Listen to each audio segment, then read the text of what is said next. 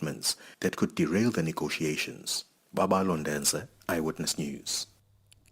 Patriotic Alliance leader Gayton McKenzie says although he believes his suspended deputy Kenny Kunene to be innocent of any connection to murder accused Katiso Molefe, he has to be investigated. The party was due to sign off on an investigation with a yet-to-be-named law firm today to investigate the circumstances of Kunene's presence at Molefe's house last month when the police swooped in to arrest Molefe. Kunene has since resigned as a Joburg city councillor and replaced with PA newcomer Liam Jacobs. Lindsay Datelinger reports. PA leader Gayton McKenzie has described the past 14 days among the worst of his life following the deaths of several prominent party members. McKenzie says taking action against Kenny Kunene, someone he regards as his brother and confidant, has been especially trying. It hurts me what's happening to him. It hurts me that it's happening at my hand. It hurt me a lot. But right is right. Must treat Kenny Kunene like I would treat any other patriot. I cannot, because it's Kenny Kunene, treat him differently.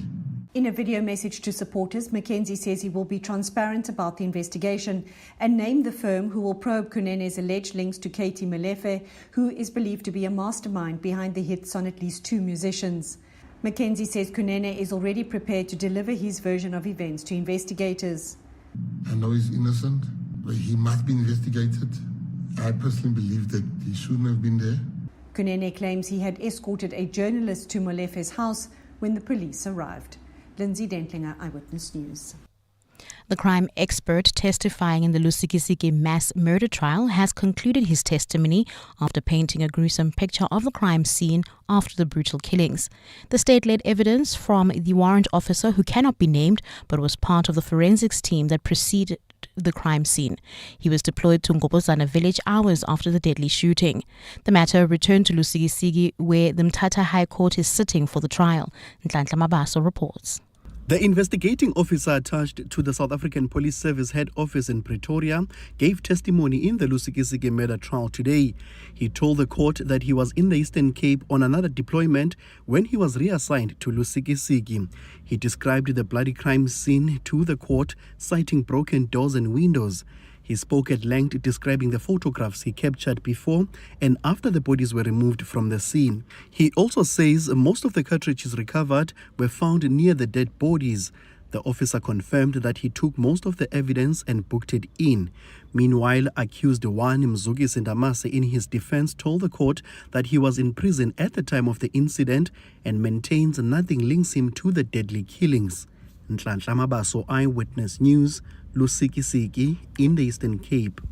And the South African Social Security Agency has disqualified 69 people in Mahikeng, Northwest, from receiving grants after reviews revealed they had additional income. In a statement, SASSA says 700 out of 1,200 identified individuals came forward for reviews this week in the province. This comes as the agency and credit bureaus flagged beneficiaries suspected of having additional incomes. The beneficiaries in question have been urged to visit local offices to review whether they still qualify for grant money. SASSA CEO Themba Motlo. We also visited our office just to make an assessment if there are beneficiaries who came for inquiries that did not get the money. We found that we didn't really have a lot. We only found one, and one of those at least confirmed that he was working. Then he came to review. And I think mostly we received a lot of people who came for disability, and we interacted with them. Gold is trading at $3,389.22 an ounce. The rand is 17.75 to the dollar, 23.84 to the pound, and 20.66 to the euro. Brent crude oil's at $66.92 a barrel. In the mother city, traffic heavily backed up on the M5 northbound. This is due to a stationary truck approaching Berkeley Road. There's also slow-moving traffic on Nelson Mandela Boulevard that's heading towards Jan Smart's Drive. And finally, also delays on Philip Hosana. This is traveling towards Hospital Bend. A fine start for Gauteng tomorrow, otherwise partly cloudy. Johannesburg dropping to an overnight low of 4 degrees, peaking at 17. Pretoria 6 and 19, Vereeniging 3 and 17 degrees. Cape Town will be partly cloudy with a light south-southeasterly breeze at a low of 11 and a high of 19. The top story in EWN this hour. The Portfolio Committee on Trade, Industry and Competition says South African exports will become less competitive in the United States once the new tariffs take effect from today. EWN, in touch, in tune, and independent. For the latest, visit ewn.co.za or download the EWN app. And now, The Money Show With Stephen Grootes on 702. Let's walk the talk. The Money Show with Stephen Grootes is brought to you by ABSA Corporate and Investment Banking. ABSA is a proud lead sponsor of B20 South Africa 2025. 7 minutes after 7. Good evening to you. Well, plenty to come in the next little while. We've been talking so much about the Trump tariffs, and yet in the US they're having a big impact too, and particularly in the tech sector. We'll hear more about that in a moment from Siphumelele Zondi. And you know, things have a habit. I don't know if you've noticed this, but if they impact the tech sector in the US at some point, it's probably going to affect you. That's just how I see things at the moment. It does look like that. I don't know if you're involved in the small business sort of market. We keep hearing from so many people who say they're doing what they can to support small business, and yet we keep hearing of so many difficulties, how hard, how difficult, how costly it is to run a small business, to keep it going, to make sure that everything's going to be okay. And then crucially, the most important thing is actually to make sure that people are going to be paid. I mean, that surely is the biggest issue, really. How do you make sure that is going to happen? So some of those issues are coming through, and very interested to hear your views on that as well this evening. And then investment school, and I've been talking a little bit about this unbelievable disconnect that we see between markets and the real economy. So now JSE's been breaking records, and yet the real economy is only due to grow maybe 1% this year if we're kind of lucky. So what's going on there? But it's really there's a very specific dynamic that drives us. An investment school will be focusing on that in a little while. Bonnie's been on our WhatsApp line just saying a general comment. Whatever happened to the business of cobblers or the cobbler trade, people who fix shoes? And saying, I don't like buying new shoes all the time. Sometimes I prefer to fix or revive a shoe. Keen to hear what people have to say about this. You know, it's a very interesting question because I have some shoes and I'm quite hard on shoes. I'm a big guy. They don't last very long. And they're those sets, those pairs, when you buy them, you're quite excited. And then a couple of years down the track and you're like, I can't really wear this anymore. I'm actually quite sad about that. Now, look, I've never had a funeral service for a shoe. Not that guy. They don't mean that much to me. But I can understand how you feel when, and I know some people take sneakers very, very seriously. And I understand that too. But just, I think there's such an interesting question, how long you can fix shoes. And I remember as a kid, my Barter Tuffy black school shoes would always break along the front. I'd always have, those flappy feet. My daughter presented with the same problem a couple of months ago. And you know what the solution is? Glue and pegs. And the smell of the glue hasn't changed, I noticed. And, you sort of warm it by the fire. Oh, what a chadunt. Is that a word? Whatever it was. What a mess. Some problems never change. It's such a good question, actually, about cobblers. People who fix shoes. I know there are plenty of places, often a dry cleaner will fix a shoe. They'll have a sort of sign saying they fix shoes, but I don't know how sort of good that will be. I don't know if you've had a shoe fixed recently. 011 883 0702 and 021 4460567. Also, your views on the idea of an alcohol floor. In other words, a price floor for alcohol. Good to hear from you tonight. The Money Show, Tech Thursday. Well, much of the world being hit by President Donald Trump and the tariffs, some people believe there might be grace for parts of the tech sector. And this was actually giving U.S. markets some cause for optimism earlier today. Siphumelele Zondi is our tech expert. Siphumelele, good evening. How's it? We're told and we know that our precious metals that we export to the U.S. are not being hit by these new tariffs. I mean, that's very, very important for us. Hello, Stephen. And yes, that's very important for us because these precious metals are largely used in technology in tech manufacturing countries like the United States of America. So it's very good for South Africa that these won't be hit, but it doesn't necessarily mean that it won't be felt by the consumer in the pocket in terms of, for example, other countries like producers of, let's say, gaming consoles and such things, because where they come from, they would have been hit because it's the finished products that Trump tariffs seem to be going after more than the raw material that can be utilized in the United States of America to make those tech products that are needed. I mean, there's been a whole issue around microchip products. And I mean, microchip components, I mean, microchips are everything, right? He says there'll be a reprieve for those. Why is that happening? It goes back to that situation of what they needed for. They needed for a lot of technology, and the issue had been that a lot of microchips were being made in China, and that was raised as well, especially the ones used in artificial intelligence, because China, as we know, became the world's factory at a certain point. So microchips would be made and that be distributed, even though the companies that would be making them, especially the AI ones, would be largely American companies. But they wouldn't be made in America, they'd be made in China, then taken back to America to be used in whatever needs to be made or whichever other tech producing country.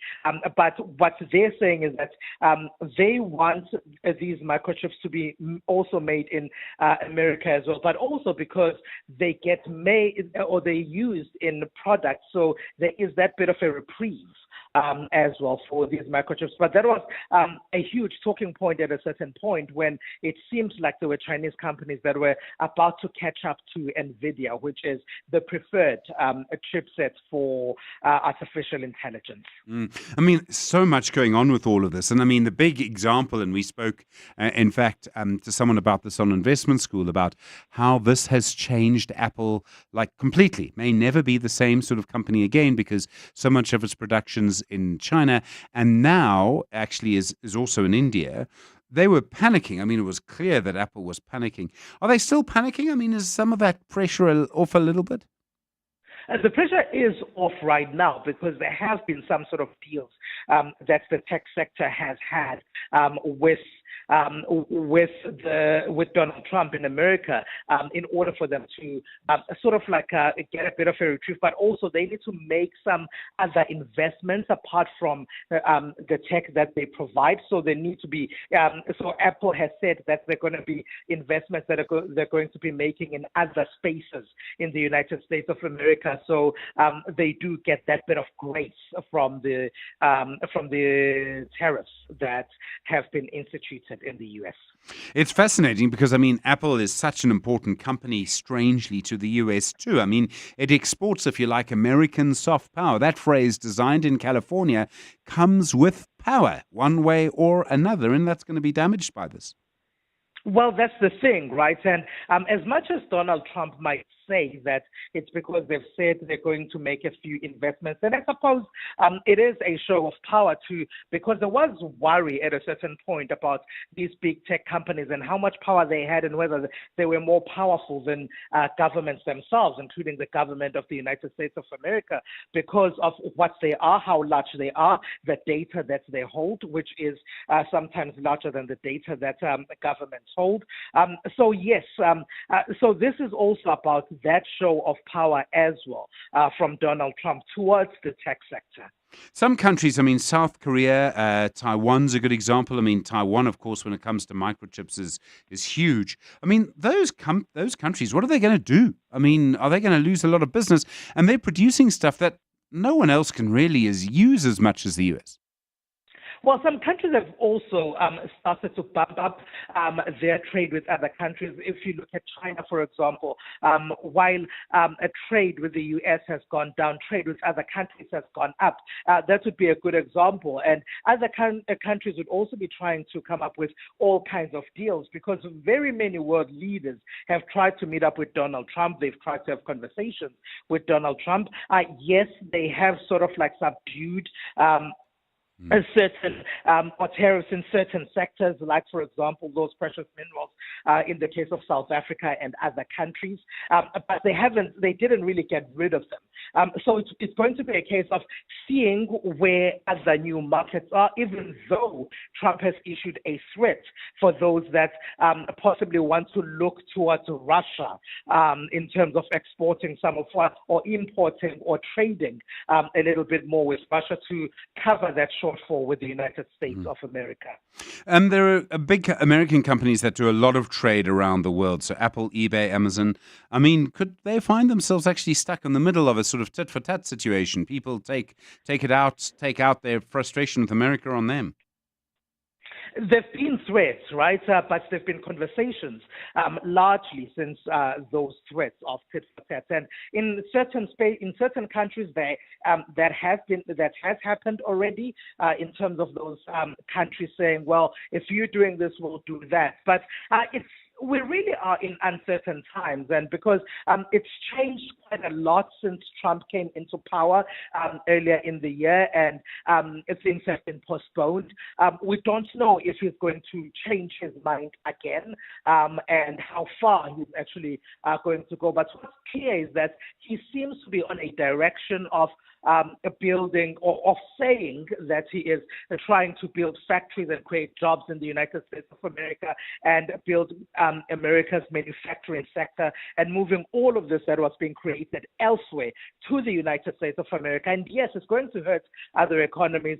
Some economies issued threats. Some did go ahead with it. We're not sure if a lot more economies, but it seems like what most economies are doing is to try and have conversations with Trump in order to change his mind. Siphumelele Zondi, our tech expert, thanks very much. Do appreciate it. Yeah, fascinating to see the different directions in which all of this goes. WhatsApp Stephen On 072 702 1702. Well, you heard a comment I made earlier about the idea of a price floor for alcohol. Voice notes coming through around that. Hi, Stephen. I don't know if you remember back in the apartheid years, there was a squad of police officers that were called the liquor squad. Those that were going after those who are producing alcohol and selling it illegally without permits or liquor licenses, especially the brewed alcohols. And remember again what happened during lockdown when people could not get alcohol. So taking the price of alcohol higher will not solve the problem.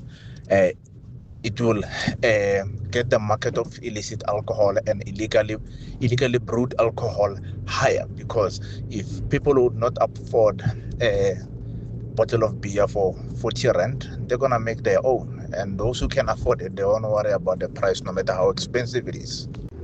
Yeah, such an interesting point, actually. I mean, you're kind of clearly of the school with the SABC, with the SAB CEO, that it will just help the illicit economy. I mean, I do think that's probably right. I do think that we've got to look at doing something, and price does matter. Other voice notes tonight. Hi, Stephen. Just to comment on the car guard story, and I'm sure 20 Rand was worth a lot more when you lived in Orange Grove.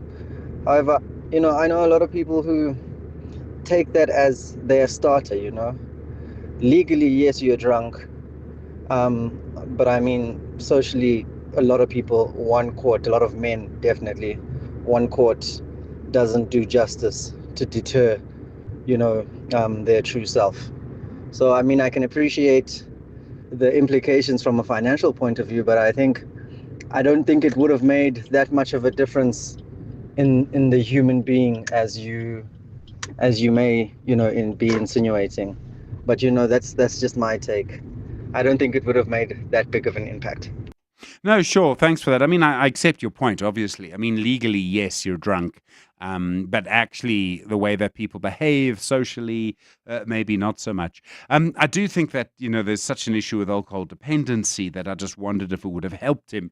It might have made it much less likely. I mean, maybe he would just have moved to another bottle store. Maybe he would have, planned ahead if it wasn't open 7 days a week. But there was something about it that just seemed to me very, very difficult. He kind of, I suppose he had no chance of getting out of it, really. That was the thing, is that he could have his first beer and have drunk it by 8 o'clock in the morning. And that for me was sort of the scary thing. I don't know. I'm open to suggestions because alcohol is such a big issue and such a big issue in our society, as we learned during the lockdown. And while I'm here, and I'm sorry to I'll get off my soapbox in just a moment, but and I remember thinking this during the lockdown, we really need new laws, a new attitude to alcohol. And I don't see that. I'm sure government promised it somewhere. There'll be new laws. And there are three things you can do. It worked in Russia, and look at their problem with alcohol. It'll work here. You make alcohol more expensive. You do it over time. You limit the opening hours for alcohol for bottle stores. And the other thing is that you switch off the advertising. You just ban it completely. Finish and clear. That's it. Those things are supposedly in some societies have had a big impact. Anyway, your thoughts. The Money Show. Small Business Focus. Small Business Focus is brought to you by Capitec. No matter the size of your business, Capitec's got you. Well, the Small Business Growth Index reporting this week, more than half of the smaller companies they spoke to believe they might not be here next year without some kind of help or intervention. The survey conducted in April and May, can you imagine the intense stress that those business owners are under when so many of them think actually they're just not going to make it? Professor Dion Touston was one of the people who did the survey, the CEO of the Bureau of Market Research at UNISA. Professor, good evening. I really do appreciate the time. Thank you. I mean, these companies are under intense stress. What did they tell you when you asked them what is causing the stress? No, and thank you for the opportunity to be part of your show this evening. Yes, I think if one reflects on the overall, and we call it a baseline study because this is the first study that has been conducted among 1,600 businesses who opted to participate in the survey. And you can see that these businesses are under huge pressure when it comes to their cash flow. They are actually operating in a very high inflationary environment, according to their views, which obviously puts them into the response mode of also planning to increase their prices. And in the survey, it showcases that about 75% plan to increase the prices between 6 to 9% this year as a response to the higher costs that they are experiencing. And obviously, as we all know, those costs will also be rallied down to the consumer, which are already cash constrained. And then a lot of cost pressure that we are seeing besides that. We're seeing skills challenges and a total financial vulnerability showcased, together with a lack of also reaching out to advisory support.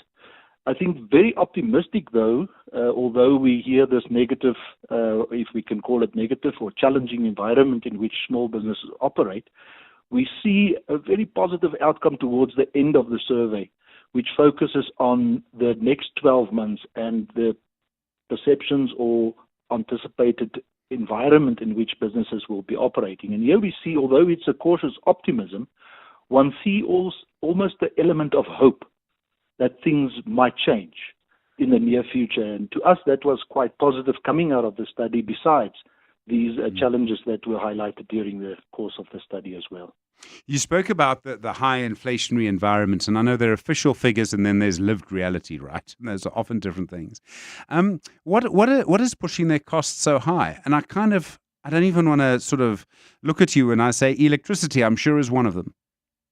Yes, I think from our survey where we're focusing on the cost of doing business, there were significant cost inflation being reported among major categories, and not only the utilities, the electricity and water, which you are referring to, but also raw material cost, which they indicated rose sharply, together with transport and fuel cost, which saw the steepest increase according to the survey, with over about two-thirds of the businesses reporting cost hikes, and even a net increase of around 60% on that.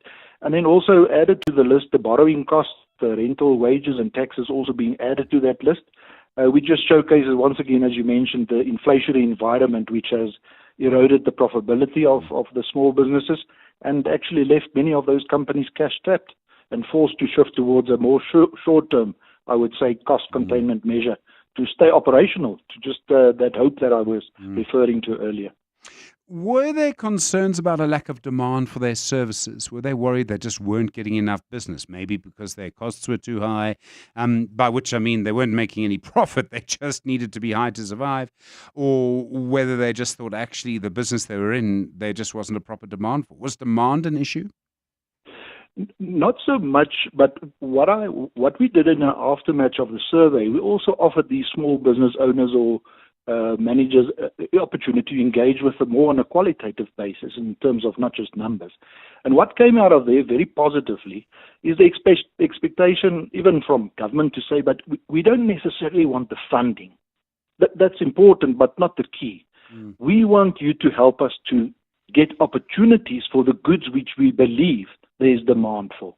And I think to me that was quite a positive reflection of small business saying, but yes, we always say we want access to finances, but in this case, I really got a sincere demand coming through from small business to say, but please help me to get hold of those opportunities to make it easier to operate in the market, because the demand from businesses, it's out there. It's now just to assist us. And even if we look at the advisory support sought by businesses, small businesses, I think there's a very big role to support them in terms of marketing those opportunities more, because many of the businesses indicated that they're not aware. And from our financial studies that we've done in the past at the Bureau, we know that people become more financially well, if I can put it that way, if they use financial advisors. And in this case, we're seeing that the small businesses are not really keen or have not reached out enough to build that financial wellness, if I can put it in that context. So many people say they're doing what they can to help small business, and one of them is government. I'm always reminded we actually have a Department of Small Business Development. Was there help? Did people talk about help coming from government? Is there anything they particularly want from government? No, absolutely. I think the affordability of finances and even the grants, as I referred to in the survey, came out very strongly. And then also reducing the bureaucracy or cutting the red tape for SMMEs to operate more efficiently, and then also adding their voices to the reduction of the VAT. What I can, though, say that in our efforts, and this is the beauty, in my view, of this whole Small Business Growth Index survey, it's not going to stop at the research. We already have a planned webinar coming up where we will be engaging with these small businesses who participated, and we would really like to invite other small businesses to join this Ambassador of the Year competition almost for them to participate in. And we have also, in the same vein, we've reached out to the Minister of Small Business Development, and you probably also saw in the media this week, reflecting on the work that we've been doing here, quoting some of the work that we've been doing in this research. So very positively from their side to engage at least. And we say when you measure something, it can be managed. And I think what we're saying through the survey that we are measuring the outcome and the voices of small businesses, and now we can start managing it through interactive engagements with, I think very importantly, the small businesses who participated, but also then surely the government who makes policies around the growth and development of small businesses in our country. Professor Deon Touston, thanks very much indeed. CEO of the Bureau of Market Research at UNISA. Why pay more for business banking? Does your account come with a private jet? A 5-star lunch? A butler named James? Didn't think so. At Capitec, you get the same low fees as personal banking, so you always know what you get and what you pay. Open your account in minutes and save up to 50% on transaction fees. Visit capitecbank.co.za to get started. Capitec, the business bank for everyone. Capitec is an authorized FSP. 46669. Conditions apply. WhatsApp Stephen on 072 702 1702. We've been talking tonight about fixing shoes. Hi, Stephen. You said a person who fixes shoes is called what? A pobbler. That's the first time I hear of that word. I actually didn't know what a person who fixes shoes is called. We just used to call them a shoe fixer. I fixed my sneakers recently. I remember that there was this thing that is attaching on the front. It was loose. And I remember I used to fix my own school shoes back when I was still in school. And I had to buy a needle to sew my own shoes together and then glue it together. And after sewing it together, So it was very nice experience. I haven't done it in a long time. I wasn't perfect, but at least I can still wear the shoes. Oh, that's wonderful. I mean, I've never had to sew shoes. I mean, it may happen. But then cobbling, I think that's the word, cobbling, has never really appealed to me. But anyway, you never know what can happen, do you? Just gone 7:30 on The Money Show. Zingisa, good evening. The presidency, they're talking about tariffs. What are they saying? Well, Stephen, the presidency says efforts are underway to come up with a new trade framework with the U.S. amid the newly imposed 30% tariffs on South Africa. As higher U.S. tariffs came into effect for dozens of economies today, Trump took to his Truth social media platform to celebrate, saying billions of dollars are now flowing into America. Yesterday, President Cyril Ramaphosa made a call to his U.S. counterpart, Donald Trump, to reaffirm and accelerate stable trade relations between the two countries. Spokesperson Vincent Magwenya. Diplomacy is not a sprint or an event, it's a process. One will have to appreciate a number of complex layers that we have to kind of work through. You have a tariff sort of process that the U.S. has unilaterally engaged in, and it affects a number of countries, even those countries considered to be U.S. allies. The EFF has written a letter to Deputy Chief Justice Mbuyiseli Madlanga calling for cheaper venue options for the Judicial Commission of Inquiry that will probe corruption and political interference within the criminal justice system. The commission, set to begin this month, will investigate explosive allegations by KwaZulu-Natal Police Commissioner Nhlanhla Mkhwanazi, implicating, among other top officials, now suspended Police Minister Senzo Mchunu. In its letter, the EFF says the country has already spent too much money on previous commissions, including the state capture inquiry. Party MP Mazi Pilose says they've offered alternatives. We are being proactive because we draw inspiration or we draw lessons from the Zondo Commission, which really, wasted close to R1 billion of state money that could have been utilized better off in providing services for our people. Pilose says they must find a venue that will not cost taxpayers money. Let's go find a venue which is not going to cost taxpayers money and which is actually going to be free, because the state institutions do have venues. We've got community halls, we've got civic centers, public works, we've got facilities that must be made available. A former prosecutor of the Johannesburg High Court has been sentenced by the same court for corruption. Advocate Seth Ndai received R5 million as a gift in 2010 and failed to declare the gesture, which legally he shouldn't have taken. Ndai must now pay a R500,000 fine or spend 5 years in prison, suspended for 3 years on condition of not being convicted for the same offence. Jabulile Mbata has more. The accused is alleged to have admitted to the offence in a founding affidavit filed in a civil matter sitting at the Limpopo High Court. The sentencing comes after the Department of Justice and Constitutional Development has promised to act against corruption within its own department.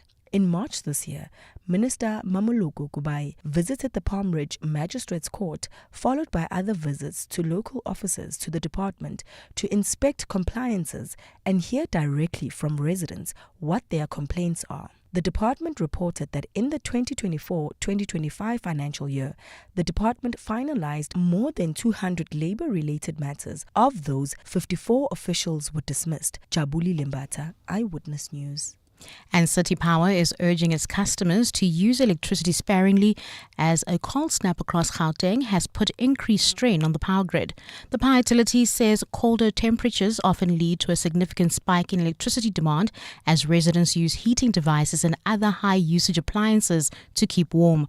Joburg City Power spokesperson Isaac Mangena warns that as a result, the electricity network is likely to come under severe pressure, which he adds increases the risk of unplanned outages. With the cold front expected to grip most of the province and even Johannesburg, we are urging our customers to use electricity sparingly and ensure that they turn off most of the power guzzling equipment, including the heaters or multiple heaters, the geysers, and also even the pool pumps. A fine start for Gauteng tomorrow, otherwise partly cloudy, lows of between 3 and 6 degrees and highs of between 17 and 19. Cape Town will be partly cloudy at a low of 11 and a high of 19 degrees. The top story in EWN, the presidency says efforts are underway to come up with a new trade framework with the US amid the newly imposed 30% tariffs on South Africa. When your internet connection fails, does it really matter how fast it is?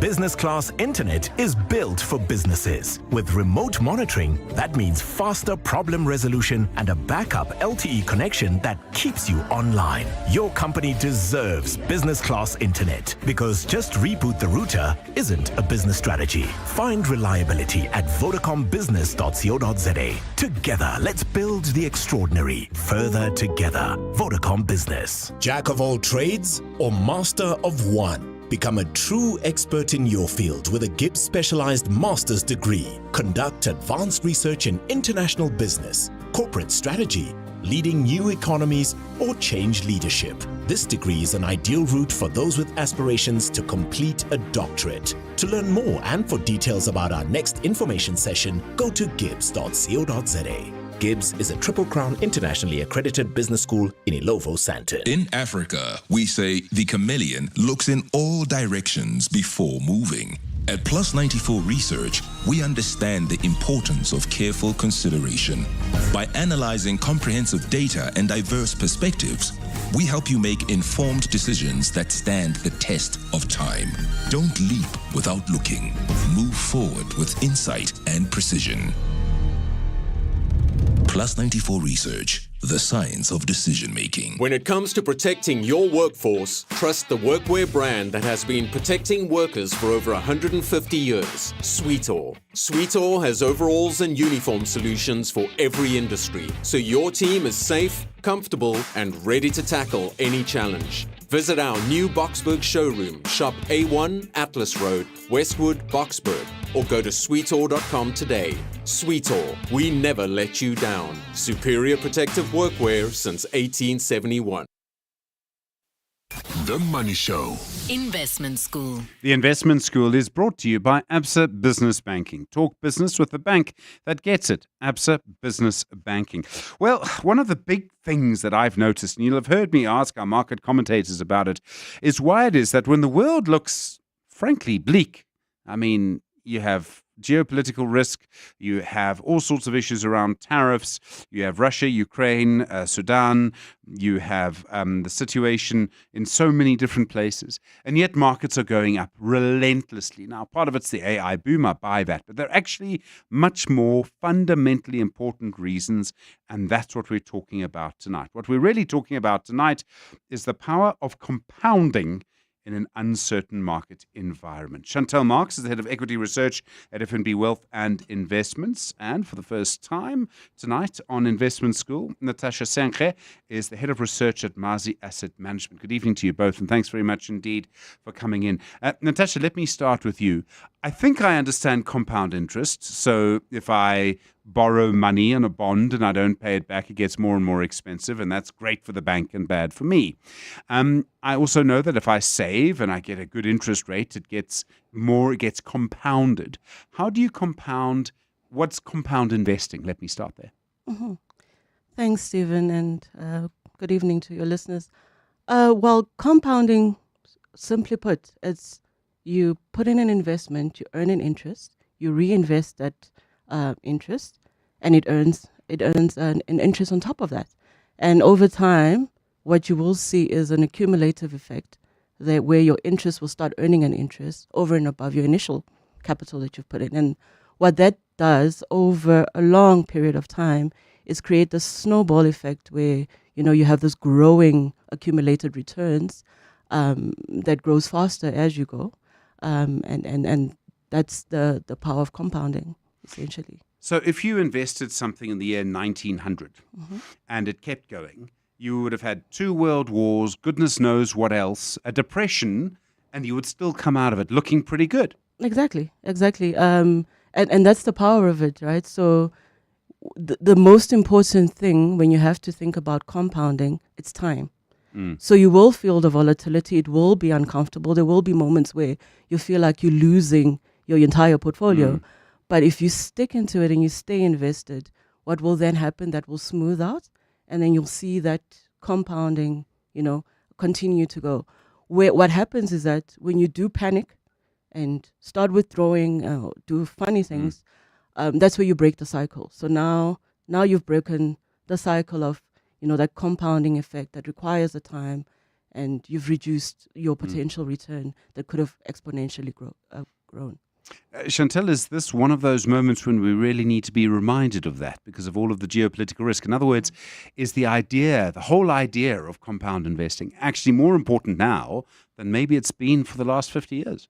It's probably most important when the markets are going down, because that is usually when investor psychology flips out a little bit and people start withdrawing funds. I think at the moment it is also important because a lot of investors are saying, well, the market's going up, exactly like you said in your introduction. The market's going up, but there's chaos everywhere. Should I be withdrawing or taking some profit off the table? Now, when it comes to investing in equities specifically, it's important to also understand what you are investing in and where that compounding effect comes from, because you do get that return, you do get dividends. Hopefully you reinvest them because that will improve the compounding effect over time. But the underlying companies are also compounders because they are taking their cash flows, they are reinvesting it into their business, they are in order to grow their cash flows over time, and they grow on top of their growth. So they are compounders in themselves as well. So that, I always end up, and I'm sorry about this, Natasha, but I always end up with the Investec share, not the Investec share, the Capitec share, right? So if you had bought, 100 shares then, and you just keep them, and you keep investing in Capitec shares, and Capitec keeps investing in itself, your small investment suddenly becomes worth quite a lot of money simply because of time and crucially because Capitec has grown. Exactly. So you do need to invest in the right, for example, in equities, in the right companies that fundamentally do show growth potential over time. And those are the companies that you want to stay in for the long cause and not necessarily pull out when things become very uncomfortable. There are different moments of different risk, right? So, you never really know exactly what's going to happen. For a long time, Apple was the share to own. It doesn't kind of look like that now, but sort of does. Quite complicated. Chantel, should you stick to risky assets during a period of volatility? I have no idea. And we've had someone actually sitting in the same chair you're in now, suggesting that Apple will never be the same company again after everything that's happened. I was surprised by that, but that was their view. Yeah, so I think it's important to revisit your portfolio on a regular basis, but to not trade on emotion or get out of something too quickly. Back to losing emotion, eh? Exactly. So when you're looking at, for example, Apple, and you feel like the investment case for Apple has pulled back, right? So now they're basically a hardware company. They've got some services in there, but they're not really in the AI race. So it's not the sexiest, most exciting thing.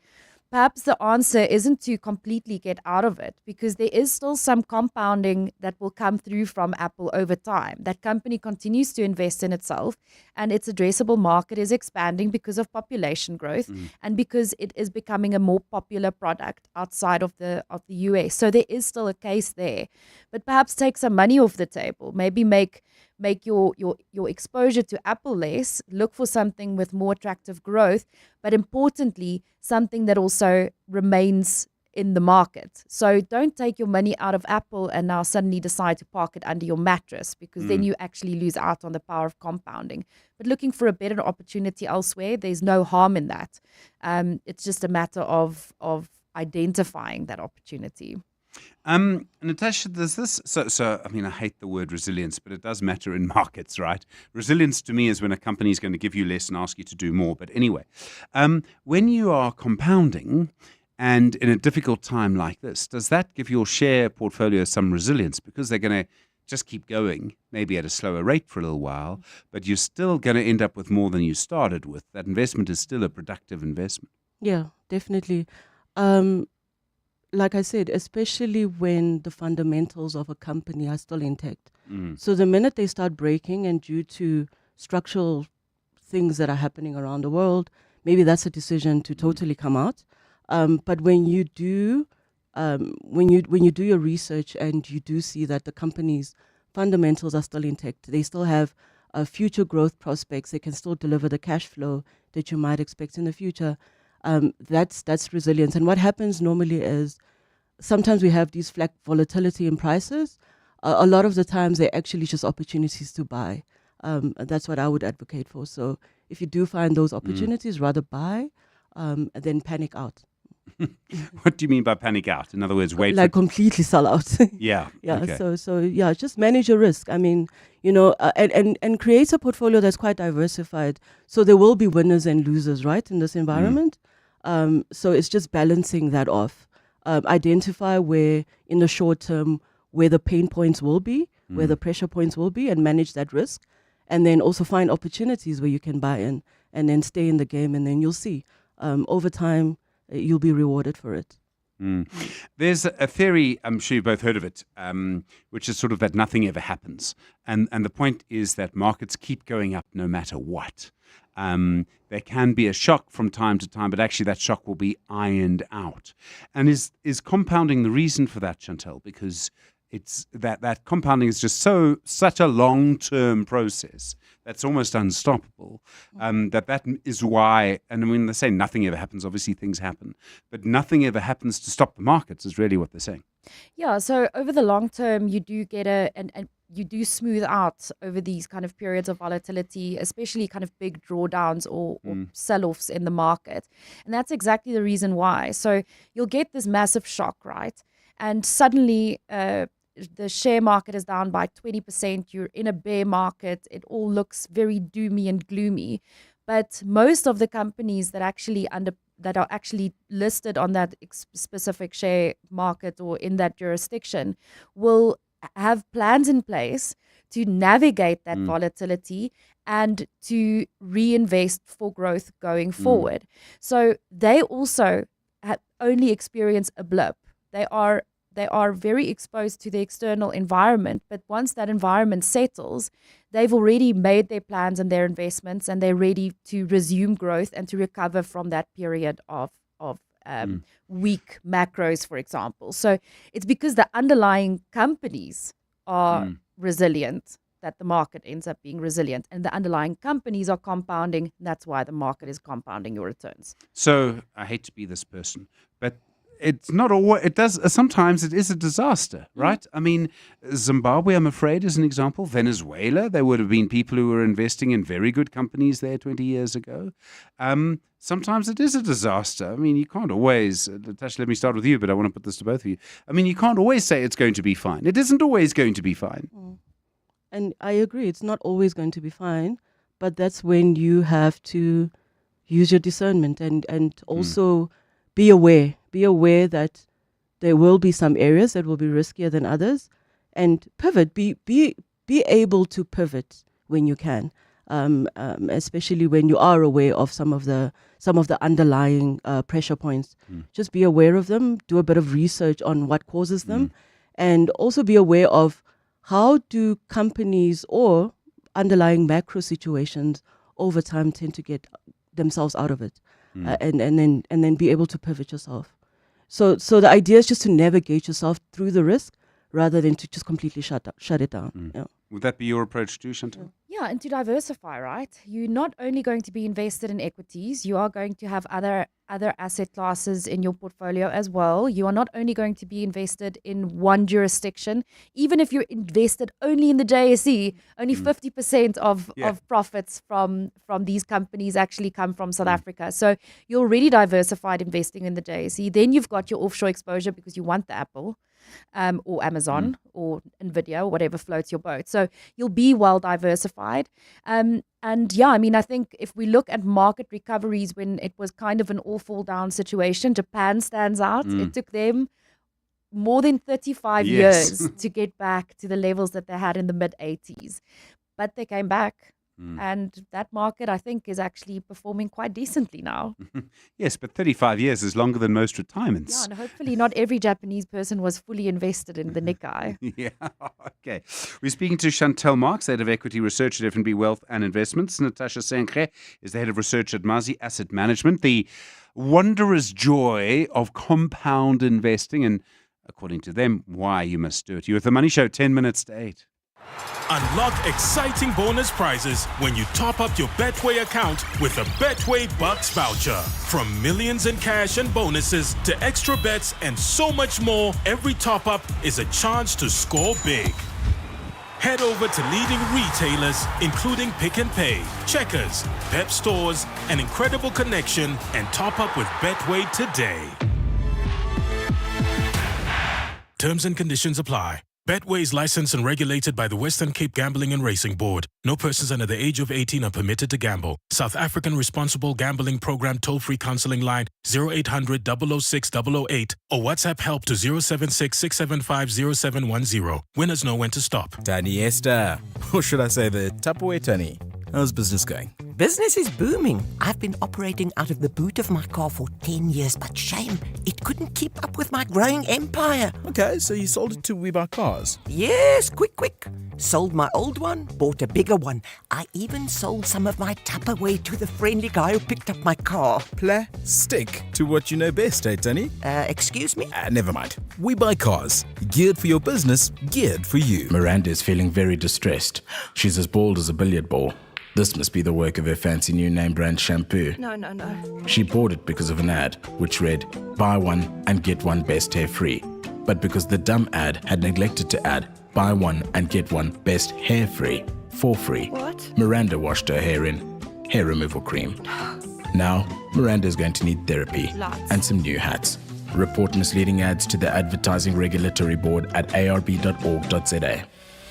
Collections. Streamlined, secure, and optimized for performance. Ready, set, cash flow. Corporate banking from RMB. RMB, a division of First Rand Bank Limited, an authorized FSP and credit provider. The Money Show with Stephen Grootes is brought to you by Absa Corporate and Investment Banking. Absa is a proud lead sponsor of B20 South Africa 2025. The Money Show. Investment School. We're talking about the wonder, I suppose you could call it the miracle of compound investing, particularly during difficult times. Natasha Senche is the head of research at Mazi Asset Management. Chantel Marks is the head of equity research at F&B Wealth and Investments. Okay, so Natasha, you give in to the temptation. You look at what's happening in the world and you think, I'm going to take my money out. What happens if you interrupt that compounding process? Shaking your head there. For me, the only way compounding works is if you give it time and if you're consistent. So once you break that, now remember, now you're withdrawing some part of your investment, getting back into it. So first of all, you've got a lower base than you had before. Yeah. And now getting back into that snowball effect again, it's going to take you more time. And some of us don't have the time. Right? So there is the life cycle of savings that we all have, unfortunately. So it's never a good idea to do that, And I know mentally it's very uncomfortable when you do see returns down 20% or something like that. But as long as you just in your mind you just understand that there is an algorithm here, there is a mathematical formula here, and it will continue as long as you give it time. And that volatility will smooth out. And that's what it is, yeah. I mean, I suppose it's also you don't want to lose momentum. Exactly. I mean, momentum's the word, isn't it? You really don't want to do that. Chantel, are there sort of examples from history where people who have been very patient have been really rewarded with compound investing? And I have a name in my head, and I want to see if you're going to say him first or if I will. Have you heard of a man called Warren Buffett? Ah, there we go. He's called the Oracle of Omaha. Yes. And I mean, he waxes lyrical about the power of staying invested and of compound investment and giving it time. He also, one of the other things that he says that I'll just throw in there is he only invests in stuff that he understands, which is actually really, really great and probably a good lesson for people just generally. I also think crypto. just to bring it back to compounding is that I think you are more likely to be disciplined and to stay invested if you understand what you are invested in. Sure. Because you'll get freaked out if you don't understand a company that you're invested in and it goes down by 20% because then you don't understand why. And that will be, it will trigger an emotional response and you'll end up withdrawing. So there's a lot you can learn from Mr. Buffett, and compounding and the power of that is just one of them. It's such an interesting thing. I suppose there'll be people who have stayed invested even during difficult times. And I mean, the difficult time that we immediately think of is COVID, isn't it? And Natasha, I'm sure you have, I'm sure we all have scars, and I'm not even an investor, from that time. Some people took a lot out. Markets dropped 30%, and then suddenly, very quickly, they were back, which meant that someone lost out. Exactly. And then that's the problem, right? You don't want to lose out. So FOMO, it's not a good idea to have your FOMO. And that's the thing, right? If you look at even year to date with the Aussie, it's incredible that it's still up given all the volatility we've seen in the last 6 months or so. So, and that's the thing. It's such a psychological thing when you do think about it, rather than anything an investor, a seasoned investor, or a mathematician can tell you. It's just all about the mind and controlling that urge to sell out when you can just stay in. And if you, to Chantel's point, if you don't know a company, I'd rather just stay than take the chance of moving, of getting out.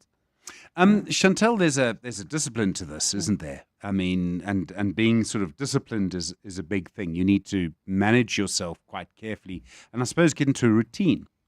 Yeah, I think you need to understand that money is emotional. It is it's more emotional for men, by the way, than it is for women. But money is emotional. Money is emotional. So you need to be able to control your emotions when you're thinking about money. And that's why professional advice is always a good idea if you find yourself making mistakes like taking money out at the bottom and putting money in at the top because you've got FOMO. So it's an emotional story, right? And you need to train yourself to be calm. You need to train your brain to think differently about things like a big stock market downturn. And you need to train yourself to be disciplined enough to continue to contribute. And everyone's situation will be different. You can have a monthly debit order. You can have, maybe you work on commission, but make sure that you do your little investment dump every time you get a good commission in there. And once you get used to that, it becomes a lot easier because we are creatures of habit. So you need to break the habits that will destroy your financial future and start building habits that will free you. So I suppose the message then is to invest, Natasha, in a compound way and to just carry on, to stay calm and to just the most laziest thing you can ever do. Just stay on. Thanks very much indeed for coming in. Natasha Senche is the head of research at Mazi Asset Management. Chantel Marks is the head of equity research at F&B Wealth and Investments. Some very wise advice if you consider the time that we're actually living through and how difficult things can be. Running a business, Absa Business Banking gets it. The pressure, the pace, the risk, that's all on you. You need more than banking. You need flexible funding, real-world tools, and sector expertise that shows up when it matters. But most of all, you need a banking partner that gets it. So talk business with Absa Business Banking because they get it. Your story matters. Absa is an authorized FSP and registered credit provider. T's and C's apply. The Money Show with Stephen Grootes is brought to you by Absa Corporate and Investment Banking. Absa is a proud lead sponsor of B20 South Africa 2025. Well, while I've been talking to you tonight, there's been strong suggestions from the Trump administration that the U.S. president is going to choose Christopher Waller to be the next chair of the U.S. Federal Reserve, and that seems to have pushed the S&P particularly down. The U.S. markets were all up at 1 point, but now the Dow is down 0.86, the Nasdaq is down 0.1, and the S&P 500 is down 0.42. Well, investments, interest rates, and Trump, I think, are three things that I'm sure I will be talking about tomorrow on The Money Show. There is plenty to come tonight, a special show coming up next with Aubrey. I'll see you tomorrow. Cheers. It's 8 o'clock. This is EWN. Good evening, I'm Zingisa Chirwa. A memorial service for one of the 4 people killed in a car accident in Brackenfell in Cape Town is currently underway in Kuils River. 16-year-old Kiara Joy Daniels is one of 3 miners who died in the collision on Cecil Morgan Drive on Saturday evening. 6 people were in the car when it hit a tree, killing Daniels. Adrian Hospital. Ntutuzelo Nene is at the memorial service. Family and friends of Kiara Joy Daniels have filled the Logos Assemblies of God Church in Kuils River this evening. The church is filled with sadness as grief-stricken mourners gathered to honor the teenager's life, who tragically passed away last week Saturday. The families of other victims have also come to pay their respects. Kiara Joy's family and friends are expected to take to the podium shortly to pay tribute to the 16-year-old girl. Ndutuzelo Nene, Eyewitness News at the Logos Assemblies of God Church in Kuils River. The crime expert testifying in the Lusiki mass murder trial has concluded his testimony after painting a gruesome picture of the crime scene after the brutal killings. The state led evidence from the warrant officer, who cannot be named but was part of the forensics team that processed the crime scene. He was deployed to Ngobozana village hours after the deadly shooting. The matter returned to Lusiki, where the Mthatha High Court is sitting for the trial. Ntantla Mabaso reports. The investigating officer attached to the South African Police Service head office in Pretoria gave testimony in the Lusikisiki murder trial today.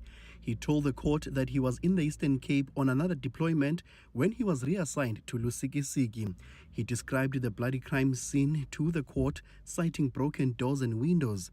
He spoke at length describing the photographs he captured before and after the bodies were removed from the scene. He also says most of the cartridges recovered were found near the dead bodies. The officer confirmed that he took most of the evidence and booked it in. Meanwhile, accused Wani Mzuki Sendamase in his defense told the court that he was in prison at the time of the incident and maintains nothing links him to the deadly killings. Nhlanhla Mabaso, Eyewitness News, Lusikisiki in the Eastern Cape. Patriotic Alliance leader Gayton McKenzie says although he believes his suspended deputy Kenny Gunene to be innocent of any connection to murder accused Katiso Molefe, he has to be investigated. The party was due to sign off on an investigation with a yet-to-be-named law firm today to investigate the circumstances of Gunene's presence at Molefe's house last month when the police swooped in to arrest Molefe. Gunene has since resigned as Joburg City Councillor and replaced with PA newcomer Liam Jacobs. Lindsay Datelinger reports. PA leader Gayton McKenzie has described the past 14 days among the worst of his life following the deaths of several prominent party members. McKenzie says taking action against Kenny Kunene, someone he regards as his brother and confidant, has been especially trying. It hurts me what's happening to him. It hurts me that it's happening at my hand. It hurt me a lot. But right is right. Must treat Kenny Kunene like I would treat any other patriot. I cannot, because it's Kenny Kunene, treat him differently. In a video message to supporters, McKenzie says he will be transparent about the investigation and name the firm who will probe Kunene's alleged links to Katie Molefe, who is believed to be a mastermind behind the hits on at least 2 musicians. McKenzie says Kunene is already prepared to deliver his version of events to investigators. I know he's innocent, but he must be investigated. I personally believe that he shouldn't have been there. Kunene claims he had escorted a journalist to Molefe's house when the police arrived. Lindsay Dentlinger, Eyewitness News. And the Bank of England has cut its key interest rate by a quarter point to 4% in a bid to boost the UK's struggling economy. This is the 5th decrease in borrowing costs since the base rate peaked at 5.25% in August last year and help further relieve pressure for some mortgage holders and home buyers. Inflation has fallen back substantially in the past 2.5 years from a peak of more than 11% in late 2022, after Russia's invasion of Ukraine. According to reports, this progress has allowed for the bank to cut rates. However, lingering inflationary pressures could derail future rate cuts. The bank's governor, Andrew Bailey, says today's decision was a finely balanced one. In your financials, gold is trading at $3,389.22 an ounce. The rand is 17.75 to the dollar, 23.84 to the pound, and 20.66 to the euro. Brent crude oil's at $66.92 a barrel. A fine start for Gauteng tomorrow, otherwise partly cloudy. Johannesburg dropping to overnight lows of 4 degrees, peaking at 17. Pretoria 6 and 19. Vereeniging 3 and 17 degrees. Cape Town will be partly cloudy with a light south-southeasterly breeze at a low of 11 and a high of 19. The top story in EWN this hour: a memorial service for one of the 4 people killed in a car accident in Brackenfell in Cape Town is currently underway in Kuils River. EWN, in touch, in tune, and independent. For the latest, visit ewn.co.za or download the EWN app. Aubrey Masango. Live streaming countrywide on Prime Media Plus, DSTV channel 856, 92.7 and 106 FM. 6 minutes after 8 o'clock, and welcome to the show. My name is Aubrey Masango, and I'll be with you until midnight tonight. It is midnight for us here on the Aubrey Masango show. Even as we start the show, we are crestfallen, we are heartbroken, we are saddened by the passing of one of our own. Many of you will know whenever I speak of Osin Tateng, the executive producer of the show, I speak with great fondness and kindness, and tonight I speak with grief because she has died. We commiserate not only with her family, the Kihotzitze family and the Moloto family, but also with the 702 and Prime Media family as we try to deal with the grief of the loss of one of our own.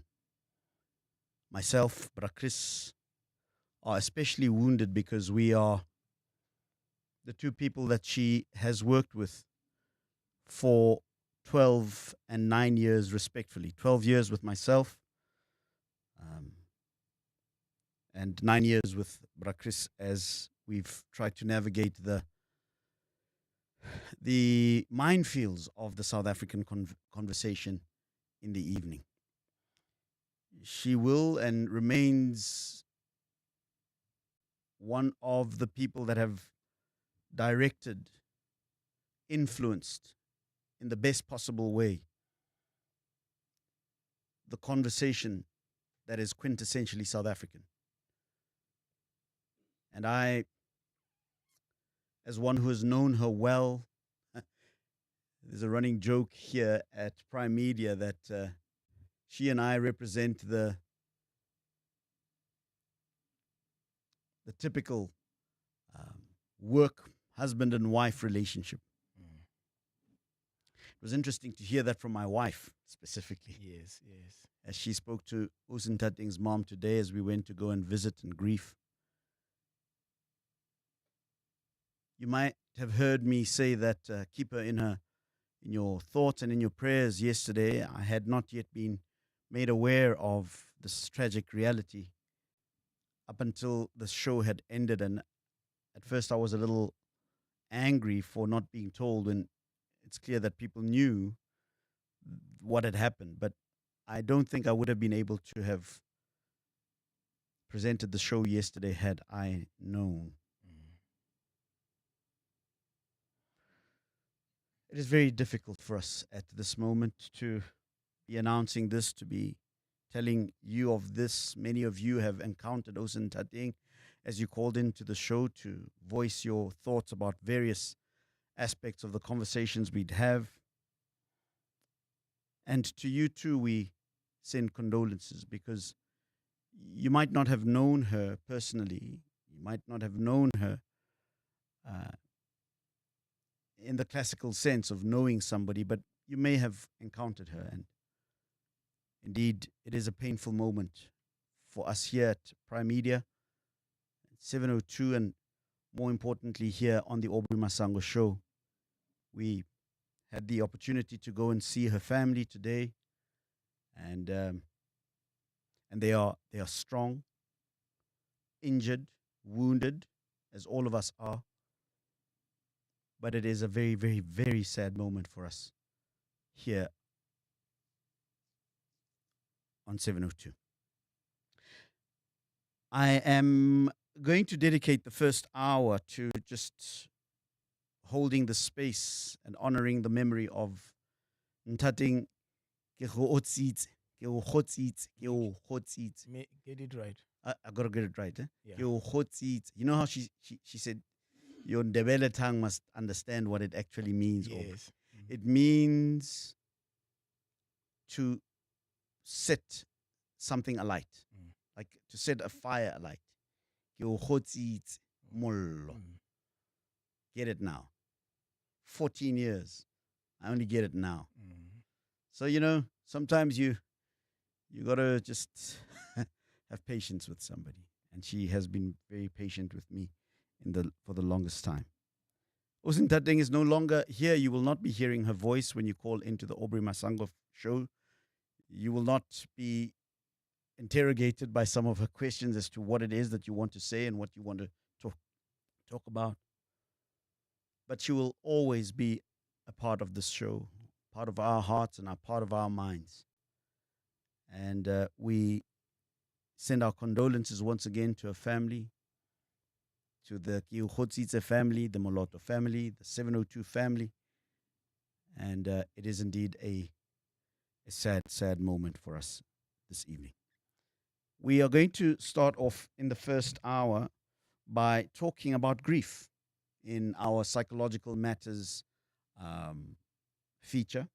And I'm joined this evening, as I was last night, by Dr. Matlawanolo Malebane. He's a gynecologist, he's a psychologist and a life coach, and we are going to be trying to understand the elements, the components of grief, such that we can perhaps be better prepared to deal with it, not only in this particular context of the passing of Usin Tateng, but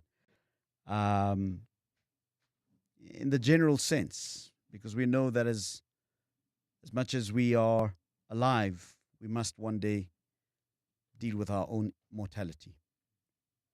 Not only our own mortality, but the mortality of those whom we love. So we're going to be talking about that conversation. What are the elements of grief? What are the components of grief? How do we deal with grief? And perhaps as you call in and you pay your respects to Usin Tateng, you can share some of the experiences that you have had. And Dr. Matlawanolo Malebane will be here to help us through this process. In the second hour of the show, I am going to be in conversation with Dr. Joan van Niekerk, Child Rights and Protection Consultant in our Crime Time feature. In these past few weeks, some of the biggest cases on the news have been cases of child murders. One of Jaden Lee Meek, who was allegedly murdered by his mother. A very big case in the news.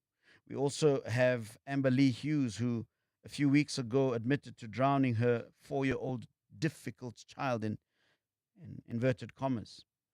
We are hearing more breaking stories of mothers and parents murdering their children. Makes you wonder what are some of the protections that children have by law, and how the community can help prevent these when there's signs that something may be off. And we're going to be joined by Dr. Joan van Niekerk, Child Rights and Protection Consultant, in that conversation in the Crime Time feature. And then in the Guantu feature, as we try to have these conversations on a Thursday, I'm going to be speaking to Theodora Mhlaudi, who is Sangoma, founder of Gigi Ndaba Yamanzi Ancestor Bar, graduated with a doctorate in African medicine at the South African Development, or the SADC University of African Medicine. And South African birth rate is currently on the decline, by the way, folks, with the latest stats showing that the total fertility rate dropping to 2.2 children per woman in 2025, down from 2.7 in 2008, according to Stats SA. This is a noticeable dip in birth around 2016. aligns with official birth registration records. More recent data shows that births have been dropping since 2020. Now, in many African societies, children are indeed considered a vital part of family and community life, representing and carrying on the family lineage and legacy, preserving and passing on cultural traditions and values, helping with family responsibilities and contributing to the household income and spiritual connection. Because of children, they are being seen as a blessing from a higher power. We have this conversation from an African, almost theological perspective. What are we understanding by the decline in the birth rate, in fertility, with Gogo Theodora Saudi in the third hour of the show? And then, of course, the final hour of the show, we'll open up the lines and you can reflect on the various conversations we would have had and also anything else that you might want to put on the table. I see that a big conversation at the moment, just in terms of current affairs, is the phone call that President Cyril Ramaphosa and President Donald Trump are said to have had earlier today in an effort to try and find some common ground with regards to the conversation around trade. I'm sure that that conversation will continue for the next few days as we try to find some amicable solution to this impasse that we have with the imposition of 30% trade tariffs on all goods coming from South Africa. But I'm going to be speaking with Dr. Malebane, who's here with me in studio, Dr. Matlogonolo Malebane, and we're going to be talking about grief, all aspects of grief, and how we deal with it straight after this. Time for a performance review of my FNB Gold business account. Giving my business up to 30% back in e-bucks at Pick and Pay. No other card does this. It's real money back on expenses. I can even use e-bucks to buy supplies from Take-A-Lot. I must give you a corner office, but you're a bank card. The FNB Gold business account. No other card works harder for your business because saving you costs is worth it. FNB, help changes everything. TCs and earn rules apply. FNB, a division of First Rand Bank Limited, an authorized FSP and credit provider. Your office is more than just a place to work. It's a reflection of your success. At Desk and Chair, we help you elevate your workspace with locally manufactured desks and a wide range of chairs to suit your style and budget. Our expert consultants are with you every step of the way, from planning to delivery and assembly. Visit our showroom in Midrand or shop online at deskandchair.co.za. Desk and Chair. Think, feel, work better. Hey Jim, what's wrong? Hi Bob, I'm just so confused. I'm trying to buy a car and I don't know where to stop. Well, have you tried to... Cars.coza, cars.coza. Have you tried to... Cars.coza. Sorry, we're trying to do an advert. Whatever car you want to buy or sell, cut through the and just go to cars.coza and let's find what moves you. Cars.coza. Elevate your flying experience with Lift Premium. Enjoy even more space, comfort, and convenience with priority boarding, extra baggage allowance, and complimentary lounge access. Visit lift.co.za today.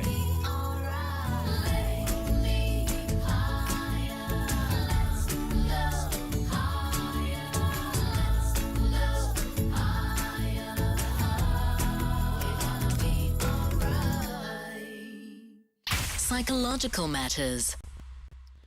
Dr. Malebane is here with me. Dr. Matlogonolo Malebane is here with me. He joins me now as we try to make sense, I suppose, of something that is very difficult to make any sense of, and that is the passing of a loved one. It is a very, very difficult moment for us here on the show, just in the total station at large. I've had former colleagues call us and talk to us. But we are really, really crestfallen at the moment. And Dr. Malebane is here with me. Dr. Malebane, thank you so much for joining us. I really appreciate your time. Probably, thank you very much for having me. These are obviously very challenging circumstances. And I also just want to show up, like the rest of the people, to commiserate with you, your colleagues, and the families, and not forgetting the multitudes of people that she has interacted with through her work at 702. Yeah, you know, it's a surreal moment for me specifically, Doc, because I've been working with Ntading straight for 12 years, right?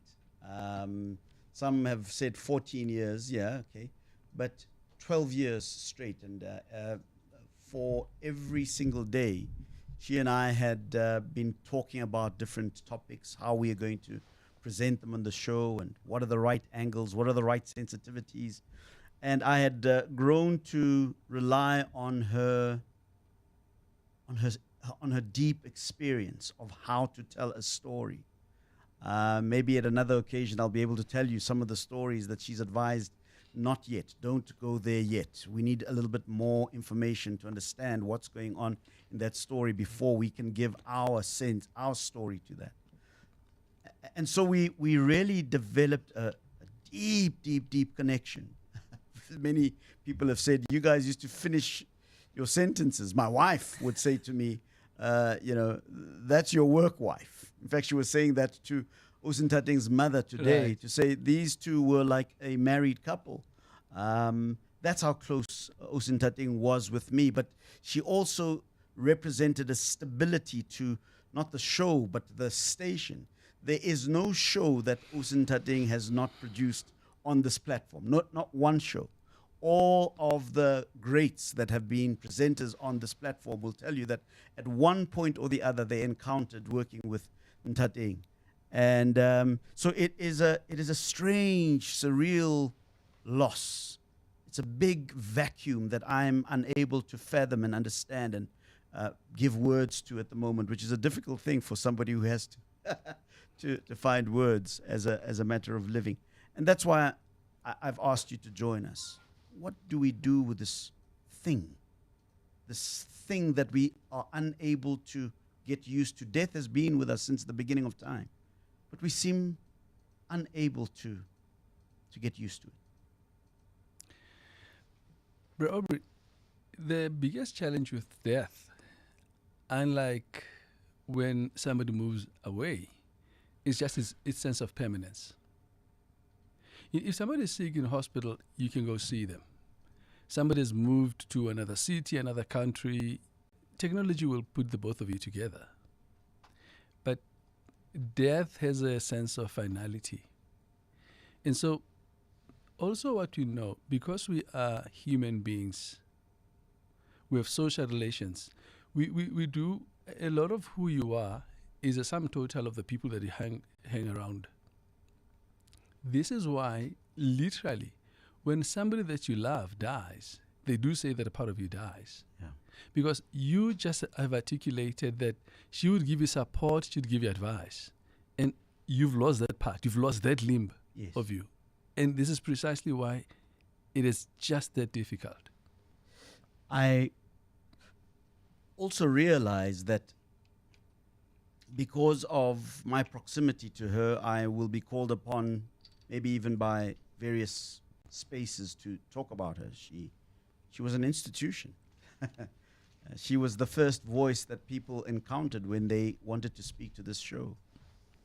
She was not only an institution in that sense, but she was the stability that is the mortar that keeps an organization together. You know that in many organizations there are those people that we call the wind beneath our wings. I think that's the song, Gladys Knight, right? Yeah. These are not the people that are in the spotlight. These are not the people that everybody knows and hears about. Mm-hmm. But these are the people that keep this thing together. She was most certainly one of those people. And her departure makes us just that one bit less stable. And I think that there's a sense of that just in the general organization as I felt it throughout the day today. You know, Bro Aubrey, firstly, by the way, let me just make a correction that you introduced me as a psychologist. I'm more of a philosopher and an My obstetrician. apologies. But I mean, these are the times, right? Right. Yesterday, when we had a conversation, you were saying that there's often a sort of a discount between how you feel and the words that express how you feel. Yeah. Because there is nothing in a moment like this, Bro Aubrey, there is nothing that is intelligible or that is helpful that anybody can tell you that can make sense of the loss. And even now, as you speak, you are almost torn between the past, the present, and the future. You know, you talk about who she has been, and then you very quickly say, and remains. This is the tragedy about death, Bro Aubrey. It's that tension between protesting the fact that they are gone and the despair of just knowing that this is final. You know, I mean, I walked in here, your eyesight listening, you and Chris kind of look like you are missing an element. And everybody else comes in here to say, howdy, gents. It is one of the things also that we know about grief, and perhaps it is important to make a distinction between grief and grieving. So grief is the moment-to-moment bodily experience of emptiness, the void, the feeling lost, the sadness. What grieving is really how we negotiate time and space beyond that point.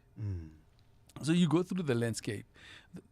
There's emotions that come to you when you hear this, and it's unbelief. Then it's confirmed by more than one source. Then there's that time between the announcement of the death and the send-off. Then there's a send-off. And then beyond the send-off, there's how do we now immortalize this person that we love? And you know, I mean, we might hear from the listener. Some people might create mementos. Some might decide to celebrate birthdays. But one of the things that I hope we can achieve here, Bro Aubrey, is perhaps use Ntading's death and other people can reflect on the death of their loved ones to breathe life into our own living. How do we then recalibrate and recognize that you can remove the morbidity of death and just recognize the fact that knowing that you're going to die might be an opportunity for you to live consciously, purposely, and a more meaningful life? I'm watching on my various social media platforms, colleagues and listeners who've been listening to the show for many, many years, just commiserating with us and so forth. I'd like to give you a chance to be part of the conversation by calling in, because I think that, Doc, we are probably not the only ones that are going to be feeling this grief. How do we speak to those people who didn't have the kind of relationship that maybe Chris and I had, and maybe many of our colleagues had, but had this rapport with her, not only directly with her voice, but through my voice? I was explaining to Ntading's mom how the radio process works, because she was like, what do you guys actually do there? You know, right?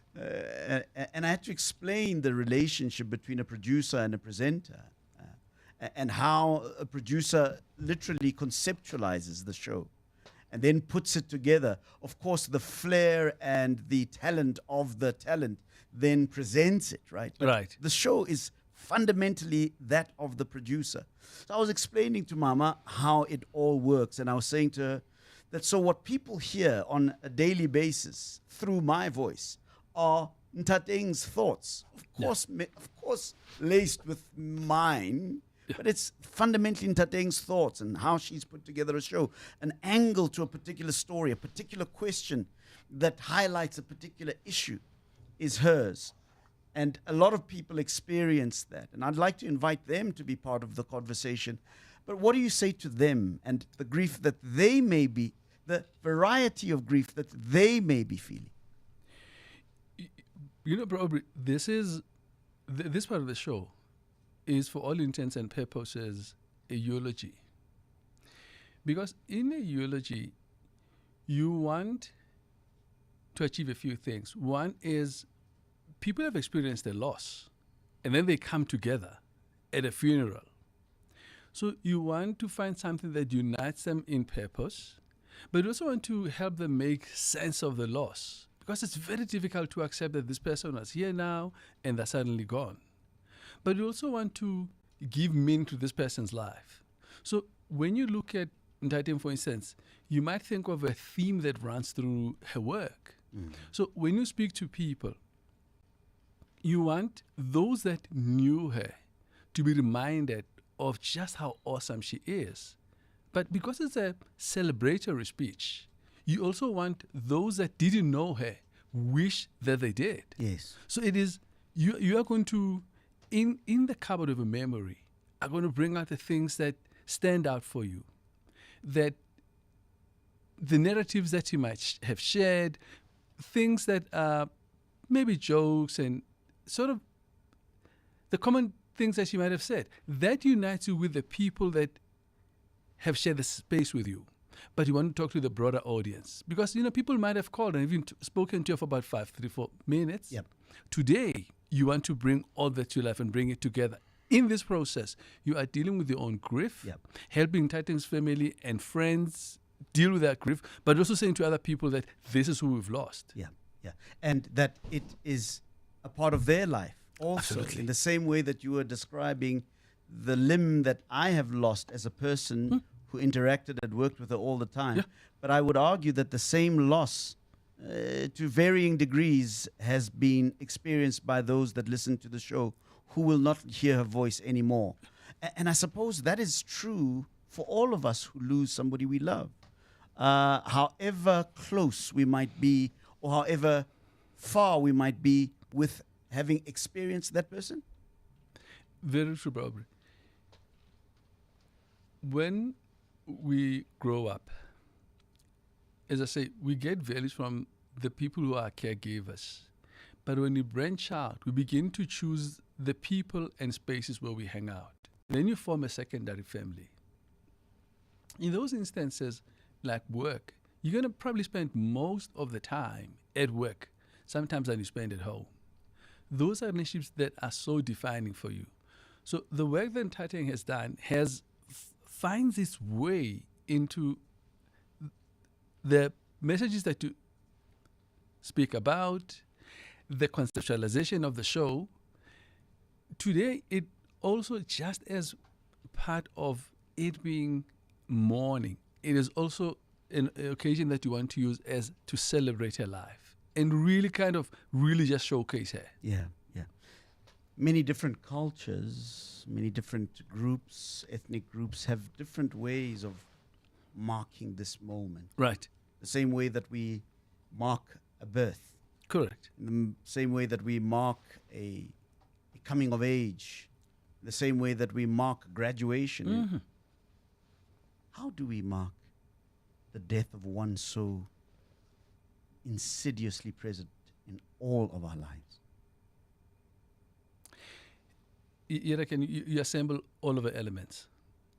This is probably part of the reason why in a funeral program, you have everybody. Yeah. Right? You'll have a neighbor, you'll have a work colleague, you might have an old school friend. You are showing the entire spectrum of who this person is. I might come to the funeral, but I've only really known her as a work colleague. I might have known her as an old school mate. What this opportunity does, and what the funeral does, is showcase her totality.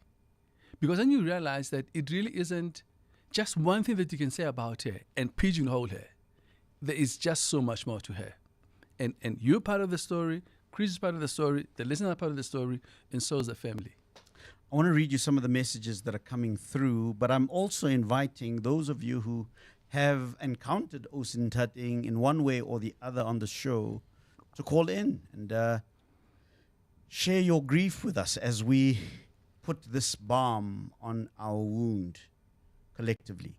And hopefully that'll begin a process that acknowledges the pain that we are all feeling at the moment, but a process towards healing. The number to dial is 011-883-0702. It's an hour dedicated to a sister, to a friend, to a pillar of this particular show, the Aubrey Masango Show, but also to the radio station known as 702, the organization known as Prime Media. And we are hoping that you can share in this moment as we pay respects to one of us and the family and everybody who would have encountered her. Let me go to X. My colleague Khomotso Modise, who was looking after the show, by the way, when I was on leave. She is a colleague of ours. She basically stood in for me while I was on leave, writes on X. She says, yo, Bopilogin Twingwe. The executive producer of the Aubrey Masango show is no more. She held my hand so beautifully last month when I was standing in. So patient with me, so reassuring.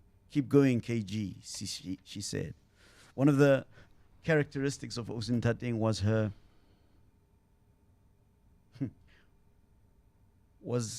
expectation that you will be excellent. And I'm sure that Khomotso will attest to that. Right. Osintateng would look at you with the expectation that you will be excellent. So there was no talk of any other option or possibility in your work as a professional. She looked at you and said, no, you will do this right. That's it. And I know that Khomotso experienced that.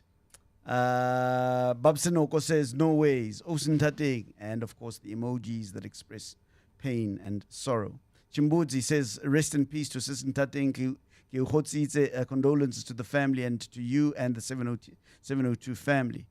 Umtungwa Taboku Kumalo says, Brobs, my deepest and most heartfelt condolences to the Aubrey Masango show team. The sad news pierced through my emotions like bee sting. I pray that in the afterlife she finds her eternal peace. Goodbye, Osintateng. DJ Zululing says, Agwehlanga lungehlanga. Impilo yamanje ingenye indlela, says DJ Zulu Link. Dikeledi Wakamalebi, a very good friend of the show, has no words. She just sends us heartbroken emojis. Sure. And so it goes on. And a lot of calls coming in. Is this an important ritual? It is an important ritual, Aubrey. Firstly, because it is acute. We've just had the news, and all of us are reckoning with the fact that this is the final moment. That's one. But secondly, moments like this make us come to terms with our own mortality. Because then you recognize she was here, and now she's gone. And now she's like many others. But then it tells you that you yourself face your own mortality. And this is why I say that part of what this may do for some people is for them kind of shake them, walk away from the morbidity, but look at how do I make sense of my life. Yes. Because one of the things that we know is, and you find this with when somebody's died from a car accident by Aubrey, we'll all drive very safely, but it just doesn't last. Because there is the baseline functioning that we have. So when moments of joy happen, we kind of go up and then we dip again. But the essence of this is we've all just had the news freshly. So how do we then come together and make sense of it? This also reminds us, Bro Aubrey, this is what people suffer during COVID. I mean, part of mourning, particularly in the African culture, is just the coming together. And this is one thing that COVID had taken away from us. So now, thanks to technology, we are gathered. People are sitting in their homes, listening. Some are watching, some are streaming. But whatever it is, this is a moment of gathering. Let's take some calls. James is in Roodepoort. Doc, please, if you could just put on your ears so that you can be able to hear what our listeners have to say. James in Roodepoort, good evening to you. Good evening, Aubrey. Thank you very much for taking my call. Thank you for making it. Amazingly sad news. I'm very sorry for you guys. I can remember when I called in, and Tateng would say, she would answer the phone and say, James, what do you want to say? And I will tell her, and she'll say, I'll call you back. And some days she just saw my number and killed the phone and called me back. And it felt like I knew her. And then one day I went and read up about her, whatever I could find. I read her qualifications, and I was amazed at how well qualified this woman was, and how well equipped she was for what she did. And she must have been an amazing backbone. for you. Absolutely. To me, you guys were sitting and I mean, you were on the same level for me as a listener. And I feel sorry for you guys. I'm sorry about that. I'm sorry for your loss. It's a huge loss. Thank you so much, James. I appreciate it. Yeah, that was an abiding characteristic of Uzintating. She was very unassuming. And that was one of the things that showcased her wisdom.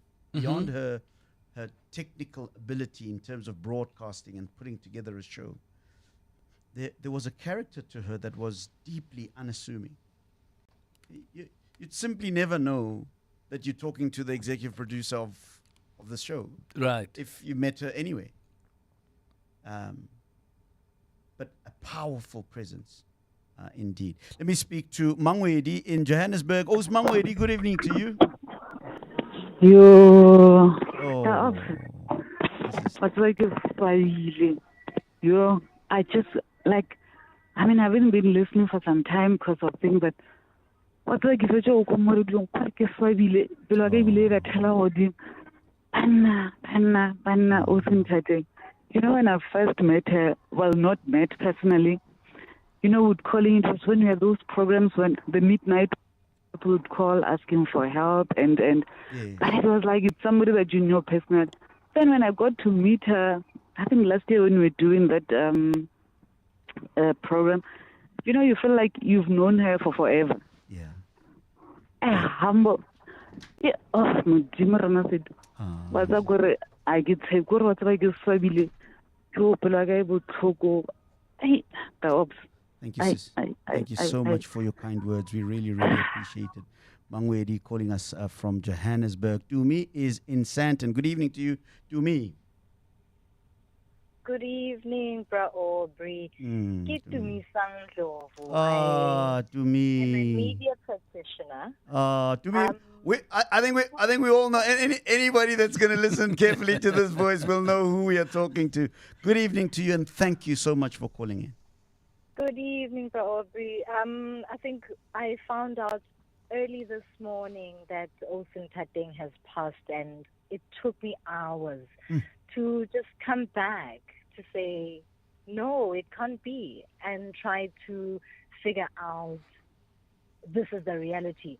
I am so sorry, and my condolences to you, first of all, to her family, to her children.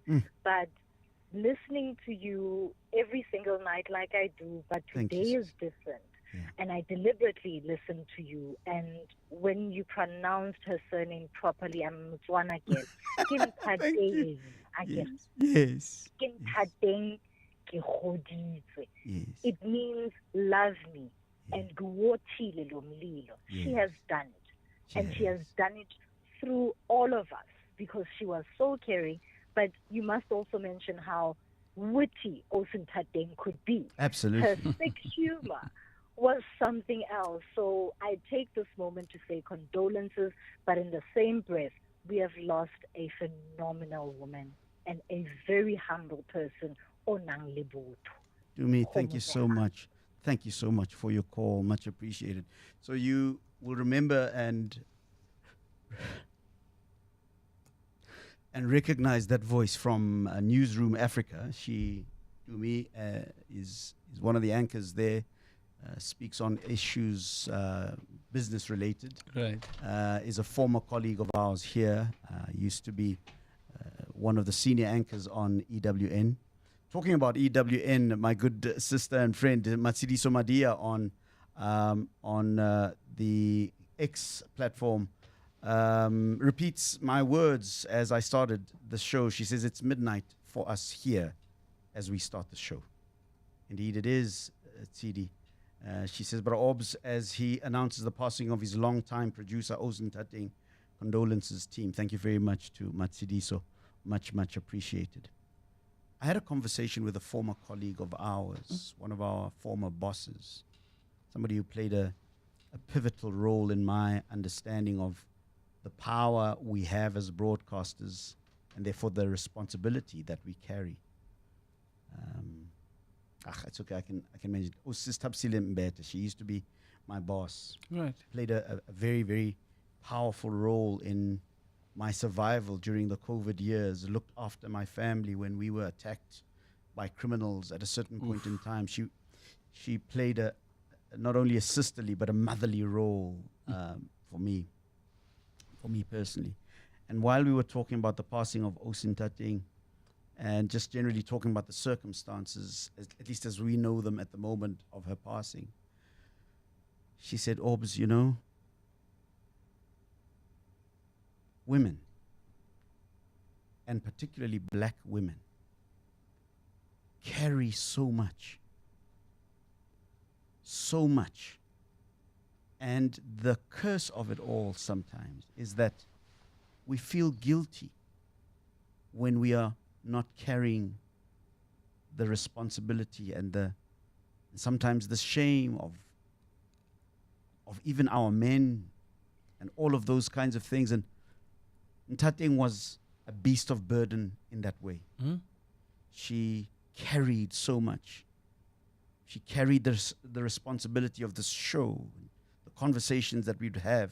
She carried my psychological well-being as the person who presents the show. She carried her family responsibilities. But she was always far from being the one that must be carried. Does that make any sense? It makes absolute sense, Aubrey. And it speaks to her character. A few people have spoken about her humility. But they've also spoken about how she puts everybody else first, which is what you're centering. But what you're also surfacing about Aubrey is we hardly ever stop to think about, but who cares for the carer? And I guess you are beginning to feel it at this moment when you realize, geez, when you called me this afternoon, you're like, I've got a new producer. We're trying to develop a relationship. And I mean, had it been Osin Tateng, it would have just been simply been continuity. But also, in the society where we live in, African women are, for all intents and purposes, Aubrey, right at the bottom of the rank. Of the food chain, By all matrices, right? I mean, you can look at the negative things such as gender-based violence. You can look at socioeconomic. You can look at sociocultural. It is not something that we often think about. And I suppose part of it is it's the socialization that women just have to carry and bear the burden. But in a moment like this, then you recognize she was just a superwoman. She was an absolute superwoman. She was incredible. Zeno, very good friend of the phone show on the WhatsApp line, says, good evening, Bra Obs and the Radio 702 family. Bra Obs, it's with great sadness to hear about the untimely departure of our dearest sister, Osin Tateng. What a sad loss, not only to the family and her Radio 702 colleagues, but also to us, all her listeners, like myself. He quotes Psalm 18, verse 34. And he says, the Lord is near to the brokenhearted and save those who are crushed in spirit. Thanks, Zeno. Let me take a call from Sister in queue. We are crushed in spirit, bro. Indeed, my sister. We are crushed in spirit. You know, bro, you don't know. You know, most of you presenters, we call you. But before we get to you, we speak to you, you know, the people behind your work. Assistant Tateng was different. This woman was, like in her own world, she was really larger than life. Like before we even get to you, we would have had our laughter with Assistant Tateng, would have had our jokes, would have complained about everything under the sun, being parents, being sisters, being everything. That's how she was. And also one thing about this woman, she was very protective over you. Like if we were to say, hey, we want to come see Braob's, it's Braob's birthday and all of that, it would have been Tateng who says, you know what, Braob's safety comes first. So if I let anyone come in and out to see him and all of that, I might get wrong people to Braob. So anything you want to do, guys, I'm going to try and speak to his wife. If everything is fine, then yes. If not, you can go through me. So, Braob, I never to wish I but this one is different for us. We have lost, like, it's as if I knew Stephen Grootes was in my house. I mean, when we met Stephen Grootes at 702 Studios, she was always bubbly. She was the same person behind the mic, and as when you saw her, that's how she was. So it's very sad for us. Last night when I was listening to you, you said she was sick and you said in prayers, and I immediately when you said it, I'm like, Stephen Grootes is very she's strong and she'll be back. I didn't even take it. I didn't know. When I was saying that, I didn't know myself. Yep. That's the thing. When you said it, I just thought, it's one of those flu, it's winter, and that's all I thought. It's just flu. Stephen Grootes will come back. I didn't know. For the whole day today, I've been in meetings, so I didn't have a chance to listen to the radio. And to get to the radio and hear this, I don't know what to say. But thank you, my sister. I appreciate that.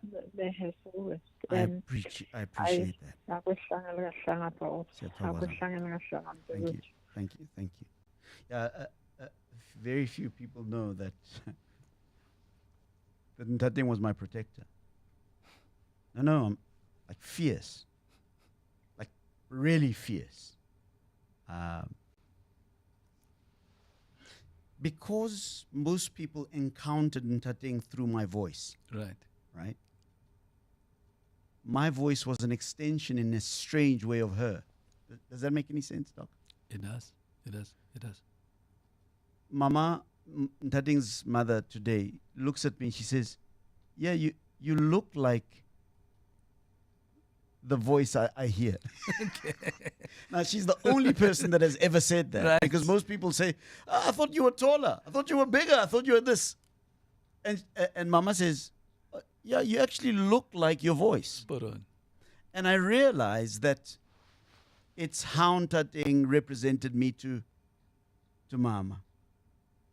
And what Sister is saying now is so spot on about how she protected me.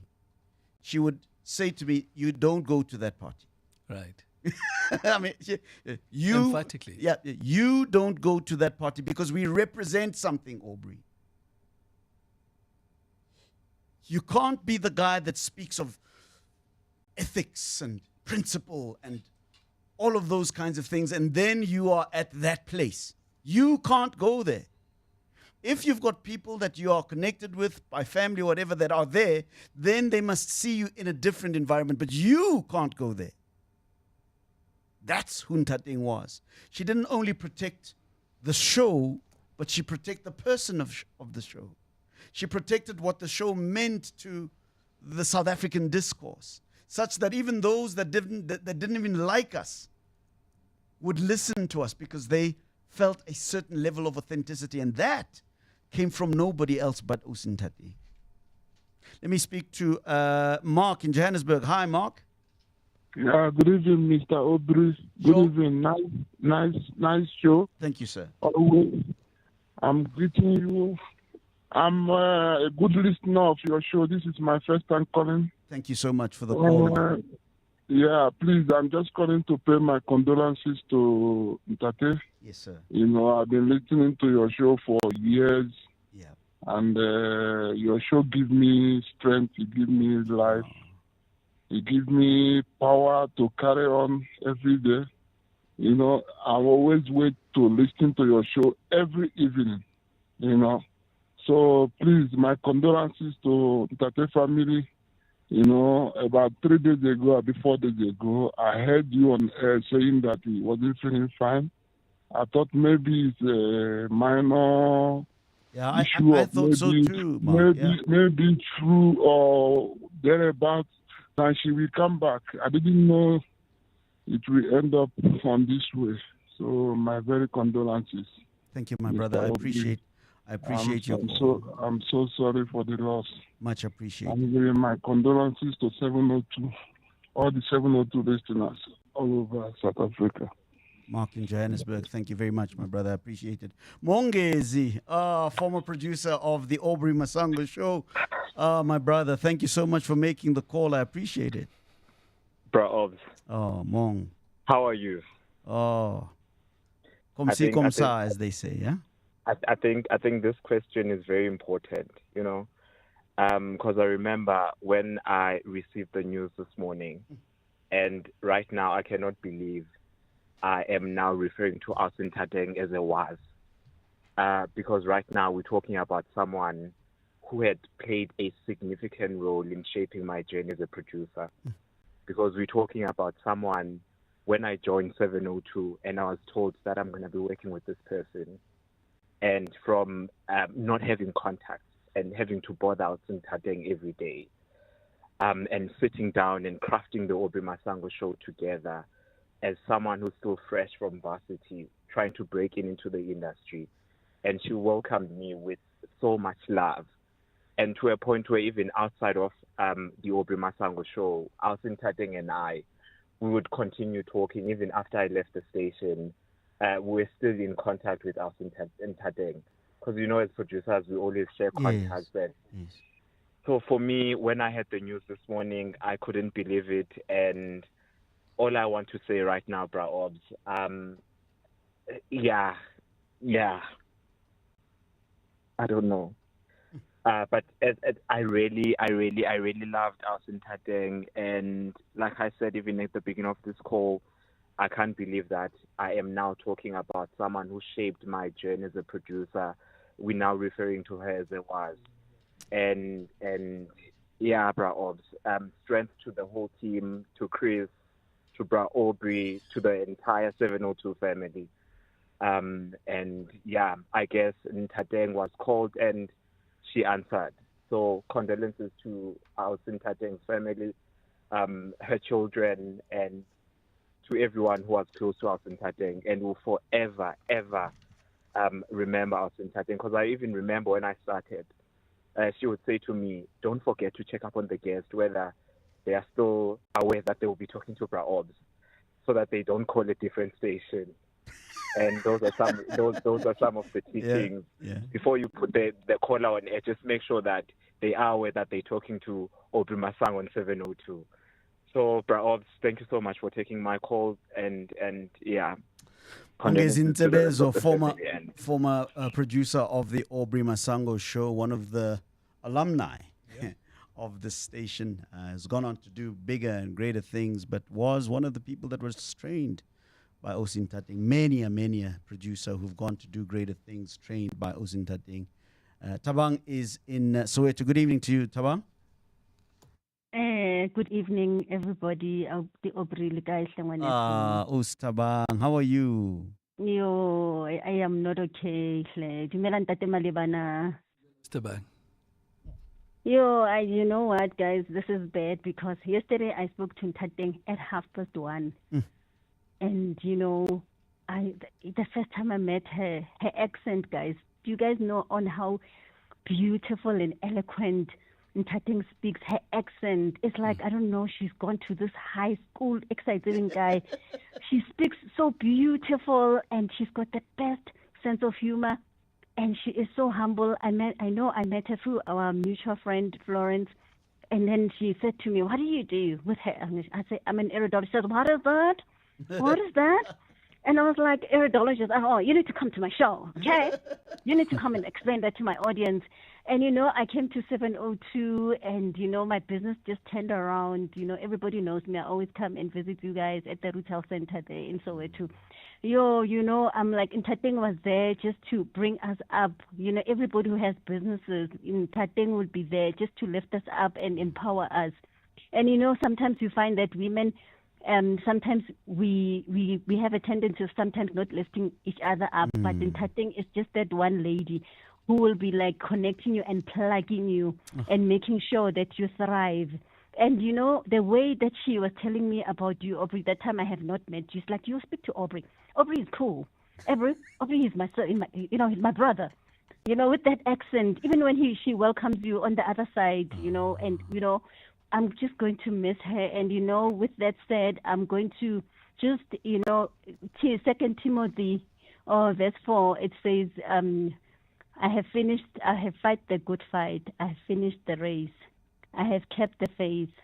Now there is in store for me the crown of righteousness, which the Lord, the righteous judge, will award to me on that day, and not only to me, but also to all who have longed for this appearing. So I say, my sister, and Mama Mamedzi, Aubrey, they were so happy to see you today. I was with Mama today, and she was like, yo, Aubrey, thing. And on how they lit up when they spoke about you, Aubrey. And we all worried about you. We're like, yo, Aubrey was a bit wrong without her twin. Twin. Your wife said we is the other wife, Marco and Anarchy twin. But all we can say is that you shined because Ntateng was there, Absolutely. and Ntateng shined because you were there. Absolutely. So you were such a good team. Little Chris Mo, Harikla Mo, it's like a family. It is just the most beautiful. Mario, I felt at home. Sometimes Nana looks with a family. Yes, fam. What are you saying, fam? With that accent, accent and Ntateng. And happy she was so humble. Absolutely. I want to let you go. So much for I want to let you go because I know that you loved her so much. I appreciate it. And may her soul rest in peace. Thank you so much. Thank you so much for taking my call. Much appreciated. Ntando, former producer of the Aubrey Masango show, another producer that was trained, went through the hands of Usin Ntando. Ntando, how are you? I just could not believe when I found out this morning, and I just wanted to echo some of what Mongezi was saying, that Tateng was always just there for you. I remember when I was starting out and I was producing your show, when she was on leave and away and I would be struggling with a guest, I would just text her on the phone saying, "Hey, Tateng, I'm struggling. Can you please help me? I don't know. The show is starting in like an hour. I don't know what to do." And then she would just always save the day, And I'm just really so heartbroken by what has happened. And I just hope that you will be strong. Chris will be strong, and everyone putting the show together. This is just a sad time for all of us. And I just wanted to share my condolences. Ntando, thank you very much, my brother. I appreciate it. I'm going to take one last caller, and then we're going to give the doc the last word. Leanne in Johannesburg, hi. Hi, Aubrey. First of all, I'm so sorry. And I speak not only for myself, but I'm sure for the listeners of 702, especially for the listeners on your show, when I say we are thinking of you during this very, very difficult time.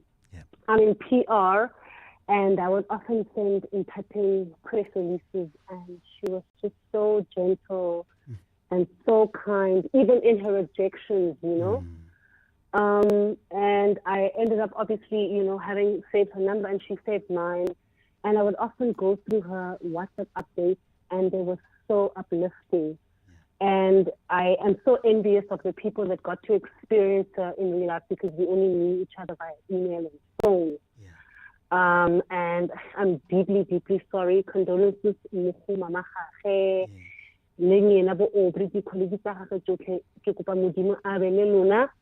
And once again, we're so, so sorry. Thank you so much. Thank you, Leanne. I appreciate it. Doc, as we close, you didn't know Ntateng like many of us did. And in many ways, I think you were the right person to guide us in this process.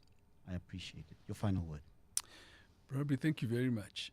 As I pointed out, it turns out that in all these testimonies, not only are they therapeutic, but then they're giving us the landscape of who Usin Nthateng was. And in closing, Barbara, I want to say that you've paid a phenomenal tribute. I hope you, Chris, and everybody else find healing here in the family. A lot of times people will ask, how do you want to be remembered? But I think what Usin Nthateng has shown us is if you live consciously, you don't have to worry about that, because the theme of her life seems to have been integrity, empathy, and humility. And in that, probably, I'm hoping that those of us that are listening can take a moment and reflect on our lives and perhaps something that we're going to do from today just to live consciously. And may her soul rest in peace. Thank you very much, Barbara. Thanks for having me. Malibane, thank you so much for joining us. Philosopher and life coach and gynecologist talking to us this evening. How do people get in touch with you, by the way? Probably, I mean, I'm very lousy. I virtually have no social media footprint. But look, my PA's email address is usually the easiest way to get hold of me. So her name is Palesa, as in Palesa, @curiousconsultants.co.za. but the curious is with a Q. So it's curiousconsultants.com.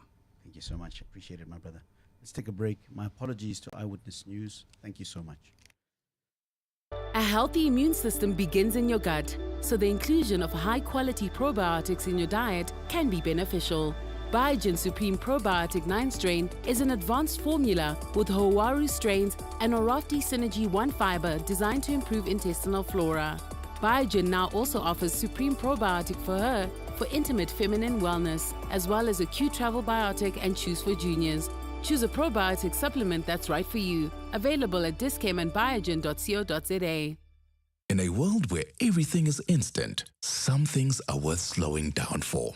You took the time to build a life of distinction. Every moment, every milestone, every decision. At Indwe, we take the time to understand your world and craft insurance solutions to protect it. Because true peace of mind is the greatest luxury of all. The right insurance starts with a conversation. It starts with helloindwe.co.za. Indwe Risk Services is an authorized financial services provider. In Africa, we say the chameleon looks in all directions before moving. At Plus 94 Research, we understand the importance of careful consideration. By analyzing comprehensive data and diverse perspectives, we help you make informed decisions that stand the test of time. Don't leap without looking. Move forward with insight and precision. Plus 94 Research, the science of decision-making. Celebrate Women's Day in style with exclusive platinum or golden standing tickets to see Grammy Award-winning singers Anthony Hamilton and Joe Thomas. Enjoy complimentary seating, dedicated bar areas and restrooms, and the freedom to bring your own picnic blankets for a relaxed, unforgettable experience. Happening at the iconic DP World Wanderers Stadium in Sandton, they will be joined by South Africa's multi-award-winning singers, the incomparable Zonke, Sjava and Vusi Nova. Get your tickets now on CompuTickets or webtickets.co.za, brought to you by Soulful Night, Vertex Events and 702. This is EWN. Good evening, I'm Zingisa Chirwa. A dispute has played out between the Defence and Legal Aid South Africa in the Senzo Meyiwa trial over the funding of proceedings. Some of the defence lawyers in the matter told the court they plan to bring a Section 174 discharge application. This is done when the defence believes that there's no real evidence against the accused for conviction and thus no case to answer to. Only one of the 5 accused has abandoned their application for discharge. Khomotso Modise has more. The lawyers representing 4 of the accused in the Senzo Meyiwa trial insist their clients want to proceed with the Section 174 discharge application, but legal aid is not willing to foot the entire bill. Advocate Charles Mlisi, who's representing 2 of the accused, has told the court that he needs 4 weeks to prepare, but legal aid will not fund this. You're saying you are no longer wanting to represent your clients unless and until the legal aid board says they will pay you for 4 weeks, whatever. No, I never said that, man. That is the problem. That is the problem. I think I am being misinterpreted here. You see. And that has always been the perception that has been in the mind of Legal Aid South Africa, that I am after money. I am not after money, man. I was only requesting for assistance. A representative from Legal Aid South Africa said the body is only willing to pay the lawyers their daily rate when they're in court and for 2 hours of their preparation. Khomotso Modise, Eyewitness News at the Pretoria High Court. Minister in the Presidency, Khumbuzo Ntshavheni, says there's been overwhelming interest in the national dialogue, with more than 700 organizations registering to participate in the initiative. Ntshavheni told a post-cabinet briefing earlier that Cabinet, at its last meeting, considered a report on the progress made towards the convening of the first of the 2 conventions of the national dialogue that will take place over 3 days from the 15th to the 17th of August in Pretoria. Ntshavheni says the first ever convention is aimed at mobilizing consensus on the focus areas for the national dialogue that is planned to include South Africans from all walks of life. The initiative has already seen an overwhelming interest, with more than 737 organizations from more than 30 sectors registering to participate, reflecting the strong desire among South Africans to shape their shared future. Cabinet reaffirmed that the national dialogue is not merely a platform for discussion, but a powerful mechanism for action. A memorial service for one of the 4 people killed in a car accident in Brackenfell in Cape Town is currently underway in Kuils River. 16-year-old Kiara Joy Daniels is one of 3 miners who died in the collision on Cecil Morgan Drive on Saturday evening. 6 people were in the car when it hit a tree, killing Daniels, Adrian Leroux, Perth Extian, and Daniel Janse van Rensburg on the scene. 2 other passengers are believed to be in a critical condition in hospital. Ntutuzelo Nene is at the memorial service. Family and friends of Kiara Joy Daniels have filled the Logos Assemblies of God Church in Kuils River this evening. The church is filled with sadness as grief-stricken mourners gathered to honor the teenager's life, who tragically passed away last week Saturday. The families of other victims have also come to pay their respects. Kiara Joy's family and friends are expected to take to the podium shortly to pay tribute to the 16-year-old girl. Ndutuzelo Nene, Eyewitness News at the Logos Assemblies of God Church in Kuils River.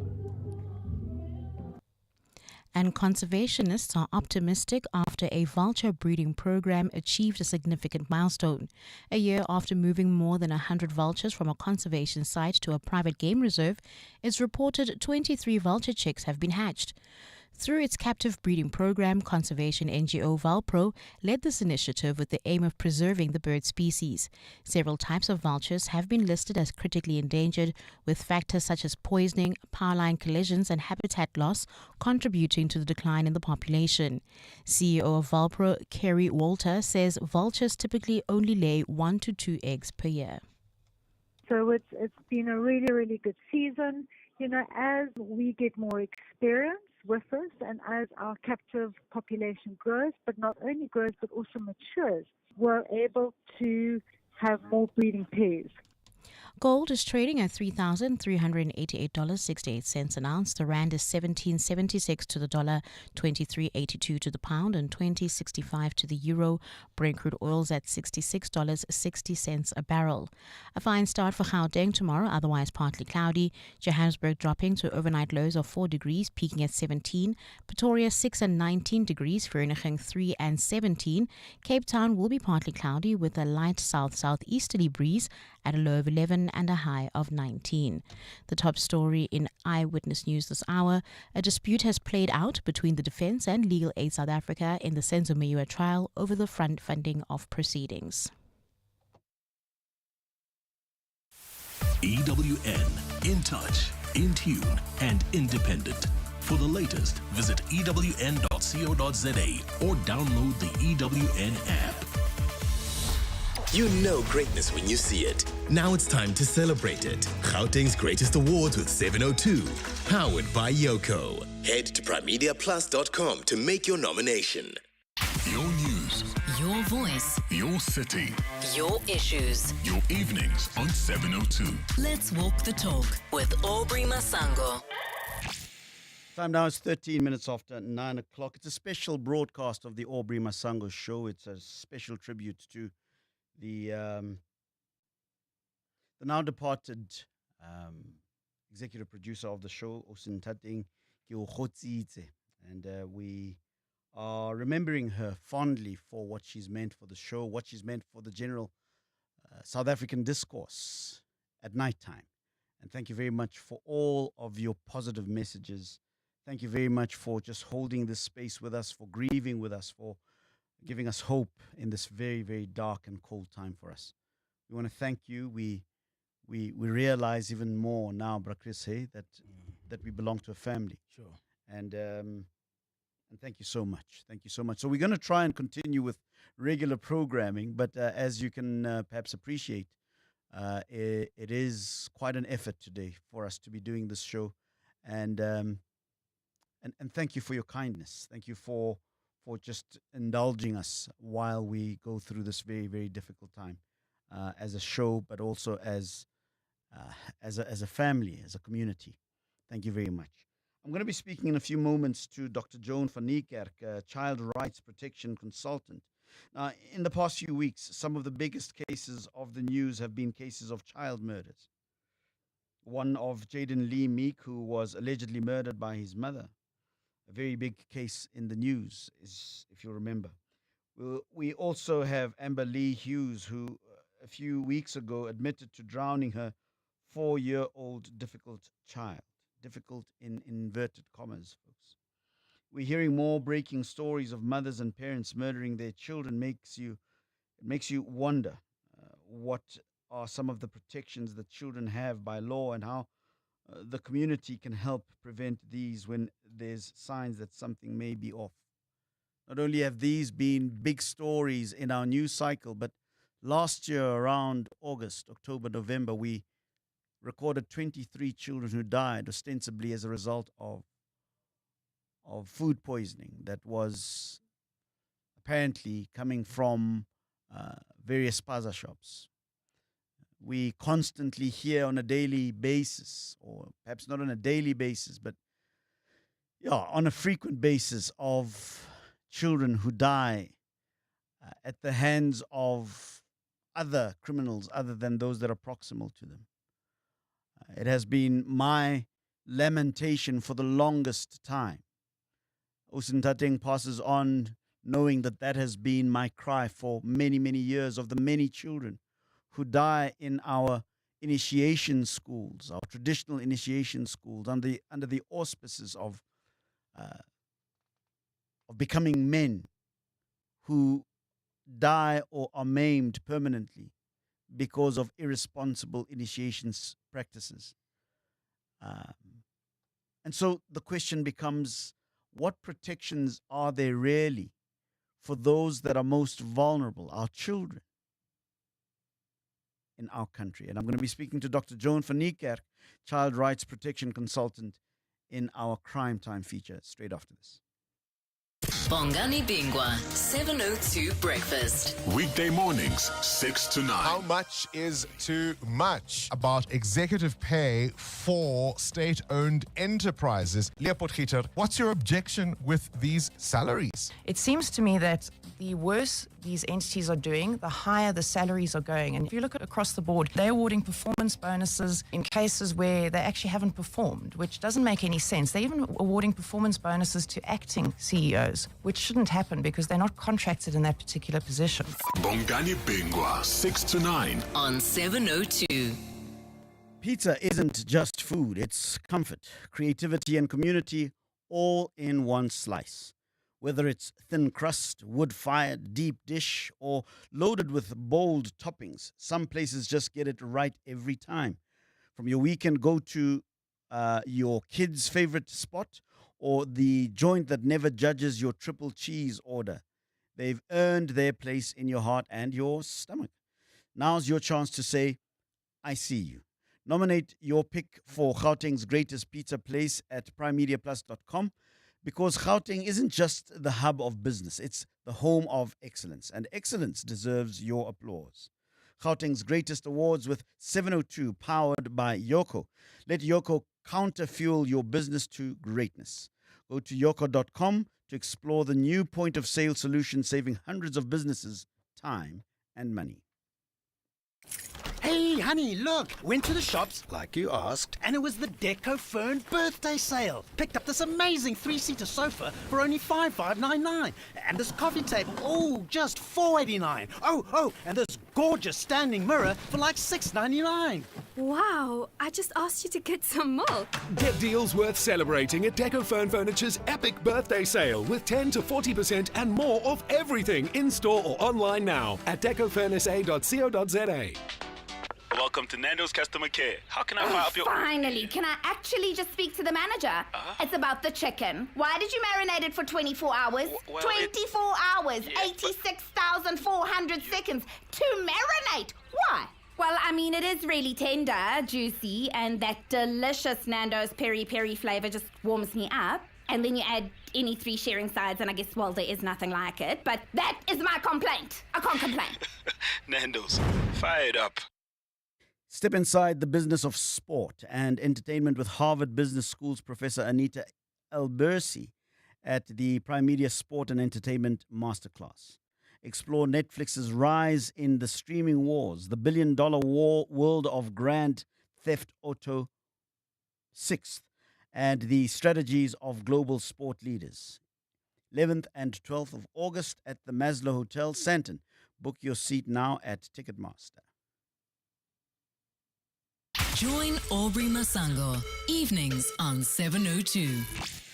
Dr. Joan van Niekerk is my guest. She's a child rights and protection consultant, and she joins me now over the telephone line. Dr. Joan van Niekerk, thank you so much for joining us this evening. Really, really appreciate this call, this conversation. It is a harrowing reality that we see an all too regular announcement of the death of children, whether at the hands of their parents, or at just general criminals. It is becoming a worrying trend, I surmise. Yes, it is a worrying trend, and it's not just death. We have to remember that for every child that dies, there are probably one or two that survive, but have lifelong, how can I say, outcomes that are negative as a result of the abuse they encounter. And it's very concerning that the life of many of our children has become quite precarious. And of course, we have what one might call the neglect in terms of the percentage of children who just don't have enough to eat. And in a way, this is a form of abuse in itself that we need to address. What signal does it give to any conscious person about the society in which there is a prevalence of so many children deaths, and scarily enough, many of them, at least of late, coming from the hands of their own parents or people that are supposed to be their caregivers? I mean, we've heard recently of the deaths that allegedly are at the hands of the mothers of these children. But not too long ago, Dr. van Niekerk, we heard of the 23 children that died as a result of food poisoning. And again, that story has simply just died off. There's been no real liability taken by anybody. That issue simply has just died off. Nothing has happened in terms of accountability, consequence management, to use some of the buzzwords that we've become accustomed to. What is going on in our society that is creating this very alarming reality? True. And we have the deaths of those children in Eastern Cape, in Ashbeen. I mean, that is also really concerning that there seem to have been no real consequences to that. I think society needs to sit up and look at the situation, not from a point of view of how terrible is this, but rather from the point of view of what can I do? If I notice children in need, if I notice that a parent is just totally stressed out by trying to manage their children, or I hear my neighbor shouting continuously at the children, and maybe her partner has just lost his or her job, or whoever's looking after the children has lost his or her job, we need to reinstate the old custom of neighborliness and concern for our community. Ubuntu. We need to have the credo that every child is my child, and my child is everybody's child. So to me, the most important question that people can ask themselves in these times is, what can I do? What can I take responsibility in terms of doing something proactive? Are there children in my community that I just walk past, even though I can see they are in need of protection? Is there a mother who neglects her child because she has a serious drinking problem? What is my responsibility here? So we all need to stand up and say, what can I do to protect children? You point, Dr. van Niekerk, to the fact that we seem to have lost a lore, a way of being as communities that I would argue is still within livable or living memory. for many of us, where it really did take a village to raise a child. That a child was the child of the village. I grew up in that kind of society, and I remember it well. But over the last 2 or 3 decades, something has changed. That social cohesion has disappeared. We live behind very high walls and strict securities and so forth. Has that perhaps in some way contributed to the breakdown of this Ubuntu that you're talking about, the sense of community, the sense of the child belongs to the village? Definitely. And I think we have to ask ourselves, where is my village? Who is my village? Can I recreate a sense of a village in the urban area in which I live, in the township in which I live? I agree with you. And there are so many things that are happening in our South African society that contribute to the loss of the village, the concept of the village, the concept of Ubuntu. First of all, we have very high rates of urbanization of our population. Jobs are seen to be in the cities and not in the rural areas. So we have a massive rural-urban shift. And when people move into big cities, I think that they very often struggle to survive, or else they survive under very difficult circumstances for children to grow up with. And where is Granny? Granny is in the Eastern Cape, but here am I perhaps in Dunedin, Cape Town, or some other kind of overcrowded, poorly put together dwellings, where I live in a nuclear family, and there is no one to support my parents if something should go wrong in the family. I think of my own childhood, which wasn't in South Africa, but in many ways was very similar to the more rural way of life, where my grandparents were important people in my life because my parents both worked. And so grandparents they didn't replace my parents, absolutely no ways, but they were very important people in my life and my siblings' life. And I think we've lost a lot of that with this urban shift, this shift into the urban area. Of course, joblessness is a massive stressor in families at the moment.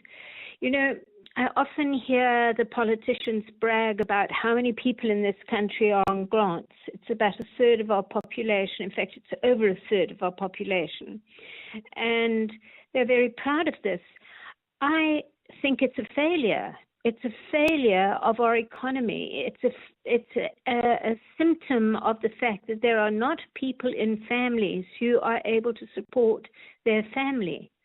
And I think we should be looking very carefully at our grant system. I do believe in a basic income grant, that every child should get a grant that is then taxed back where parents are working or are perhaps owning a business. But we shouldn't be proud that we've got so many children on child support grants. We should be asking ourselves, our economy has to change in some way. Government has to do something along with private businesses and industry to regenerate the jobs that we've lost in this country. And that also, to me, is part of Ubuntu. You know, the grannies, the mommies, and sometimes even the daddies might have gone next door to borrow half a cup of sugar or a cup of flour or a cup of mealie meal because maybe there was a shortage in the family, maybe someone hadn't been able to go shopping, but maybe there was no more money. It was before the end of the month and there was no more money. And there was that sense that if you have, you share. And we do see this today with children. What is very interesting to me in our school feeding programs, how many children will save some of their food that they get at breakfast and lunchtime and take it home to share with younger siblings who are not yet at school or even their parents. So somehow or other, it's a more adult generation that seems to have lost that sense of Ubuntu. Doc, what then are the protections that are available to children, for children in our changing, transforming society? And secondly, why does it sound as though development and all of the trappings of development are at the core reason, or are the core reason why we are seeing these heinous crimes committed against children? Indeed, I think there's a lot of crime and greed in our society, and very unfortunately, the worst examples are in government and big business. And certainly corruption has deprived many, many children of decent food, decent support when parents have lost their jobs, etc. And the corruption that we've seen over the last couple of years, I'm sure would more than double the nutritional needs of children, and every child in this country would be well fed. We should be very, very concerned about corruption. And really, it's greed. If you're earning a salary of $1 million a year, it's greed that is fueling your need for more. And this is of concern because we do see that with teenage children who want like the designer jeans, the designer shoes, the kind of ultimate in cell phones, instead of helping with the family budget and seeing that this is just not possible in terms of our family budget, and therefore I must do without, or wait until I'm an adult earning my own money. I can remember my mom, who was a single parent for most of my childhood, helping us share in, well, what do we need the most? Okay, maybe it's shoes for school. And that would be prioritized, and we would then know there'd be no treats that month. There would be no sweets. There would be no chips. There certainly wouldn't be any designer clothing, and the shoes would certainly not be designer shoes. But my mother taught us about budgeting. One of the things that I think we also lack in this country is for basic education to step up to the plate. They don't teach children much about budgeting at school, even though they all learn a basic maths and some learn advanced maths. They don't understand family budgeting.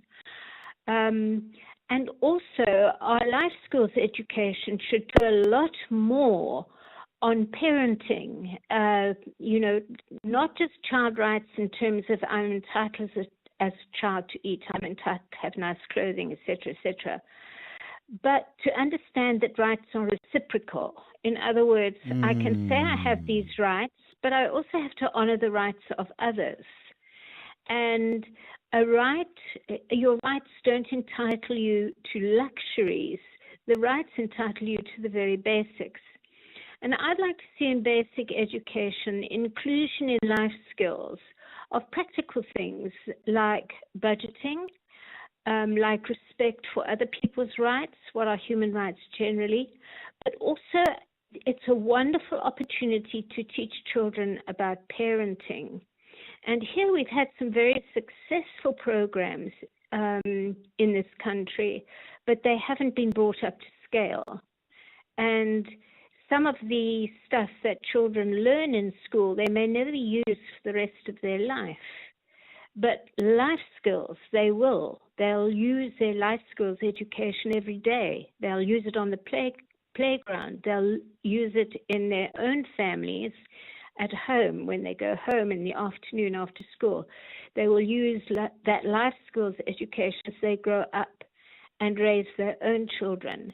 And yet we do not teach parenting at school. And sorry, you need to interrupt me. I do want to interrupt you just for a quick moment to make an observation. All right? Yes, sure. Here's my observation.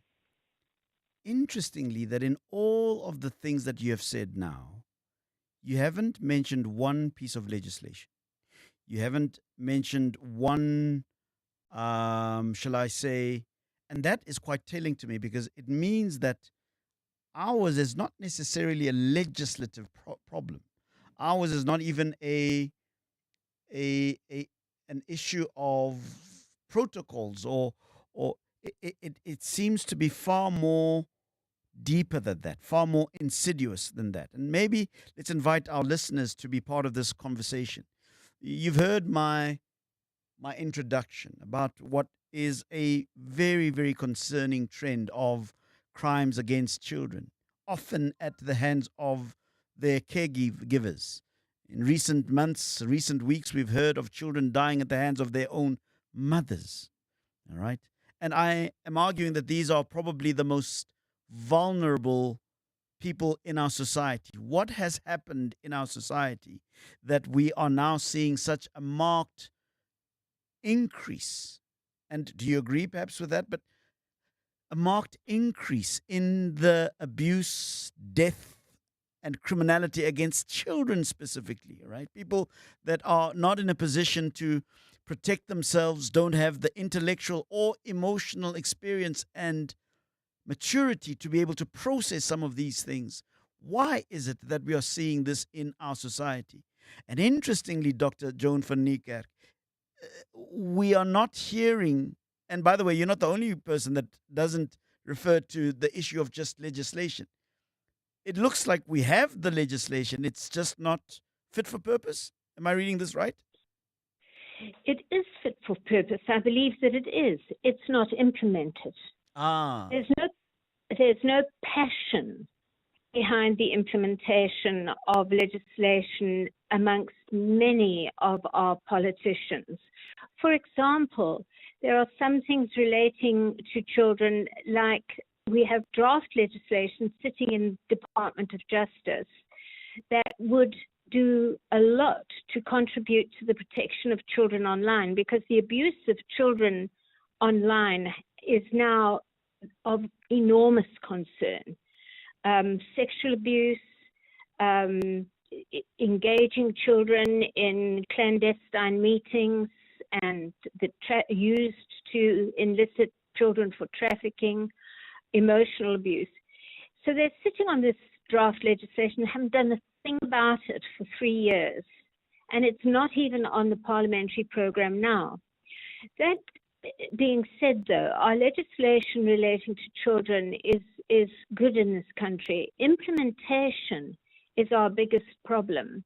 There doesn't seem to be the political will to make sure that that legislation is taken seriously.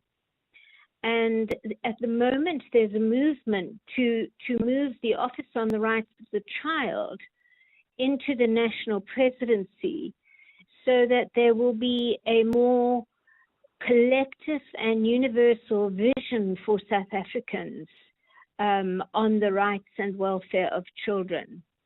And it's been approved by Cabinet about, I think, a year and a half ago, but it's not happened. It's just sitting on someone's desk as a policy that has not been implemented. So the question must be then, Dr. van Niekerk, where did the passion go? Why is the passion not there? What has drained the passion from us? Why is it that the symbol of our very progeny, of our continuation, our children, is so easy to do away with? What has happened to the passion? I wish I could answer you on that. And of course, there are people who are still passionate. I come across a lot of people in the child protection field who are really passionate about children. I do voluntary work at organizations in which I see real passion about children. I think it has to come from the top down. And I think our politicians have lost that passion. I don't know if it's because of greed or adult concerns. Children don't have a vote. It's really hard to say. But I'm going to name people here. But when you have someone like Jacob Zuma, and forgive me for saying that, ex-President Zuma, managing our moral regeneration movement, is it surprising that morality in relation to the safety and protection of children has deteriorated to such an extent? So Here's a question. I hope I haven't. Here's a question. I'm sure you'll get somebody calling in. But here's a question, Dr. van Niekerk. We've always had politicians. We've always had politicians in the various eras of human life. There's always been some manipulative, clever individual, whether in the king's court, whether it's... We've always had politicians. But we've never had a situation where children, or have we? I don't know. But let me argue that we've never had a time where children were such commodities. Have we? Well, I think the early years of democracy were where we all had so much hope. President Mandela loves children, and he was the one who actually initiated a lot of the positive changes in our law. But unfortunately, with subsequent presidencies, the active celebration of the lives of children, and the active protest against the harms we now see being perpetrated against children. We don't hear this coming out of the mouths of our politicians at the moment, other than a few. I mean, I cannot say there are none. There are a few. But Child Protection Week is celebrated for a week only, and then we have to wait for another year before much is done about child protection. We have the 16 days of activism against violence against women, and children has been tagged onto it. But if we were really serious, we would not include children in that, because it's during school holidays most of that time, when people who are there to protect children's rights are often on holiday looking after their own children, or on leave looking after their own children.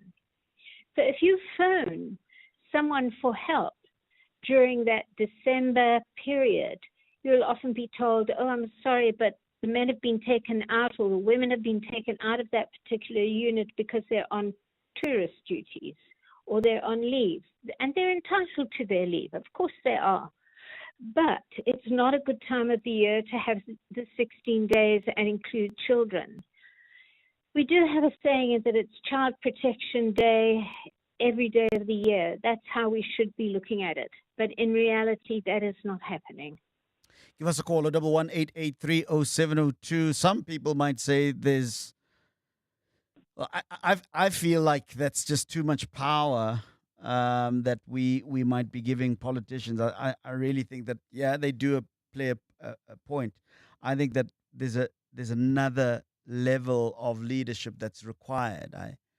I would like to see a bigger conversation about fathers and the role that fathers need to play in those families. I'd like to see a greater role played by mothers, not just mothers of the children we're talking about, but the mothers of the mothers. I'd like to see a greater role played, I suppose, Dr. van Niekerk, by the fact that fathers must understand that we're not here to simply sire children, to just be fathering children in the biological sense, that we must be present. That part of the reason why there's this postmortem depression that... Is it mortem? Did I say mortem? Did I say it right? Anyway, but postpartum depression that we sometimes see is because women tend to feel left alone with the insurmountable burden of having to raise children without the presence of their fathers. I think that there's a bigger conversation to be had about the community and where we are in terms of who we are and how we develop the leaders who protect that identity. And I suppose that's where the politicians could be playing a role. I think that they are given way, way too much power which actually doesn't belong to them. But let's hear what other people have to say. My guest is Dr. Joan van Niekerk, child rights and protection consultant. We're talking about the phenomenon of children dying at the hands of their own parents, children dying at the hands of communities that are supposed to protect them, children dying under the auspices of age-old traditions that have been perverted by those who are looking to make a profit out of sacred institutions. My question to you is, one, do you see the trend? Two, what is it that can help us turn the tide? Three, is there an appetite to change the course of events as it pertains to children? Give me a call. We have 23 children who died last year. 23. No accountability. None whatsoever. I'm talking about a platform such as 702 going after the different government departments, relentlessly looking for reasons and what is going on in that case. We simply get ignored. What more of the ordinary citizen? What more of the parents of those children in those townships where they died as a result of food poisoning? No accountability at all. We're talking about this with my guest, Dr. Joan van Niekerk. Let's take some calls. Mariah is in Rivonia. Good evening to you, Mariah. Hello, Aubrey. And let me start with also giving my condolences to, the loss that your department, so to speak, has suffered. I am deeply sorry. I truly am. And I just wanted to say that from the outset. Yep. Thank you. Aubrey, listening to this, I just think that the problem is not just about legislation to protect children and so forth. There's a bigger problem which is perhaps connected to politicians in the sense that it's about the letdown of communities. I don't think we can refer to the whole thing of spirit of Ubuntu and so forth, because I think there's a breakdown in society, and in particular, I think in low-income communities. And I say this with, the utmost respect and so forth. I live in a complex and so forth, and nobody really, everyone is kind of leading their own lives and so forth. And the thing is that in low-income communities, I think people are even more, trying to make ends meet and so forth. And the fact that they have, children running riot or, running riot and, is, it's just do your own thing. The way that, let's put it this way, high-income communities say, go sit in front of the TV or in front of your iPad or whatever you have. It's go out and play, or they get to the point where they're such a nuisance that, you're going to strangle them. The thing is that there are a couple of problems, I think. This whole thing of a child gone, I don't think is a positive thing. I think that some women have children because there's something they can get out of it, not because they're prepared as in mentally, emotionally, whatever, prepared to really handle having a child, or even economically prepared and so forth. So, they're relying on that. And then, back to this whole thing of it takes a village to raise a child. I do agree with that, but I do think that it's way back as it used to be. If you think now also about the sorts of abuse that we hear of children, from people who we trusted, a friend, an uncle, a this and that. It's no longer about the village. You've got to everyone is a suspect, basically, So I think it is about the breakdown of society. And in that, I do pin it on so-called politicians, in the sense that, it's like, and it's, sort of plaster the cracks by, giving a child grant. I hear you. Mariah in Rivonia, let's take one more call, and I'm interested to hear Dr. Joan van Niekerk's thoughts on the submissions by our listeners. Stephen is in Pretoria. Hi, Stephen. Good evening, Sure. I just wanted to comment and say that it looks like the people have actually lost humanity. Yeah. And then we wanted actually to replace humanity through compensation, meaning that it is so, our life is so controlled by the things, by money, in one could have actually said, to such an extent that now we look at children as a means of increasing wealth. Our hearts are cold. We are living in a perpetual winter. By saying that we instead of restoring humanity by the way of actually going back to where we went wrong, we are now compensating with what we are actually being fed with right now, which is actually things that we are drinking in order to say that I know that this is wrong, but now if I have taken this substance, that makes me feel that I have won the battle. I have won back to that humanity where a child is a child, my child is another person's child. And as an elder, I have got to reprimand any child that I see on the street that's doing something that is wrong. But now, instead of actually holding the hand of the other parent, the parents of that child will come and say to me that you cannot do this. So the humanity element is what we have actually. So we are living in a perpetual winter. And the reason why we are living in that perpetual winter is because there is no more humanity there. We are being, our life is actually being driven by things, by material things. To such an extent that we are ignoring our responsibility. The perpetual winter, I mean that we are now looking at the world, everything is negative to such an extent that we don't have got that passion, that feeling of saying, this is God's creation. How can I actually? I hear you, my brother. I hear you. Thanks Thanks very so much for your call, Stephen in Pretoria West. Dr. Joan van Niekerk, your thoughts? Yes, some interesting points the callers have made. And, you know, some difficult things to consider. I think your first caller is right that, you know, neglect and abuse happens in homes. And when you think about it, putting your child in front of the TV continuously or giving them a tablet to play with because you are kind of tired of their maybe pleas for attention or whatever, that's also a form of emotional neglect. Children need our attention, and sometimes they are difficult because they need our attention.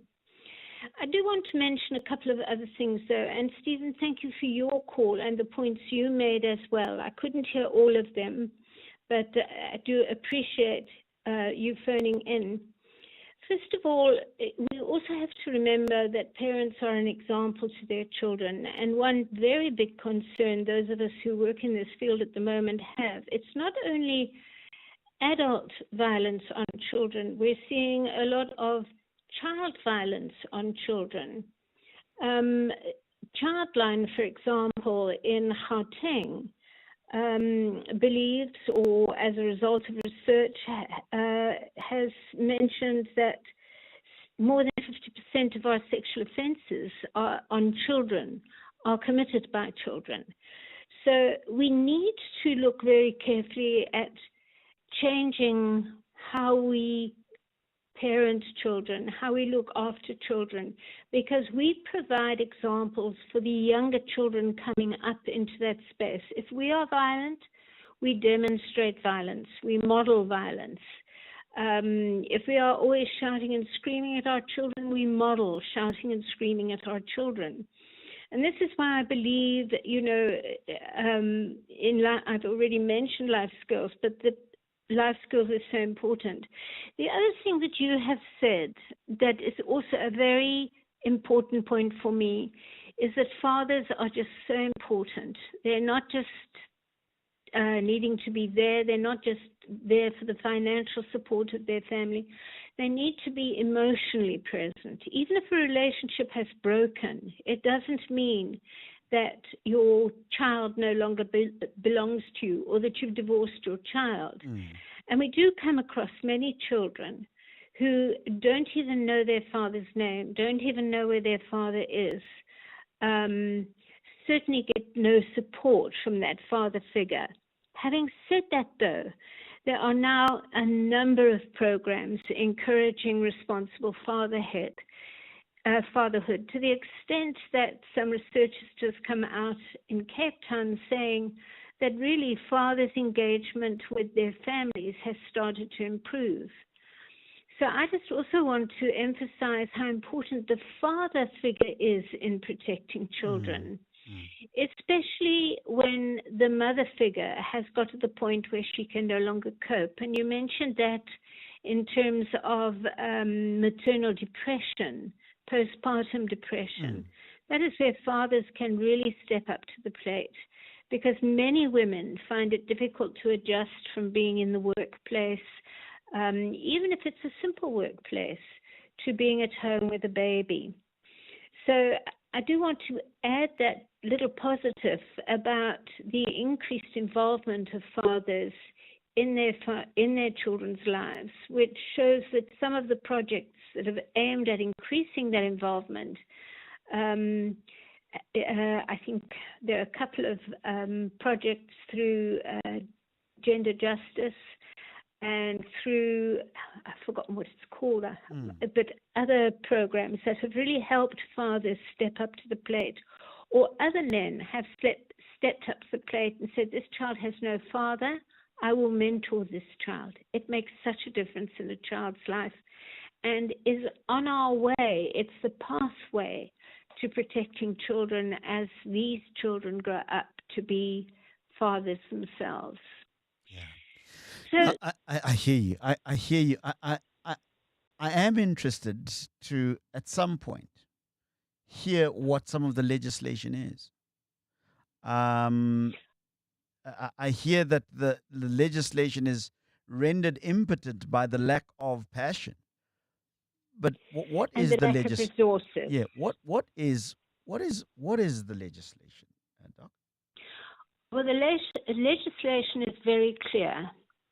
It's you may not abuse children. You may not harm them in any way. You may not even use corporal punishment with children. And this is where other parenting knowledge is very important. If I can't hit my child, how do I discipline? Because discipline is such an important part of being a parent. And yet we still see a lot of corporal punishment in homes and at schools. So the legislation is very firm and very strict. When it comes to abuse, we do have any person can report abuse. We have a child helpline in this country, 116, that any person can phone in relation to a child they have a concern about. And we also have legislation for children who commit acts of violence against adults or other children. That is not working very well at the moment. How can I say, the aim of that legislation is that children will be dealt with quickly and placed into programs as frequently as possible and as quickly as possible. Again, we come across children who've committed really very serious crimes, who wait for a year to be sentenced or for it even to go to trial, even though there is no need for a trial process because the child is saying, yes, I did that. I need help. So legislation is clear. We have Section 28 in our Constitution. Children have all the rights that everybody has, but they have Section 28 in our Constitution, which gives them extra rights, the right to a name, a family, the right to be treated differently from adults if they have committed a crime and not be placed in an adult prison, but to rather go through a different process. So we have that legislation as well. We have our films and publications legislation, where children are protected from viewing material that is inappropriate for a child to look at. Again, implementation is poor, and the legislation that is necessary to protect children online is something that I mentioned earlier. That has really needs to come into Parliament and for people to be able to comment on and to be passed so we have greater protections for children online. Dr. Joan van die Kerk, we've run out of time, but given the tone and the content of our conversation this evening, do you have hope for the security and the plight of children in this country? I think that there are many people who do, but we need more to step up to the plate. We need everybody in every community, whether it be a block of flats, whether it be a specific area within your town or city, to step up to the plate. And when they see something happening to a child, or hear someone making threats against a child, or see someone exposing a child to drugs, they report it. And you can report anonymously to Childline, the 116 number that I mentioned previously. You can report anonymously, and also you're protected in law. If you report an instance of child abuse or harm to a child, and it's investigated by social workers and found that there's some other reason for the child's behavior, you can't be prosecuted because you have acted in the child's best interest. Indeed. Dr. And Joan? with a reasonable belief. Thank you so much for your time. We've completely run out of time, but thank you so much for joining us this evening. How do people get in touch with you? With me, you can get in touch with me through Childline. All the Childlines have my number, although I'm no longer working for Childline, or through the Jelly Beans Child Therapy Center, Child Trauma Center in Cape Town. And you can just Google it. It's got a website. All the numbers are there. Dr. Joan van Niekerk, Child Rights and Protection Consultant, thank you very much for your time. Let's take the news at a minute after 10. This is EWN. Evening, I'm Zingisa Cherwa. The Portfolio Committee on Trade, Industry and Competition says South African exports will become less competitive in the United States once the new tariffs take effect from today. The committee has also warned that the 30% tariff on certain South African exports will have a devastating impact on industries like agriculture and the automotive sector. The Portfolio Committee says decreased local production will lead to job losses in the affected sectors. Babalondense reports. The Trade, Industry and Competition Committee says given the current levels of exports to the United States and the significant value chains between the two countries, the additional tariffs would make many South African products more expensive in the U.S. market. It says this could potentially disrupt the existing value chains. The committee says the demand for South African products may decline as a result, leading to a drop in exports to the world's biggest economy. The committee warns that this could result in decreased local production and job losses, particularly if companies can't find alternative export markets. Committee Chairperson Mzwandile Masina says the two countries are still engaging in discussions and those involved should refrain from making reckless public statements that could derail the negotiations. Babalondense, Eyewitness News. The family of slain IFP Member of Parliament Ketamabala Sithole says it's living in fear as one of the main suspects behind his murder is still at large. Sithole was killed on the 31st of May when gunmen opened fire at him during an IFP ward meeting at the Buyafuthi Hostel in Katlehong. Today, 3 men accused of killing Sithole appeared at the Palm Ridge Magistrate Court in Ekurhuleni. Thabiso Koba reports. The 3 men accused of killing Ketamabala Sithole have told the court they want to apply for bail. They've also enlisted new legal representatives. At the same time, police are still on the hunt for one more suspect in this case, Zamani Klimba, believed to be the mastermind behind the shooting. Sipho Sithole, Ketamabala's older brother, says the family is concerned about the possibility of the alleged killers being released on bail. There's a lot of fear over the fact that not all the suspects have been caught by police. His children and wives should be here, but they are scared to come. That's why it's us, who are a bit older, that are following this case. The matter returns to court on the 19th of August, where the 3 accused men are expected to make their formal bail applications. Thabiso Koba, Eyewitness News. The Department of Transport and Community Safety in Limpopo has warned that the wet weather conditions are worsening, causing motorists to pull over on the N1 outside Mokopane. The South African Weather Service warned earlier that the province would experience heavy rain and cold conditions, which could lead to localized flooding. Transport Department spokesperson Didimalo Chwene says traffic officers and emergency teams are on standby. Motorists are therefore advised to exercise extreme caution due to slippery roads. And they're also advised to reduce speed and maintain safe following distance. Motorists are also requested to activate their headlights for improved visibility. Stay safe and arrive alive. And recent extreme weather conditions across the globe have claimed hundreds of lives. While China, Pakistan, and parts of India have been experiencing torrential rains, Japan and South Korea have had intense heat waves.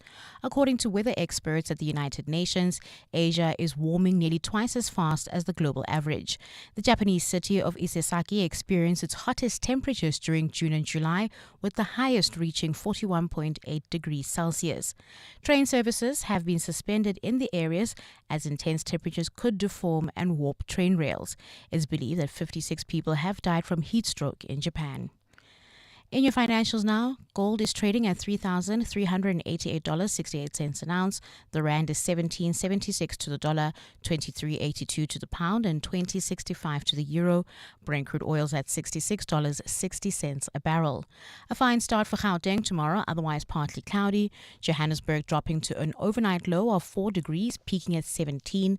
Pretoria 6 and 19, Vereeniging 3 and 17 degrees. Cape Town will be partly cloudy with a light south-southeasterly breeze at a low of 11 and a high of 19. The top story in EWN this hour, the Portfolio Committee on Trade, Industry and Competition says South African exports will become less competitive in the United States once the new tariffs take effect from today. EWN, in touch, in tune, and independent. For the latest, visit ewn.co.za or download the EWN app. You know greatness when you see it. Now it's time to celebrate it. Gauteng's greatest awards with 702. Powered by Yoko. Head to primediaplus.com to make your nomination. Your news. Your voice. Your city. Your issues. Your evenings on 702. Let's walk the talk with Aubrey Masango.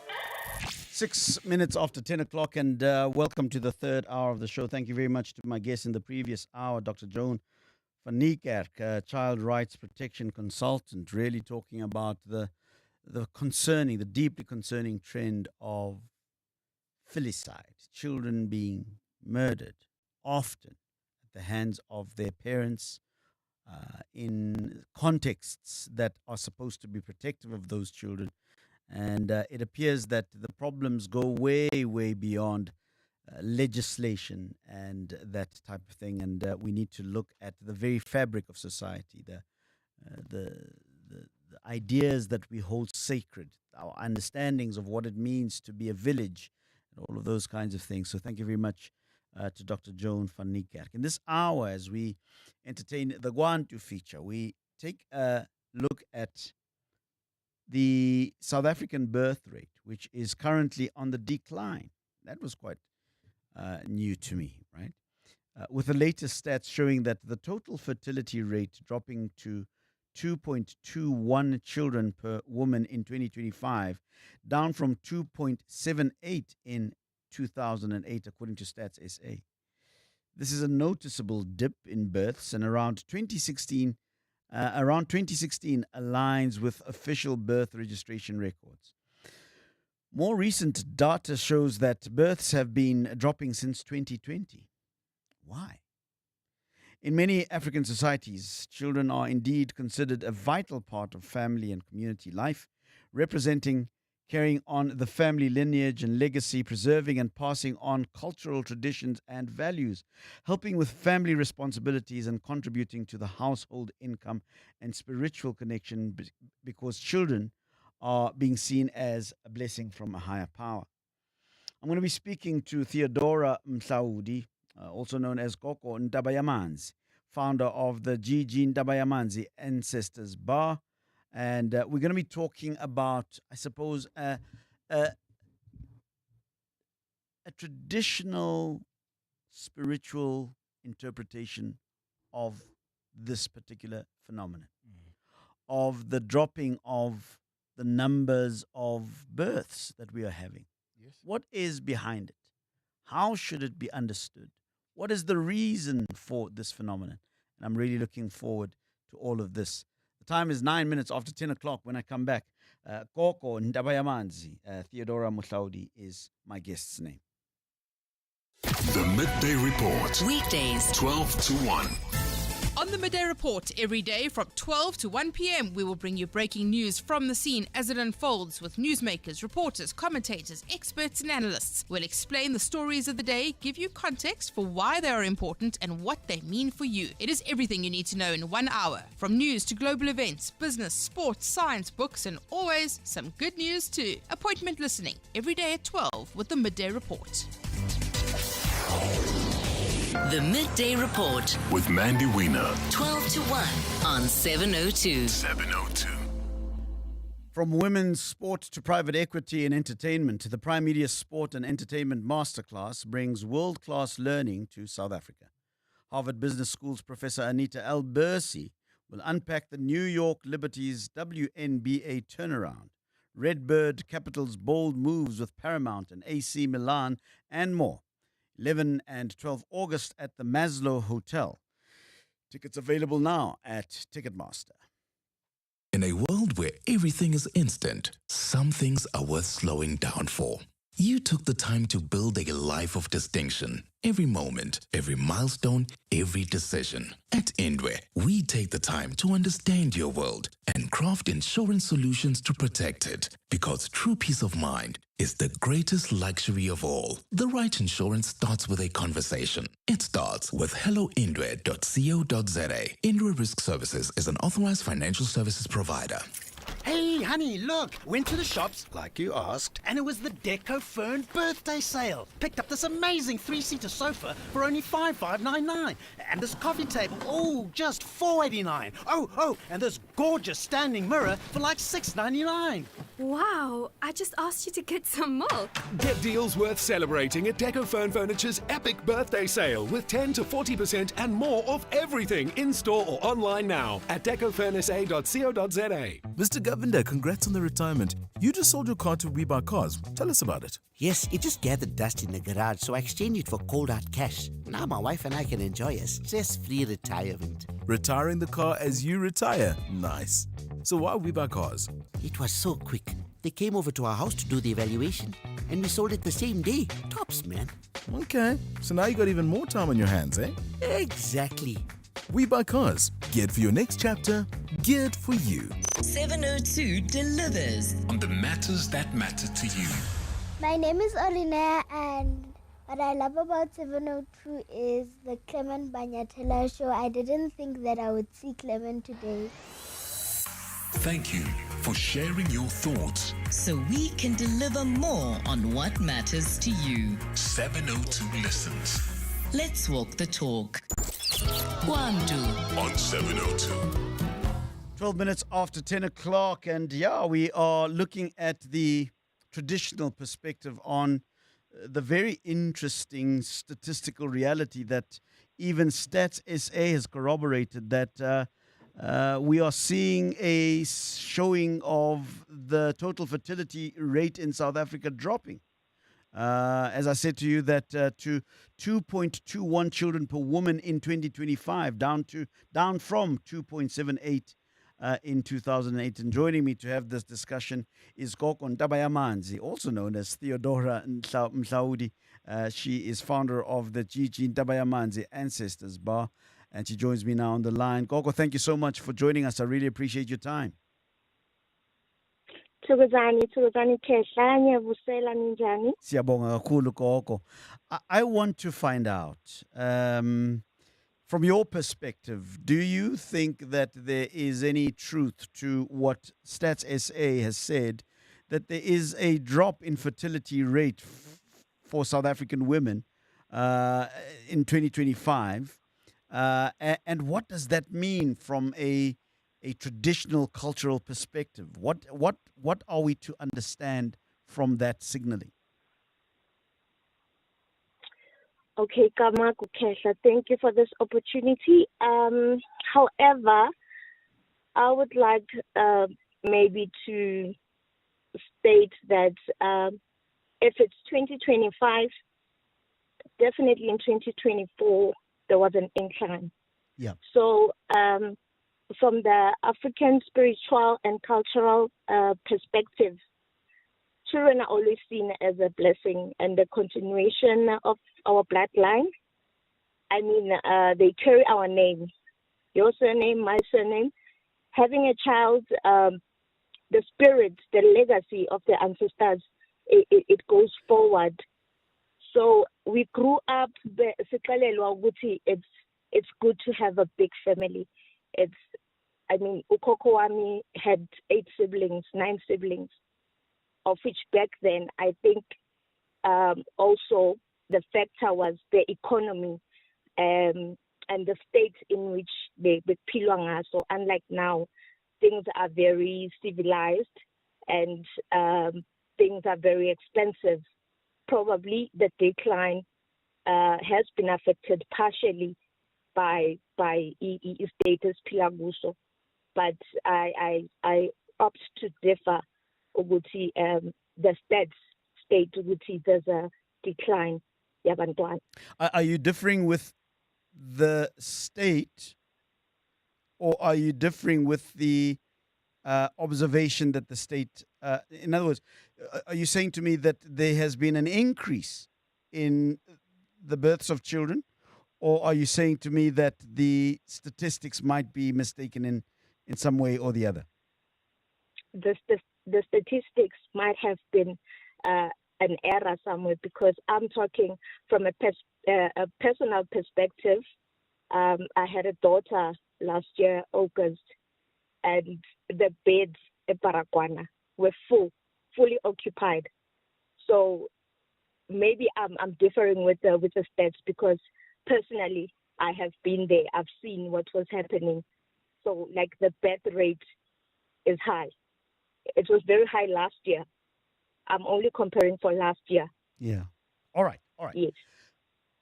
What do you think is at play here? I mean, from your perspective, you seem to be suggesting that there are more children being born now than before. Why would there be such an anomaly between your observations, and let us be clear that perhaps your observations are not necessarily scientific, but they are experiential, whereas maybe the South African stats is going to say that theirs is a scientific approach using different models and whatever, blah, blah, blah, blah, and they come to a different conclusion. But let's say, for example, your observation was as things are. What do you attribute this, and what do we read out of that? Comparing to what the stats have said, stated. Well, if the mortality rate was declining, I imagine that from a traditional point of view, that would be a signal. It would mean something. Something is definitely wrong. Yeah. If there is an increase, what does that mean? Okay. As I've stated, I've seen an increase compared to the decline that has been stated. And it means, Uguti, Tina, as you seem to say to Ubuntu, I think Amaru's way to are partially coming back, because you find a household, one having 6 kids, 4 kids, 5 kids. And this means, Uguti, we are becoming awoke. We are becoming comfortable in what our ancestors, our kokobetu, believed in. We are coming very awoke as to where we come from and what we are bringing. Our lineage, our future kids knowing how to pasha. I have a 10-year-old daughter, Unkanyezi. Unkanyezi knows ukuthi magangene ndumbeni, ukhululika thulo, uyakuka. If she's wearing tights, uzivala ngehiya, uyakwazi ukuyoguqa lapha aphahle and appease and state ukuthi unkanyezi, this is what she's asking for because we are esikolweni and whatnot. So I believe Nina personally, ukuthi we have become so much awoke because there's a high natality instead of mortality. Yes. So, Yes. so, given the current sort of economic realities. So, for example, these days we don't stay in big homesteads that afford us the space to have, for example, 5, 6 children. We don't have the space to have indumba at a certain portion of the homestead. We don't have our beasts that we would have kept in the family homestead for different reasons. We don't have all of those things. Given the fact that your diagnosis of the situation is one of a reclamation of cultural values, an awakening of the ancestral spirit, as it were, how does that measure up with some of those economic realities that some people might say, sure, we are having more children as per Koko Ndabayamanzi's perception, but is that conducive given the current economic realities? Slalema Lokshini these days, Slalema suburbs. We don't stay in Makaya like we used to when it made, I suppose, even economical sense to have more children because they also added to the labor, I suppose, of the work that. True. What then do we make of the economic realities versus an explosion or a growth in the birth rate, as per your observations? Okay, Aubrey. Okay, for me, there is a consciousness about how we are raising our children. They are the front center to all we do, and that they learn who they truly are. But us staying in Makasi, in the suburbs, it's a glitch. I would call it a glitch because it's something that we don't wanna face head on. You know, as Fungihlale Makaya, and we come from Kuloma Makse Eastern Cape, and going to Nkosini, uyocela i-potion indawo yohlala. It's actually for free. Yeah. But because I grew up in the township, sinale mentality. Yeah, abantu bazothini. Why would I go there? It's quiet there. Akho conducive for me to have clients daily. Whereas it's actually the opposite. If singabuyele muva and sit down and discuss it, it's actually conducive for us ukuthi sibe sezilalini, because it's where there's ample space. It's where we're gonna plow our vegetables. We're gonna plow our plants. We don't have to always be at the shops because sizobe sizicreatela ngemisebenzi thina, you know. But because we are too westernized, if I can put it that way. We were colonized to such an extent ukuthi sibona kahle ukuthi masibuyela kwantu, back to where our grandmothers come from, back to where everything starts, back to where we will have ample space. Ukuthi ineighbor ikude or what, it doesn't make any difference because that's the life ekumele iphile.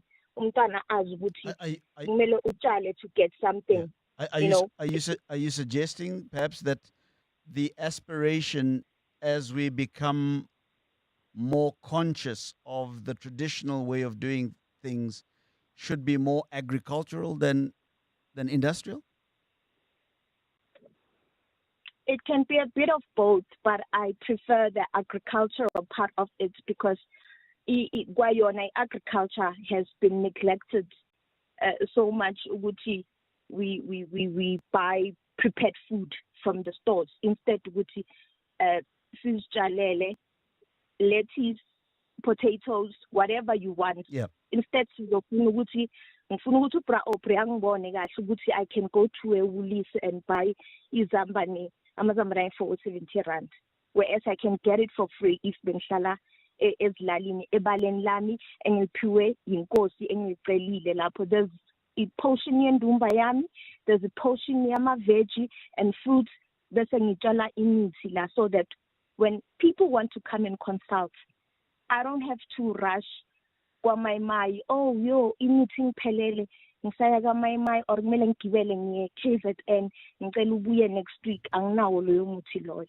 So Gogo Ndabayamanzi making a case for a more rural type of settlement where we can enjoy, I suppose, the fruits of our labor, where we can afford enjoy the fruits of agricultural sort of living, even though it is subsistence, right? Because we can have a conversation about subsistence or industrial sort of type farming.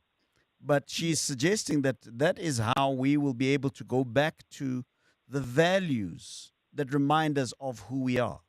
That the process of urbanization, the process of having to buy processed foods, prepared foods from shops, and is partly responsible for the loss of identity for many African people. And that she is advocating for a reclamation, a returning back to the land. And she is arguing that the land is available. All you need to do is go back to your ancestral area and go and find the local chief or king there. The land is usually free or available at a nominal price. By the way, Koko Ndabayamanzi, I can attest to that because I did exactly that. And in fact, Inko Engiakele sent me a message this evening to just pay our condolences to my colleague who passed away earlier today. So I can definitely attest to that. But the reality, though, is that as much as I have taken up the opportunity to go to my ancestral roots and speak to Inkos and ask for a piece of land and be granted that piece of land, my economic strength comes from Jozi. Of course. I'm here. I have to be doing what I'm doing in order for my children to eat, to go to school. And those kinds of amenities don't exist, Gwandebele, where I come from. How do I reconcile that fundamental practical need that I have, for a salary, for paying my bills, for the trappings of modern life, and my desire and aspiration to be closer to home, to my roots, to my traditions, to how do I reconcile those realities, Kok?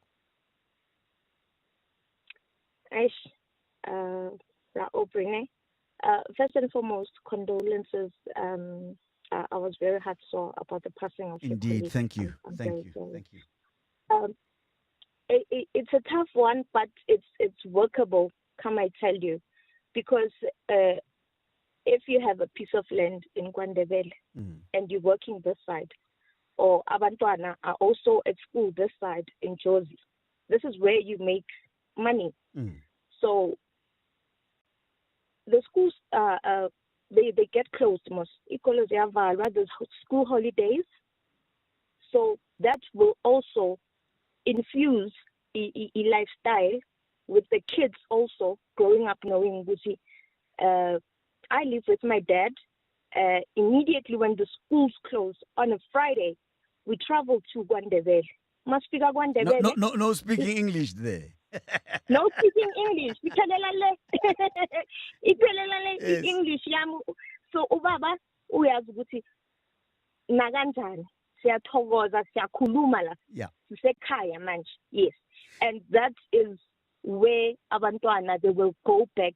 It's not something that can happen overnight. Yes. But umntwana growing up knowing ukuthi ngama holidays I'm in Gwandebele. If they are boys bayahamba baye ePhlane. ePhlane kuyakula kuyotholwa iwood angisho kuyabaswa. Yes. Siyabasa phansi umlilo senza umlilo from scratch. Kunenkomo, you need to head your cows, your cattle. Kunebisi for free. We don't have to go to the store ukuthenga ibisi. Siyosenga lapha inkomo. Abantwana bakhula banalento ukuthi I know where I belong. Ngiyakwazi ukuzithutha. You tell me ukuthi ndingumhlawuli ngizawuzithutha ndingumhlawuli ndingumlambo umlambo ongawelwayo owelwa zinkonjane. I've seen my heritage I've seen indawo engihlala kuyo kwaNdebele, and I can tell you ukuthi my dad inkosi, because this is the legacy he's building. And ngizosala mina ngilandela ama footsteps kababami. Let's bring our listeners into the conversation. By the way, give us a call 011-883-0702. Theodora Mhlaudi is my guest, also known as Koko Ndabayamanzi. That is the name that she has been given by her ancestors as she went through the initiation process of becoming a healer. And we're talking about, I suppose, the realities of modern economy that has forced us to live in urban areas. And in many ways, we have forgotten the ways of old. And what that has done is that it has made us inculcate certain values, certain ways of seeing the world that are seen as strange by those who still live closer to the land, closer to the original ways of living. I'm interested to find out from you, is it something that you are thinking about? I have had to do so, Koko Ndabayamanzi, because I watched a conversation one time when my children couldn't speak a word of Isindebele. My children, my children, and by the way, and I can't blame them. I must take the blame, right? And my kids might be the extreme example, but what about children ekasi who don't speak English because they didn't grow up in the suburbs, right? But bakulele makasi, but they speak a different language altogether that is an urban type of language. And maybe their parents don't have the luxury of even thinking about relocating back to Gwandebe, which Aubrey Masango might have, right? They don't have that opportunity to do so because they have to just stick it out here in the towns. And so what happens is that you see a growing of the rift, of the difference between those of us who've grown in the urban areas by circumstance, not by choice, and those that come from Lalin, from and we have a distance between us. We don't recognize each other as of the same. How do we close that gap? How do I make my children truly understand the value of being connected to Ekaya Gwandebe? Because my kids will, and I think it would be a fair argument to say, hey, Dad, that's your story, bruh. Hey, bro, our story is here. This is our reality. And I would argue that's a fair argument. What is it that I'm looking for beyond uklocha nokuhamba siyokufuna inkomo siyokusenga? I mean, if it's milk I'm looking for, I'll go to the supermarket, man.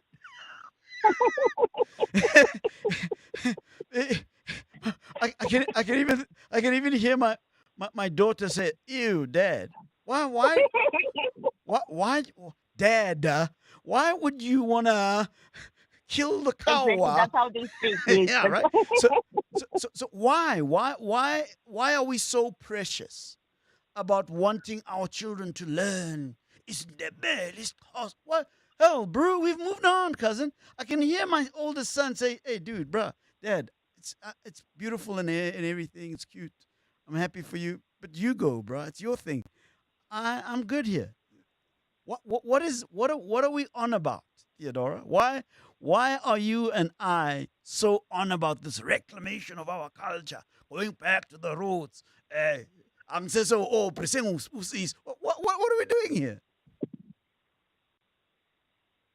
We're taking back what is ours. We are trying to move away from the colonization. We are trying to rebuild into eyasuswa giti, and we are trying to move away from ubulung. Suddenly usebhayibhelini, your ancestors are non-existent, and then you come and question ukuthi laba basebhayibhelini bayaphila na bona. You become a Christian, awusakwazi nokuthi uyazila, uyaphahla, more than ukhuleka. So I hear that. I hear that. Yes. I hear that argument, and I've used it too. I'm asking why. So here's what I'm trying to point out. So mina nawe, we might agree that we need to get closer to ekhulekeni versus ukuthandaza. And I've had that conversation with experts, cultural experts, who've explained to me the difference between ukuthandaza and ukukhuleka. There's a very different. There's a deep theological and spiritual difference as far as that is concerned. But what is wrong with an African who has adopted Western and Christian values? Why is that a problem? It's a problem because ulahlekile. I would never. Okay, I've seen my partner's bosses are Jews, and they do not compromise culture yabo. You would never hear them, but why adapt to something that you cannot sustain, or that can sustain abantwana bakho? Abantwana bakho bazophila bakhuleka isilungu. Are they white? But isilungu. It's not about singayithathi into discrimination or anything. Asikhulumi ngalokho. I'm just saying isilungu, yes, and it's isilungu isihlanganisa wonke umuntu. But are we white? But again, let me push back just a little bit. So you are saying to me that is the Western way of doing things. Well, some people might argue that Christianity isn't Western. Some people might argue that actually Christianity is Eastern.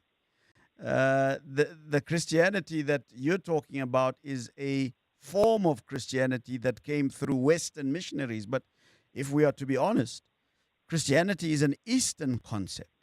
And so the idea that we are talking about a Western concept when we speak about Christianity, and I'm choosing Christianity because you've referenced it. But what is wrong, for example? Somebody might argue, Mamed, what is wrong, for example, if somebody were to argue with being an African Christian? Akhona amapostoli, akhona ama-ZCC, akhona abantu bakwaShembe.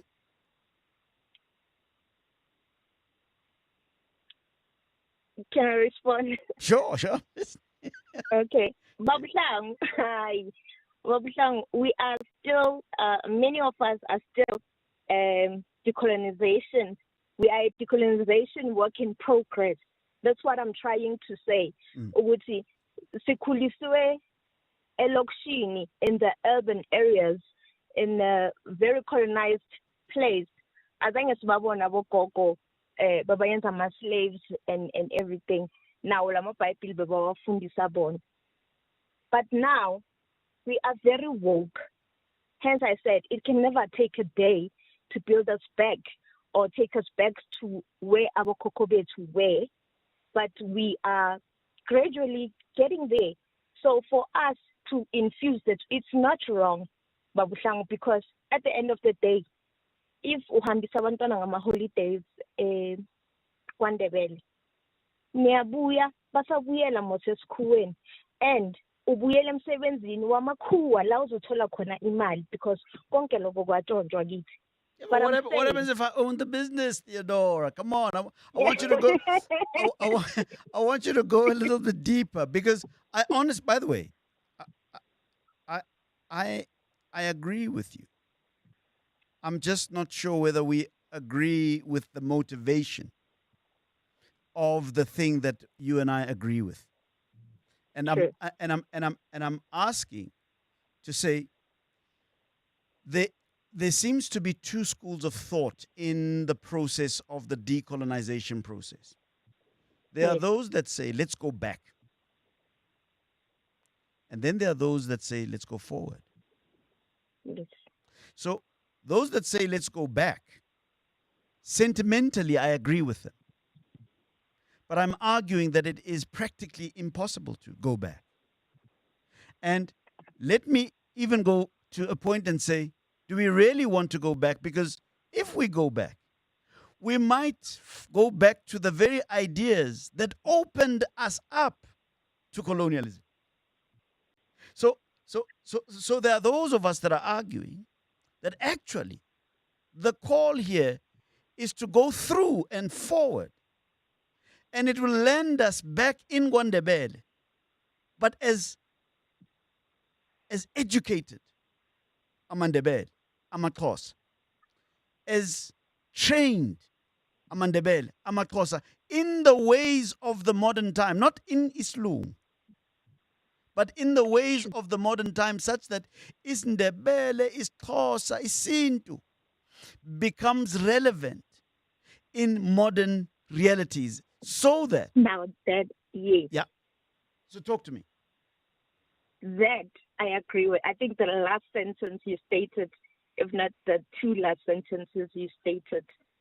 Hence, earlier I had mentioned that it can't be infused. If you're stating that we can go through it, and change the narrative, then I completely agree. But we're holding on to the roots, that to the legacy that was left. Then I agree with you, Babsang. We can do that because obviously, masobuyele muva. You are 100% correct. Khona la sizohlangana khona nezinto ezihlukumezayo that we do not need to open up to our kids, our children. You know, they don't need to see that. So I completely agree with you. I want to invite our callers. 011-883-0702. My guest is Koko Ndabayamanzi, and we're talking about, I suppose, a debate that is taking place in many African societies as we talk about decolonization, as we talk about reclamation of African identity, as we talk about the understanding of the role that African consciousness and worldviews can play in its contribution to greater human civilization. I'm asking you, how exactly are we to do that, given the realities, the socio-economic realities we now face? How exactly are we to do that? What do we do, for example, with those Africans, for example, who have not adopted traditional ways of spirituality? What do we do, for example, with Africans who have adopted religions that we might call foreign, such as Christianity, Judaism, Islam? What do we do with them? Are they not African anymore? How do we inculcate all of these experiences as Africans and still remain quintessentially African? That is the question that Koko Ndabayamanzi and I are grappling with, and that is the conversation we're having. Give us a call, 011-883-0702. You know, Koko, one of the pieces of work that I have committed to doing in raising the consciousness of my children as to who and what they are is to, first of all, introduce them to principle, and then help them understand how that principle is to be recognized in real life, and then give them the language to be able to understand that principle. So in other words, I am no longer pushing the agenda that says, because I was raised Christian, they too must be Christian. I'm no longer pushing the agenda that says, because I was raised in a particular type of education system, they too must be raised in that type of education system. But I'm also powerfully aware that that is what I know. So I've got to be clear about how do I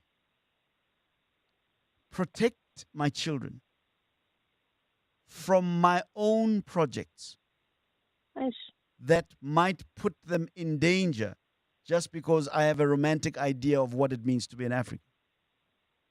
That's Can I quickly touch on something? Yes. Babuslang, without the black families, there can never be a community and definitely no unity. Also, when you take along your kids, maybe to a session, sacred sites, when they go back to school, these experiences, they shield them from the harsh treatment. And I fail to understand as to why do we always have to compromise with our own culture? Because we don't know our culture. Let me answer that question for you. So we might know or have heard of certain rituals. Yes. But we don't know the theology behind them. So, for example, I had Ubabu Musokoza here, who is a cultural activist and so forth. And he asked a very, very important question about slaughtering, for example. He said, nowadays, before we slaughter, we simply go to a farm somewhere and we buy a beast. We don't know what that beast has been fed. We don't know what that beast has been, how that beast has been treated. We don't know who raised that beast. And so we bring it into the homestead and then we slaughter that beast. And it is slaughtered by people who are not sanctified. People who know how to slaughter but who are themselves not clean. Whereas the traditional notion is that it has to be a particular beast that has been raised in a particular homestead, particular way, that has been raised by a particular person. And so what we do is that we pervert the process by taking on the form but not the essence. And so what happens is that we are acting or performing our culture rather than being our culture. And so the question becomes, are we aware of what we may be opening ourselves to if we are not connected to the theology of the practice? We might be practicing the practice, but do we understand the theology, the reasons behind the practice? And I'm arguing, there is not enough work that we as Africans have done to not only understand the theology of our practices in order to rationalize them spiritually, and that we get into a problematic practice of the practicing of culture, not the being of culture. And so we then follow the Western model of practicing our religion instead of being our religion. Being our religion. And that's where I tend to have, what do you call these things? Challenges. When we discuss the process of decolonization, language, religion, faith, abelungu, thina bantu. I wonder, are we just rituals? Oh? There's a disconnect, Babuslang. True. It has to start with the connection. What is it that you know about where you come from, instead of me saying Fuba Uguti I'm awoke, ngumntana kaMagatebe or ngizalwa aboMagatebe abamajola or abakuphi. The disconnect on how I should leave it, the disconnect on what I'm supposed to be experiencing myself before my rituals, like you're stating, there's a beast esiyilandayo. We don't even know which lo muntu bekayizilela makayifida. We don't know ukuthi lo muntu bekayidlisani. Which are prerequisites in the original culture, ngithi? Yes. So we don't know that. So mhlambe ubani Yes, no, what do you want to? Yes. I know. That's why you laugh. All right, let me speak to David in Johannesburg. David, hi. Hi there, Aubrey. Yeah, man. How's it? Okay, no, fine. I like your show. Thank the you first so time much. I'm calling into you. Thank you so much, David. Appreciate it. And also the type of guests you bring on, like this one, for example. Yes, sir. Okay, what I've got to say is I agree with a lot with what Theodora says regarding, the rural areas. And, most of us have lost that connection with the land. Yep. For example, I mean, I had no idea how to grow anything, crops or. And since I retired, I tried it, with my feeble skills. And I managed to grow some avocado trees and a couple of fruit trees in the small space I've got. But I must say, I'm actually an amateur. But what I do is, South Africa is not really a true African country. In fact, lots of South Africans divorce themselves from Africa.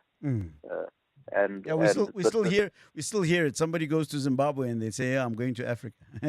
Okay, so regarding the rural stuff, what I used to do was to every now and then go over to Swaziland or Lesotho. Yeah. And I tell you, when you get there, you can breathe. You are immediately de-stressed when you get there. Yeah. And it's not just the land, but also the people. Yes. But what I've got to add to this conversation is that what's happened in South Africa is obvious urbanization. People have moved from the rural areas into the cities, and it happens at a huge pace. Now the thing is, when you do that, you automatically lose certain things. You can't get away from that. Yeah. And of course, you said earlier that the reason why people do that is economic. Yeah. So you immediately, not always, you don't always suddenly become wealthy, but many people, they gain, their financial status goes up, they can send money home and so on. Yes. But then at the expense that you will lose, for example, you lose your connection with the land. That's obvious. Yes. And if you stay for a couple of generations, you lose it completely. Yeah. You will also become more stressed up. Illnesses will rise. More people in your group will become ill. And that, David, I would argue, is a big reason why people like Gogo Ndabayamanzi are arguing for a reclamation of that identity that is connected to the land, that is connected to the authenticity of back home, as it were. My question to both you and Gogo Ndabayamanzi is, how do we do that honestly, authentically? I don't have the answer to that, right. But I just wanted to add some more onto this. Yep. So you lose that. You also lose quite a bit of your humanity, your connection to the land, the connection to people. So you can live in Johannesburg and not see anybody for even weeks at a time. Yeah. And we're not even talking about what happened in COVID. Yep. I mean, I've got neighbors here that live. These days they order food from Checkers, so they don't even bother to go to the supermarket anymore. Yep. But they don't even talk to each other because they've got their faces in the machine. What do they call that thing? The Oppo pad. That's it. And but then you lose that, and there's a lot more that you lose. But one of the things that I must say, you also your birth rate starts to go down, and you can't get away from that. So when people become urbanized, and when the country develops, that automatically happens, and you can't stop that. It's linked to economics. In the rural areas, you must have more children because you need them to help you at the farm, but also to look after you in old age. Now, David, I hear you, my brother. Thank you very much. I want to hear what Gogo Ndabayamanzi has got to say. Gogo? David is my savior. David is my savior.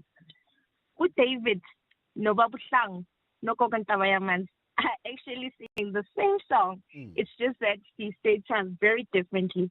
it goes back to what David has just stated. You know, we have lost the disconnect I was mentioning. We have lost the feel, the authenticity of Ubuntu.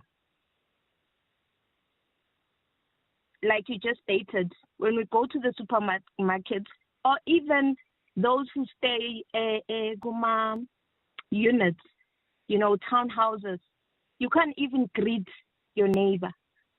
When you stay in the rural areas, you get to learn what you respect the next person. You greet. We are one. We are a unit. Regardless ukuthi ubabhlangu ubuya asiphathele i-10,000 per month. Makase kwaNdebele sinte one akho mehluko ukuthi mina ngine 200 e-accounting ubabhlangu une 100,000. It's because of Ubuntu. Lento ye disconnect is causing a very deep. Although I don't know if you've noticed that even in the rural areas, we're beginning to see this social stratification. Angisho sithathe imikhuba yala eJozi. Sihambise back to the rurals.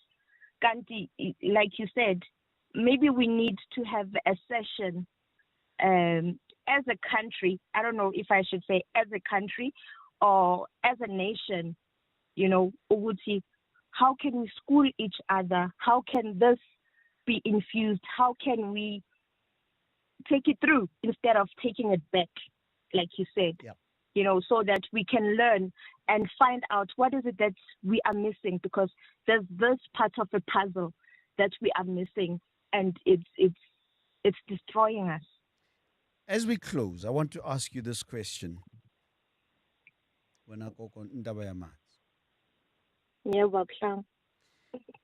We seem to be stuck in form rather than essence. What do I mean? I mean, while certain rituals are important, I imagine, and certain language approaches are important, I'm still asking, is it only through language that we can arrive at what language is trying to give us? So, for example, there's a man by the name of Khalil Gibran, a Lebanese gentleman, who said that the finger that points at the moon is not the moon. And I am trying to argue that language, whatever language, whether it's English, isiZulu, Ndebele, is the finger that points us to the moon. Whether it is religion, I would argue that religion is the finger that points us to the moon. The moon that the language and the religion is pointing us to is humanity. And I wonder whether we don't sometimes conflate the two and think that that which points us to humanity is itself humanity. Your thoughts? I completely agree with you, Babshan. IPE Soles. Because I also think we have separated each other so much that humanity is out the window. We have separated each other so much that I think what I know is more conducive or best than what Upra Opri knows.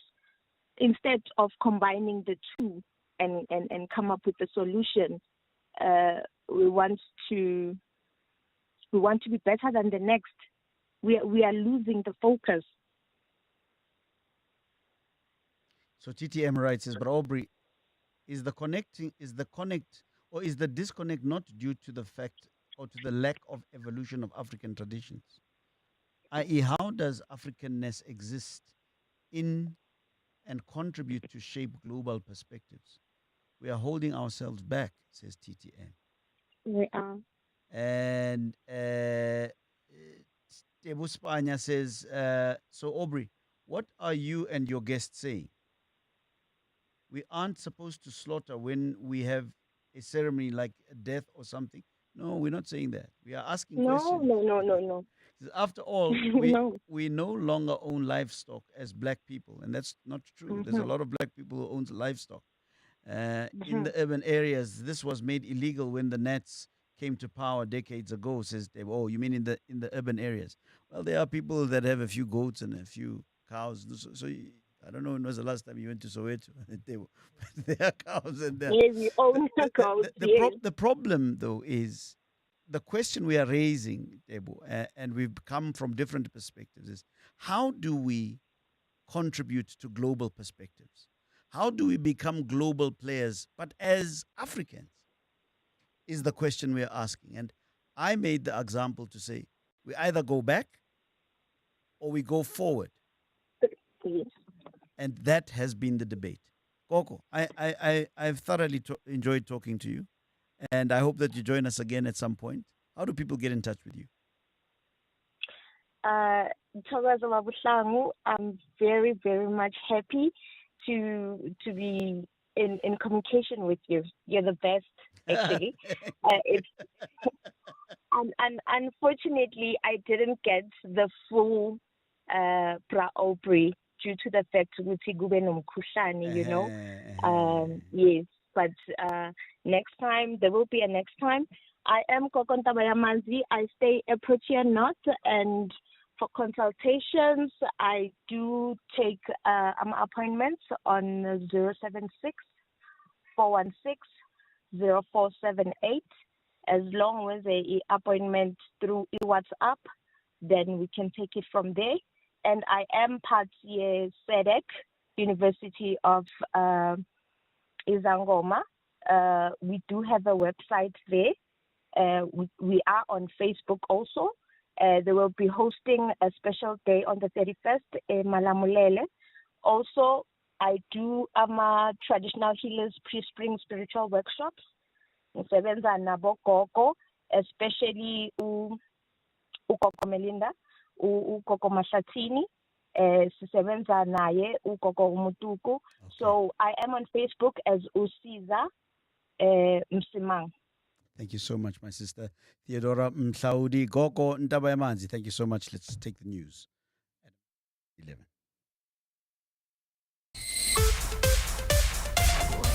This is EWN. Good evening, I'm Zingisa Chirwa. The presidency says efforts are underway to come up with a new trade framework with the U.S. amid the newly imposed 30% tariffs on South Africa. As higher U.S. tariffs came into effect for dozens of economies today, Trump took to his Truth social media platform to celebrate, saying billions of dollars are now flowing into America. Yesterday, President Cyril Ramaphosa made a call to his U.S. counterpart to reaffirm and accelerate stable trade relations between the two countries. Spokesperson Vincent Magwenya. Diplomacy is not a sprint or an event, it's a process. One will have to appreciate a number of complex layers that we have to kind of work through. You have a tariff sort of process that the U.S. has unilaterally engaged in, and it affects a number of countries, even those countries considered to be U.S. allies. The EFF has written a letter to Deputy Chief Justice Mbuyiseli Madlanga calling for cheaper venue options for the Judicial Commission of Inquiry that will probe corruption and political interference with the criminal justice system. The commission, set to begin this month, will investigate explosive allegations by KwaZulu-Natal Police Commissioner Nhlanhla Mkhwanazi implicating, among others, top official, now suspended Police Minister Senzo Mchunu.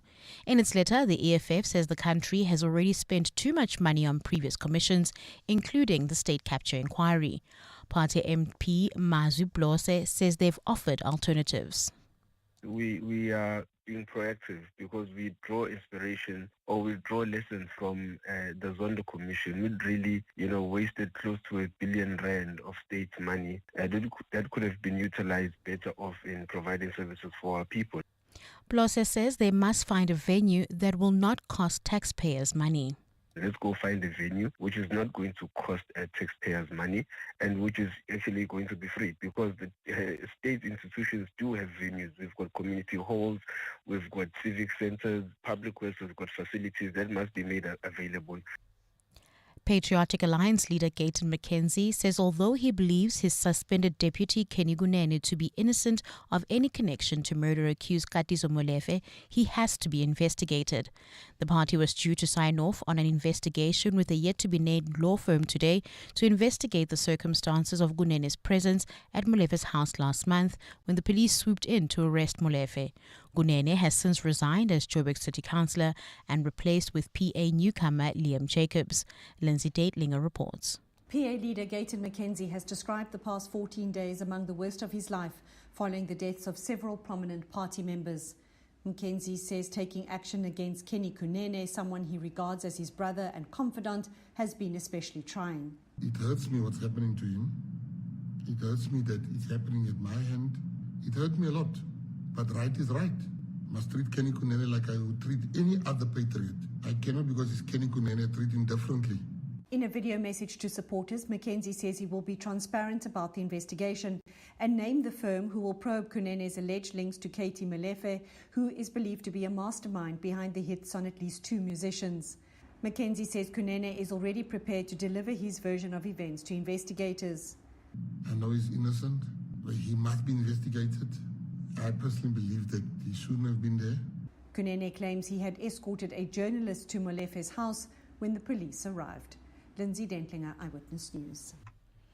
And recent extreme weather conditions across the globe have claimed hundreds of lives. While China, Pakistan and parts of India have been experiencing torrential rain, Japan and South Korea have had intense heat waves. According to weather experts at the United Nations, Asia is warming nearly twice as fast as the global average.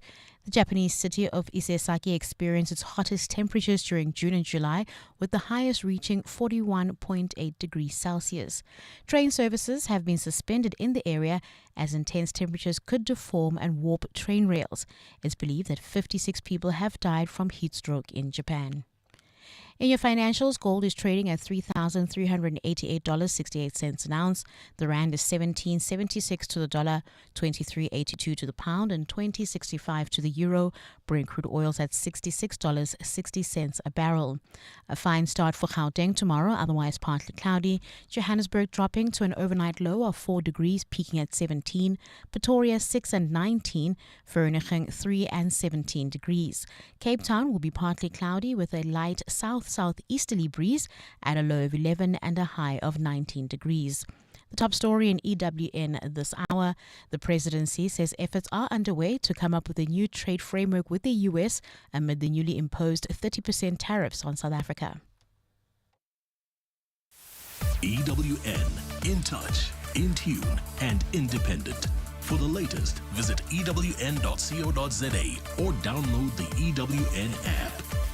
You know greatness when you see it. Now it's time to celebrate it. Gauteng's greatest awards with 702. Powered by Yoko. Head to primediaplus.com to make your nomination. Your news, Your voice, your city, your issues. your evenings on 702. Let's walk the talk with Aubrey Masango. 8 minutes after 11 o'clock, and welcome to the final hour of the show. Special broadcast this evening of the Aubrey Masango show, because indeed it's a show that has been really set aside for just paying tribute to a colleague, a sister and a friend. And if you've just joined us, you'll have heard perhaps by now that the executive producer of the Aubrey Masango show, Osintate Nkekgotsitse, has passed on. And we started off the show with Dr.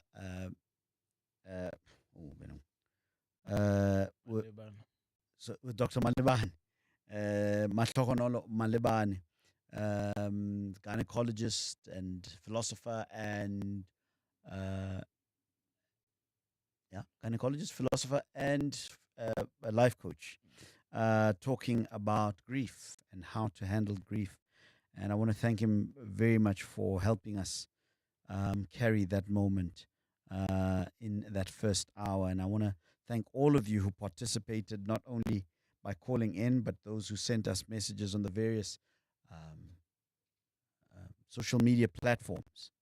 It's been very, very difficult. It's been a very, very difficult day for us here on the Aubrey Masango show, but also just the 702 family at large has had a very, very, very difficult moment coming to terms with the passing of the one whom we affectionately called Osin Tate. Thank you so much to all of you who've participated in the conversation. And then in the second hour of the show, I spoke to Dr. Joanne van Niekerk, who's a child rights protection consultant. And we were talking about the very concerning development that we are seeing in this country, where more and more children are dying, particularly at the hands of their parents. And it's beginning to be more and more apparent that it is not so much a lack of legislation, but something is going on that has to do perhaps with the loss of our passion for life. Then, of course, in the last hour, I spoke to Koko Ndabayamanzi, Theodora Mhlaudi, about the big conversation that takes place in many African societies across the continent about the idea of how do we authentically, post-colonialism, post-imperialism, authentically go back to our roots. I would argue that we are faced with the reality of having to unpack what our rituals, our religions, and our languages actually mean. I sometimes think that we face the danger of thinking that our rituals, our languages are who we are. Yes. And I'm saying to you that they are simply reflections of something deeper. Yes. And it is the something deeper that we need to aspire to. And that is humanity. True. The rituals and the languages are realities of a time. And that they are dynamic, they can change.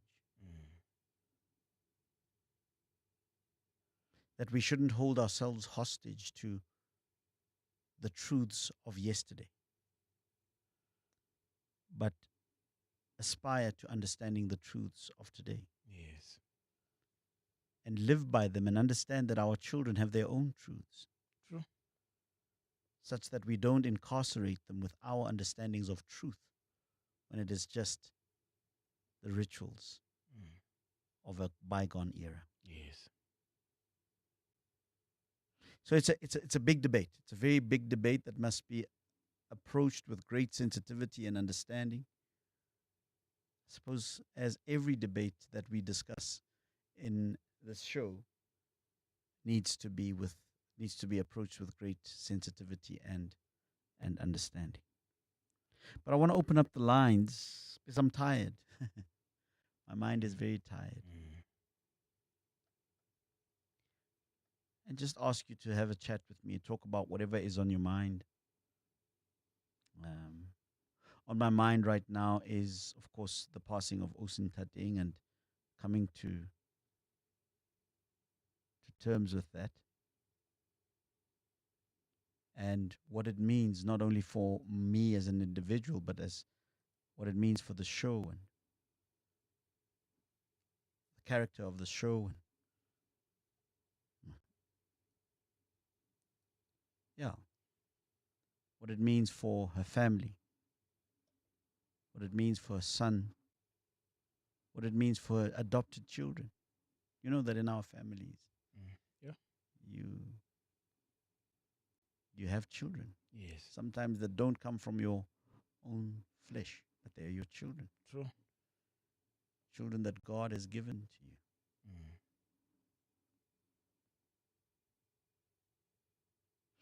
Give me a call. 011-883-0702. Let's talk about anything that you might want to talk about. My mind might not be as sharp as it ought to be, but I need you right now. Chris needs you right now for you to just talk to us. It's a difficult time for us right now. When I come back, I'll talk to you. In the last 24 hours, this is what's happened in your world. Donald Trump's controversial tariffs have kicked in, making it more expensive for dozens of countries to sell their goods and products to Americans. South Africa has been hit with a 30% duty, and government was this week still trying to negotiate a better trade deal. An executive order signed last week by Trump means the affected countries will face tariffs between 15 and 41%. The U.S. president has posted on his Truth platform today that billions of dollars in tariffs are now flowing into the United States. EWN, in touch, in tune, and independent. This August, the Prime Media Sport and Entertainment Masterclass is open to the public for the first time. Join Harvard Business School's Professor Anita Albersi for 2 days of global case studies, including Real Madrid's winning formula, Netflix streaming dominance, and Francis Ngannou's fight for athlete freedom. The 11th and the 12th of August at the Maslow Hotel, Sandton. Seats are limited. Search Prime Media Sports Masterclass on Ticketmaster to book today. Your office is more than just a place to work. It's a reflection of your success. At Desk and Chair, we help you elevate your workspace with locally manufactured desks and a wide range of chairs to suit your style and budget. Our expert consultants are with you every step of the way, from planning to delivery and assembly. Visit our showroom in Midrand or shop online at deskandchair.co.za. Desk and Chair. Think, feel, work better. Welcome to Nando's Customer Care. How can I fire up your... Finally, can I actually just speak to the manager? It's about the chicken. Why did you marinate it for 24 hours? 24 hours, yes, 86,400 seconds to marinate. Why? Well, I mean, it is really tender, juicy, and that delicious Nando's peri-peri flavor just warms me up. And then you add any 3 sharing sides, and I guess, well, there is nothing like it. But that is my complaint. I can't complain. Nando's, fire it up. 702. Call us on 011 883 0702. Straight to the lines we go. Mepinki is in Orlando, Soweto. Mepinki, good evening to you. Hey. Mepinki. Hey. What a loss. What a loss. Also, I was shocked because I just came in and you were in your first hour. I had a caller saying, I thought he's talking about something in Nawodo. Then she said, yeah, so rest in peace. I nearly fainted. It's true, Mama. I'm devastated. You know, sometimes you don't meet people, but you can feel their spirit. You just connect with their spirit. Ooh. Tading is no longer with us. Just like that. You know, I just came from a funeral yesterday, burying a beloved cousin. I've hardly recovered. Now, I don't know why God takes all these people who make positive impact in our lives. And the horrible ones are the ones who survive this. Hey, what a brilliant and humble soul. Indeed. What a humble patient. Indeed. Hey, man, condolences. May have some rest in peace. Hey, I'm just shut up, you know. Thank you so much, Mepinki. We appreciate it. Thank you very much. We appreciate it. Makosazana is in Randburg. This is Makosazana. Good evening to you. Hi, Aubrey. How are you? Oh, it's a difficult time. It's a very, very difficult time. It should. Nilale ngenyeba. Siyabonga sis. Tutuzekani because lizophola. Yeah, I just want to say a few words. I never met her in person. Yes. But I want to qualify what I'm going to say. You know, we use the listening skill, which is the most powerful and significant skill that makes you to know the person, connect with the person. You know, some of us have been trained in listening, then we're able to assess. Through that, I find her like she was a respectful person, understanding person, what I say, gentle, sensitive, kind, open, and peaceful. She has run her race and finished it. Besides that, you know what? When you don't know a person, you just listen to what comes from the heart. You know, the heart is an organ that's been hidden from all of us. But from the mouth of a person, you'll know what she thinks in her heart. She was just what I've said. May she rest in peace. Thank you so much, Sissy. We appreciated Makosazana in Randburg. Much appreciated. If you haven't heard, the executive producer of the Aubrey Masango show, Osintating Ohotsitse, has passed on. We learned of her passing straight after the show this evening. It appears that her passing happened on Wednesday during the day, or let me say late afternoon. And we learned of the passing after the show yesterday. You may have heard me say, let's keep her in our thoughts, because I had heard that she's not feeling well, but it hadn't really dawned on me that it would have been this serious. But of course, we learned, as you now know, that she has now passed on. And not only for ourselves as a show, but the entire 702 family, which includes you, by the way. This has touched us in a very, very significant way. And we want to thank all of you for just holding the space with us. Much appreciated. Debza is in Benoni. Debza, good evening to you. Proud. Yeah. I normally ask how's it, but obviously today it's a different day. Indeed, my brother. It is a different day. Perhaps quite recently, Austin and I developed a very good relationship. Man. Obviously, a relationship has always been good. But before I speak to you, I spend around 2 minutes talking to her. Like on various topics, the Middle East, everything, especially as she's preparing the lineups and everything. So we'll talk. I think it was last week. Had a conversation. Just had a beautiful conversation with him. So I spent pretty much an equal amount of time that I spent on it with her. Yeah.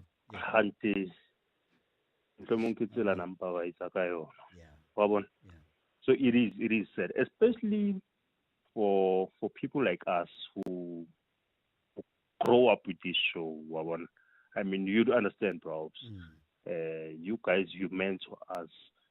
You actually teach us to become good debaters.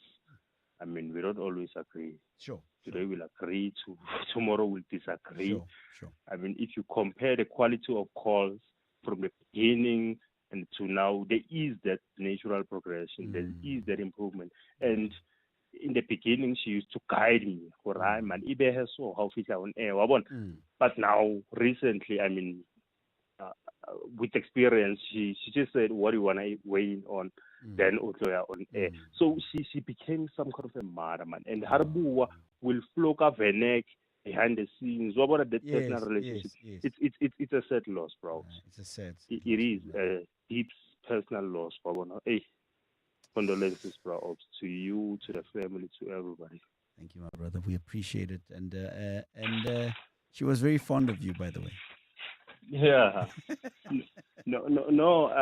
We had a very strong connection, bro. Yeah. And it's going to be difficult for people to understand. But sometimes we'll spend 3 to 4 minutes behind the scenes before I go. So it is a deep personal loss, bro. Debza in Benoni, thanks very much for your call. Mam Toli is in Soweto. Good evening to you, Mam Toli. Yeah, my son. Oh, Mama. Hey. Nix. Yo, the previous caller has just described the awesome thing that I knew. Yeah, she was a people's person. Indeed. And she would engage with you before she puts you on air. I never knew her personally. Yes. But like the other caller said, that you would hear from someone when they talk and understand what kind of a person they are. Yeah. Usintateng was a very respectful person. Yeah. She was a humble person. Oh, what a loss. What a loss, I'm sorry. Excuse that. Thank you, Mom. Thank you very and much. Please get comfort in the gospel of Jehovah. Just read, all of you there in studio, read Psalms 34, verse 18. That says, the Lord is nearer to those who are heartbroken. Indeed. Askis, what a loss. Mom Dolly, thank you for so all much. of us. Much Thank you, appreciated.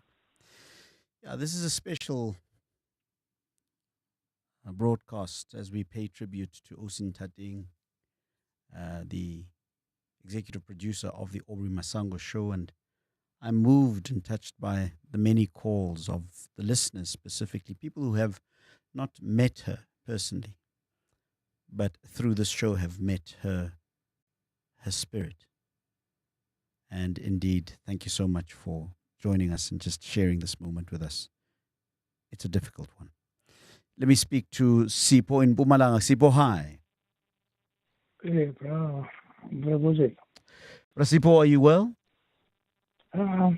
Yeah, no, condolences to the 702 family. Thank you, my brother. We appreciate that. But I would like to shift my content, and I just spoke to your producer now. Sure. To that topic of African identity. Yeah. We've already lost it. Yeah. From the township to suburb. Yeah. Once you go to the suburb, then we lose our identity. Like I'm not good in English, but somehow you must try to understand me. I told the producer earlier on, Aubrey, I was ahead. It was my birthday. My brother is one of the top CEO in the country. I will not mention the company or his name. Took me out for my birthday. The kids are going to elite schools, so I tried to introduce the Nguni language. You know what he told me? He said, my brother, you know my children, they don't speak isiZulu. I was hurt. I was really hurt. Why were you hurt? It's our African language. The kids, they don't know the African language because they are fluent in French, English, fluent. But why were you hurt? Tell me why you were hurt. I have an idea why you were hurt, but I'm interested to hear your words. Describe the reason for your hurt. I'm sure you're with kids. Yes, I do. And you spoke about I don't know, you were speaking like traditional things, how we African people do things. Like nakunomsebenzi senza lokhu senza nalokhu. And then nangithi ngizokhulumisa abantwana bakho, then uzothi kimi, hey, abantwana bami abasikhulumisa isiZulu, abayazi the language layo. But I hear you. I'm asking, why were you hurt? Because of our identity.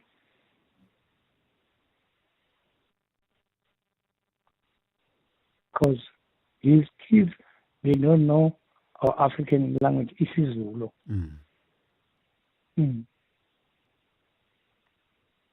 Were you hurt at the fact ceremony? At the fact that they can't speak isiZulu? Yeah, they don't know. I'm not good in English, but they don't know isiZulu. Sure. Like, kunjani, uyaphila, mshana. They don't know that. It's like a foreign language to them. Yeah.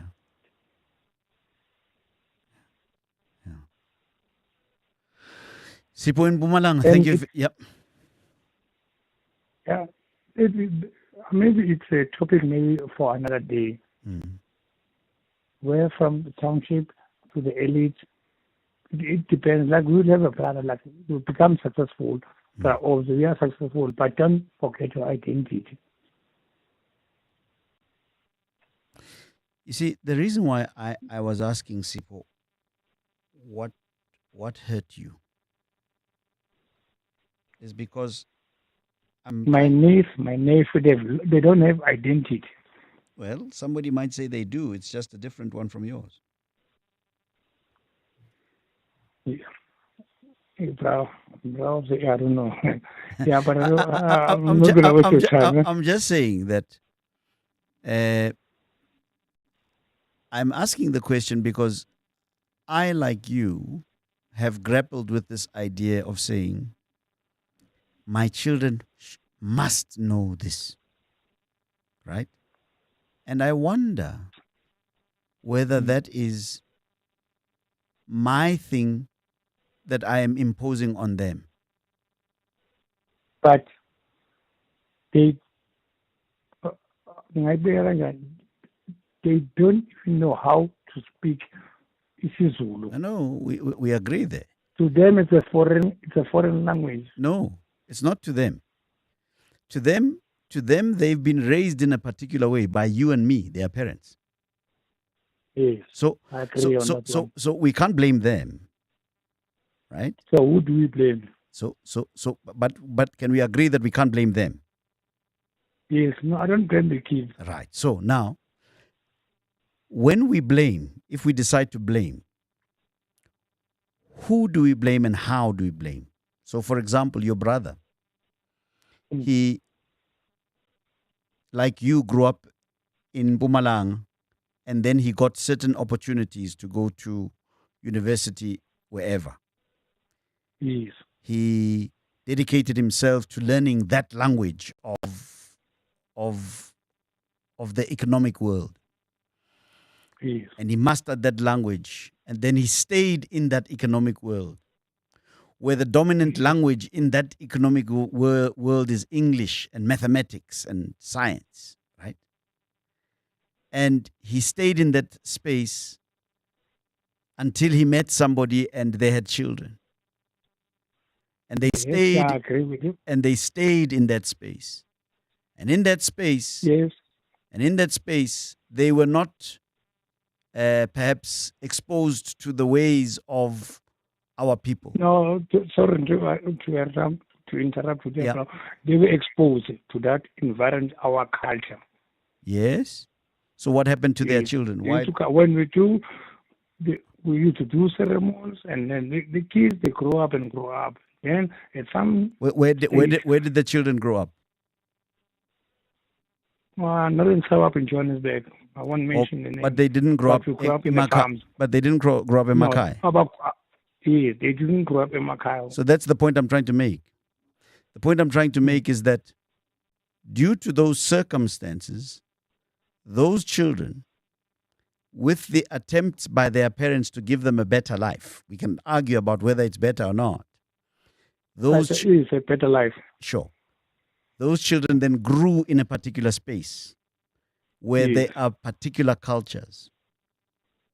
So I'm wondering. No, I disagree with that. You don't think there's a different culture in the cities?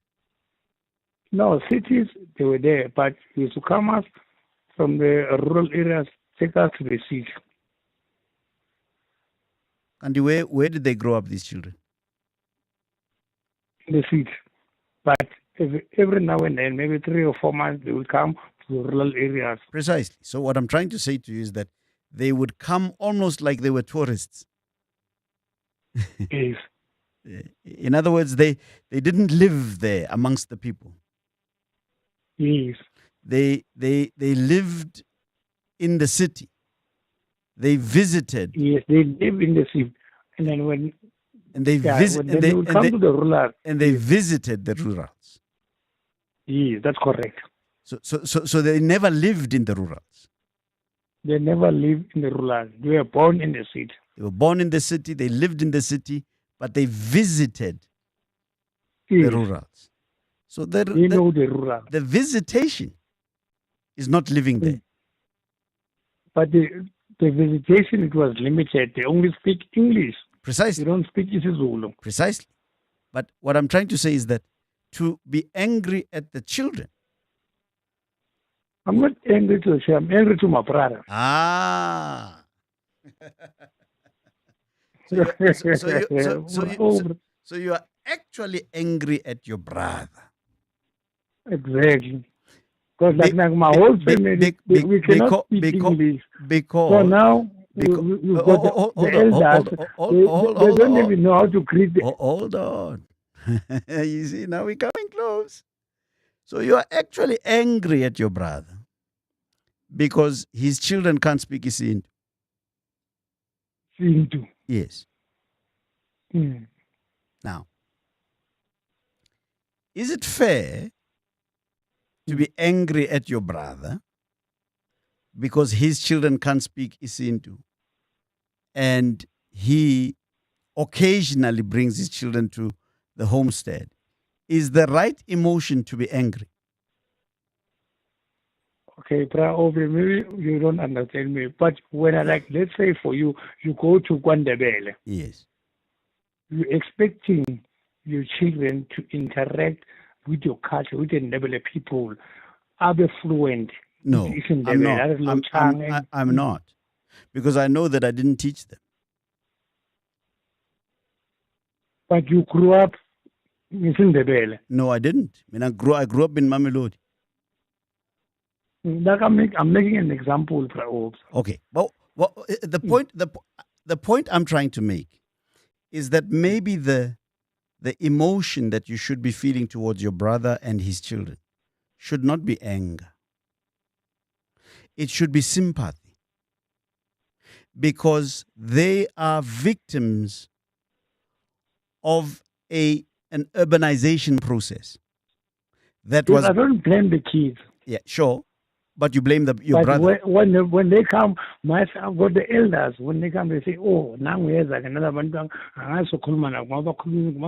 Sure. No, I understand that. But those things. I know those things. But what I'm saying, how do I explain to the elders when they greet and say, they can't even respond. Yeah, but what I'm trying to say to you is this: maybe the emotion should not be disappointment or anger. It should be understanding that these people, because I can bet you were also encouraging your brother to get a good education, to do well in the urban areas. Yes. But those are the unintended consequences of that reality. Instead of anger, maybe what you could afford your children, I call them your children because your brother's children are your children, is the opportunity to teach. That you become the one, because you are now you are closer to the culture. You're closer to the elders. Very, very close to the elders. So now, now.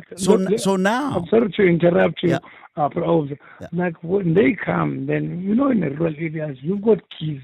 Kids they play. They say, but babamkhulu. Bakhuluma yiphi language asibezwa thina bathini. But fanele ubatshele wena ukuthi bakhuluma le language ngoba kwenzeka lokhu nalokhu. And that is your moment to teach not only the children emakhaya about their brothers and sisters, but a chance to teach those children abangasazi isintu ukuthi hayi la ekhaya kwenziwa nje bantabami, instead of being angry. I know. I was a Rosina, but Sipo in Bumalanga, thanks very much. Life rural and suburb are two different things. It's very different. And the reality is that we who understand these things cannot continue to be angry at those who don't understand. We who understand must be the ones that say, Mtanam woza lapha. bamba nali isondo lenkomo mesihlinza kwenziwa nje. This is what is happening here. This is why we are doing these things instead of being angry. We are Gunis. When you go to rural, everyone is expecting you to speak isiZulu. But I'm not going to waste your time. What are you going to do with these ones that can't?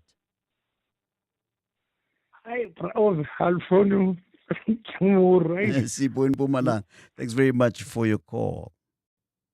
Let me speak to Tlina in East Rand. Hi, Tlina. Good evening, sir. How are you? I'm very well, thank you, Tlina. What is on your mind, my brother? Thank you again, sir, for the opportunity. Just before I say this, my brother, you know, in life, when you are given an opportunity to do something, I just believe that whatever it is, you should do it with great respect and do it with all your strength. Yes. Because you don't know what tomorrow holds. Indeed. So, with that being said, I'm so touched. I never met Ausintate, but from judging from the way she responded on the call, yes, the communication, yes, the harmony, the words on how she pronounced them while she was answering the call. She was such a humble being. Absolutely. You don't know her. Absolutely. I never met her. But just by listening to the voice on how she pronounces every word, I was so touched, and I'm so even shocked even now because I just got home around past 10. Ish. But I do just not to waste the time, perhaps. I do believe she was an expert in what she was doing. She knew what she was doing, and she had passion of what she was doing. She loved what she was doing. I just believe that. Tina, thank you, my brother. I appreciate your call. Thank you, sir. Tina in East Rand. Mapula is in Olivedale. Hi, Mapula. Hi, Aubrey. Hi, man. I've just heard about Ausintate. Yo, my heart is just so. It is so sad. That lady, when Aubrey, when I call you, and really want to speak with you, and she was the most respecting and respectful producer amongst all the producers in 702. Really, and she was very intuitive as well and thoughtful. I mean, if I called to you and Aubrey, and there were many calls ahead of me, she would respectfully say, "Would you mind if I call you back?" And I would say, "Please." I mean, that is the kind of a woman she was, and that is why we love your show so much. Thank you. Because the people who give you support, but on level when they are very rare. They are very, very rare. Because my experience when Aubrey with other producers, I just feel that they're so curt and so, I don't know. You know, there was a time when I wanted to speak with Relebogile. And the producer just said to me, call me at 3 o'clock. I mean, I found that to be so disrespectful. I mean, at 3 o'clock, Rebugile's show is ending, and it's John Perlman's show. But Ausintate would never do that. Hi, what a loss, Aubrey, what a loss. Mapula in Olivedale, thank you so much for your kind words. No, before Yes. I go, Yep. I just want to, the call that you've just had from this gentleman from Mpumalanga, about our children and so. Aubrey, not this argument really, and this people are very, very judgmental, and they don't understand the circumstances of other people's families. My family, I call it an African Union family. I am Bedi. My daughter is Zulu. She got married to a very nice Nigerian man, and then unfortunately he passed on. She is now married to a Kenyan man. The helper is Zimbabwean. So what do they expect us to do? Pretty. I think there are other issues involved there. That if we were brave enough to excavate them, we would realize that they have very little to do with what language who speaks. Yeah. So, and it's a conversation for another day, by the way. But if you really watch, you're going to discover that the anger and the is less about whether somebody is proficient in a particular language or in a particular culture. Sometimes it has to do with the fact that I feel like you left us behind. Do you understand what I'm saying? Yes, I do understand. I do understand. And when you are enjoying life there, enjoying things, nice things there, and you've forgotten about us. Sometimes it's more about that, but it wears the clothes of you've left the language. You understand? There's another thing going on underneath there, and I'm saying that it's understandable. It's very, very understandable. Two people grow up together. One sometimes becomes the sacrificial lamb, and he's the one that has to stay at home, while maybe this one was good at school, Hanyan, and then they said, all right, you go ahead. And then the other one stays, two brothers. The other one stays behind, and the other one succeeds, and he becomes a CEO or does whatever, all of those kinds of things. In my heart, the one that had to stay behind, the one that had to stay with the elders and the cows and and the rural life, I feel like I'm the one who sacrificed so that you could go further on. Yeah. Now the reality then becomes, how do we create equilibrium in that situation? And I see a way of trying to create equilibrium by creating a situation where when you come to where I am dominant, you must be small. Because when I come to where you are dominant, I am small. And unfortunately, that robs us, my apologies. Okay, no problem. It robs us of the opportunity to teach. Yeah. Because I could then teach these kids who can't speak isiZulu. Because I'm proficient with the ways of our people.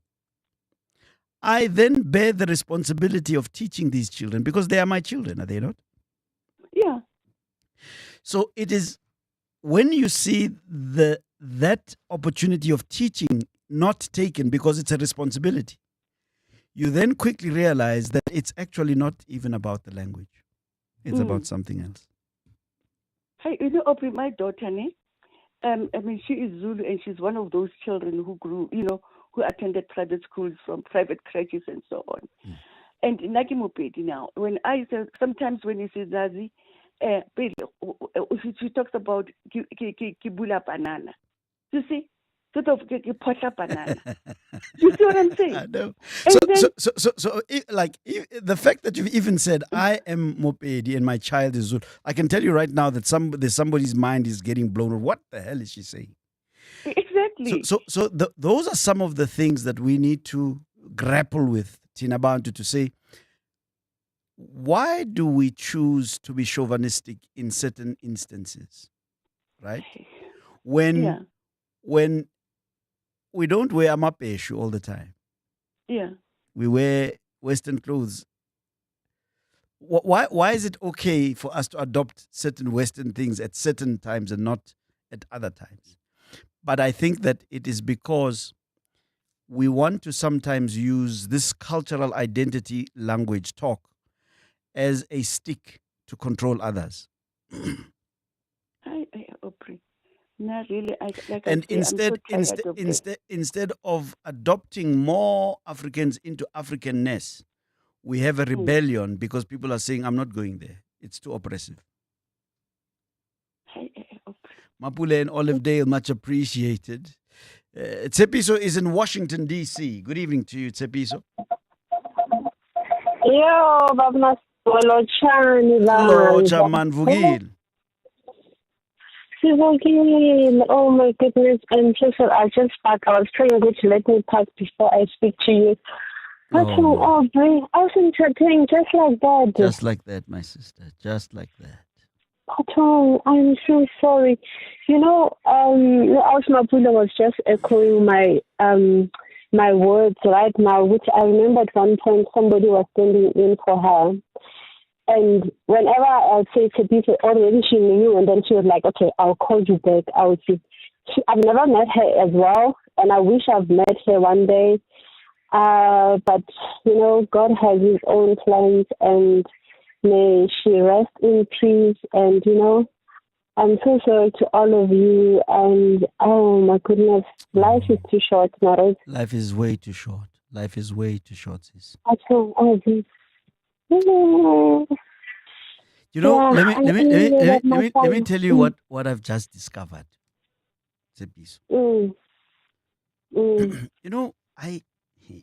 And I'm ashamed to say this, but I'm going to say it because I'm actually suspicious that there's a lot of people who were in the same sort of trouble as I am.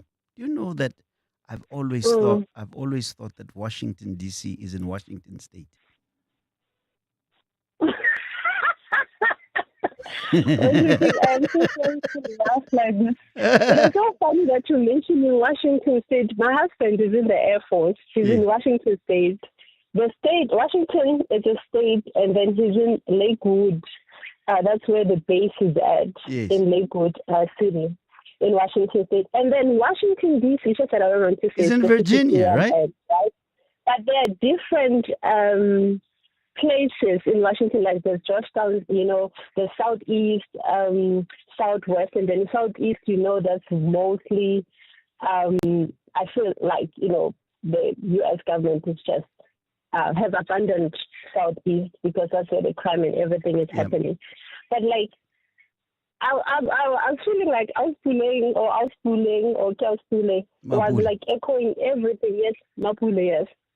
You're right. Yes, my husband is Nigerian, Yoruba, right? Yes. And my kids, like recently we were at home in Orlando East. Yes. About a month ago in June. And the funny thing is that my second son, my sisters will be like talking when you go to church, you go to ME, they'll be talking to him in Sesotho. Yes. My dad is deaf. So they use sign language when they speak with my dad. But then when they communicate with my sister and the cousins, obviously all of them, they go to the private school. But Ronald was to all of us. Yes. And guess what? Olumide will understand what my sister says, but then she will respond in English. So I'm in the U.S. How do you expect my son or my kids? Now I have a girl. Thanks, I've been quiet. I just had a surprise baby 2 years ago. How do you expect for my kids to speak Sesotho? We don't speak Sesotho here. The more English is all the way, right? Yeah, you get into trouble here. In South Africa. Yeah. No, once again, the issue of language, I think we should bring in experts one day, and I think I did mention it to you like 3 years or 2 years ago, that I think we should have this discussion called, yes, we should respect our languages. I do respect Sesotho, but sign language is my first language, and I'm very multilingual. I can speak Sesotho. But unfortunately, the AI kids, I call them the AI kids, they can leave. They don't even speak Sesotho, they speak English. And of course, I mean, by the way, we have these conversations a lot. It's just that when you've abandoned us. But I think what they actually require is less experts and more of us, the practitioners of these languages and these cultures, to practice a lot more tolerance. Thank you. Because it's all about tolerance. Because if I want to control you, I'm going to make you feel guilty for not speaking Sepedi or Sesotho or whatever in a particular space. Whereas if indeed my real intention is to have you learn how to speak Sepedi, I can then take up the responsibility of teaching. And teaching, thank you, Aubrey. It's like, for instance, sign language, right? Even though it's a 12 official languages right now, but then the government doesn't even treat, okay, we'll start another topic here now, I can go on and on, probably people on the line, but then they still treat it as if it's not an official language, because if you're gonna call it if you're going to call it an official language, then you've got to resource it accordingly. Tsepiso, I've got to let you go because we've got lots of. Thank you very much for calling. You so Your much, kind words, Masanga. really I'm appreciate so it. sorry. Thank you I so listen much. to you every day, even though I don't call. Thank you. Tsepiso in Washington, D.C., District Columbia. I know that many of you are like me, that you all thought that Washington, D.C. is in Washington State. Yeah, lots of us, we thought. Anyway, we're not Americans. Stanley is in Centurion. How are you, my brother? Hey, Aubrey. Yeah, thank you. I had to call in and give my condolences to Thank you, sir. Chris and to the team there. I can only imagine how heavy your heart is, and I just wanted to give my own shout out to Ntateng. And I've known her now for 10 years. I was realizing it's almost 10 years that I've known her, and I just wanted to share with you and everyone that I thought about it. And in those 10 years, I've been in the studio so many times, and I've spoken to Ntateng countless times, and not once ever did I find her without this big smile on her face. And that's just the way I remember her, and she was always that way. And I was saddened also because even yesterday, so always on a Wednesday before our show, I'll send through the details of what it is, and she'll always give these prayer hands. And she said to me once, every time when I was in the studio there talking to her, she just said every time she sends a prayer hand, I must remember it means everything's going to be well. Yes. And yesterday when I sent a message, through the day, she once again sent the prayer message and prayer hands, which was her final message to me. Yes. I suppose the same thing, that everything's going to be well. And just very sad that it's happened. And just to send the condolences to you and the team, and all my love to everybody there. I think I will miss her, and we will all miss her, and always remember her fondly. And I wish her and her family all the best through this difficult time, Aubrey. Stanley Beckett in Centurion. Thank you very much, my brother. Appreciate it. Graham is in Midrand. Hi, Graham. Hi, how are you, sir? I'm very well, thank you, Graham. What's on your mind, man?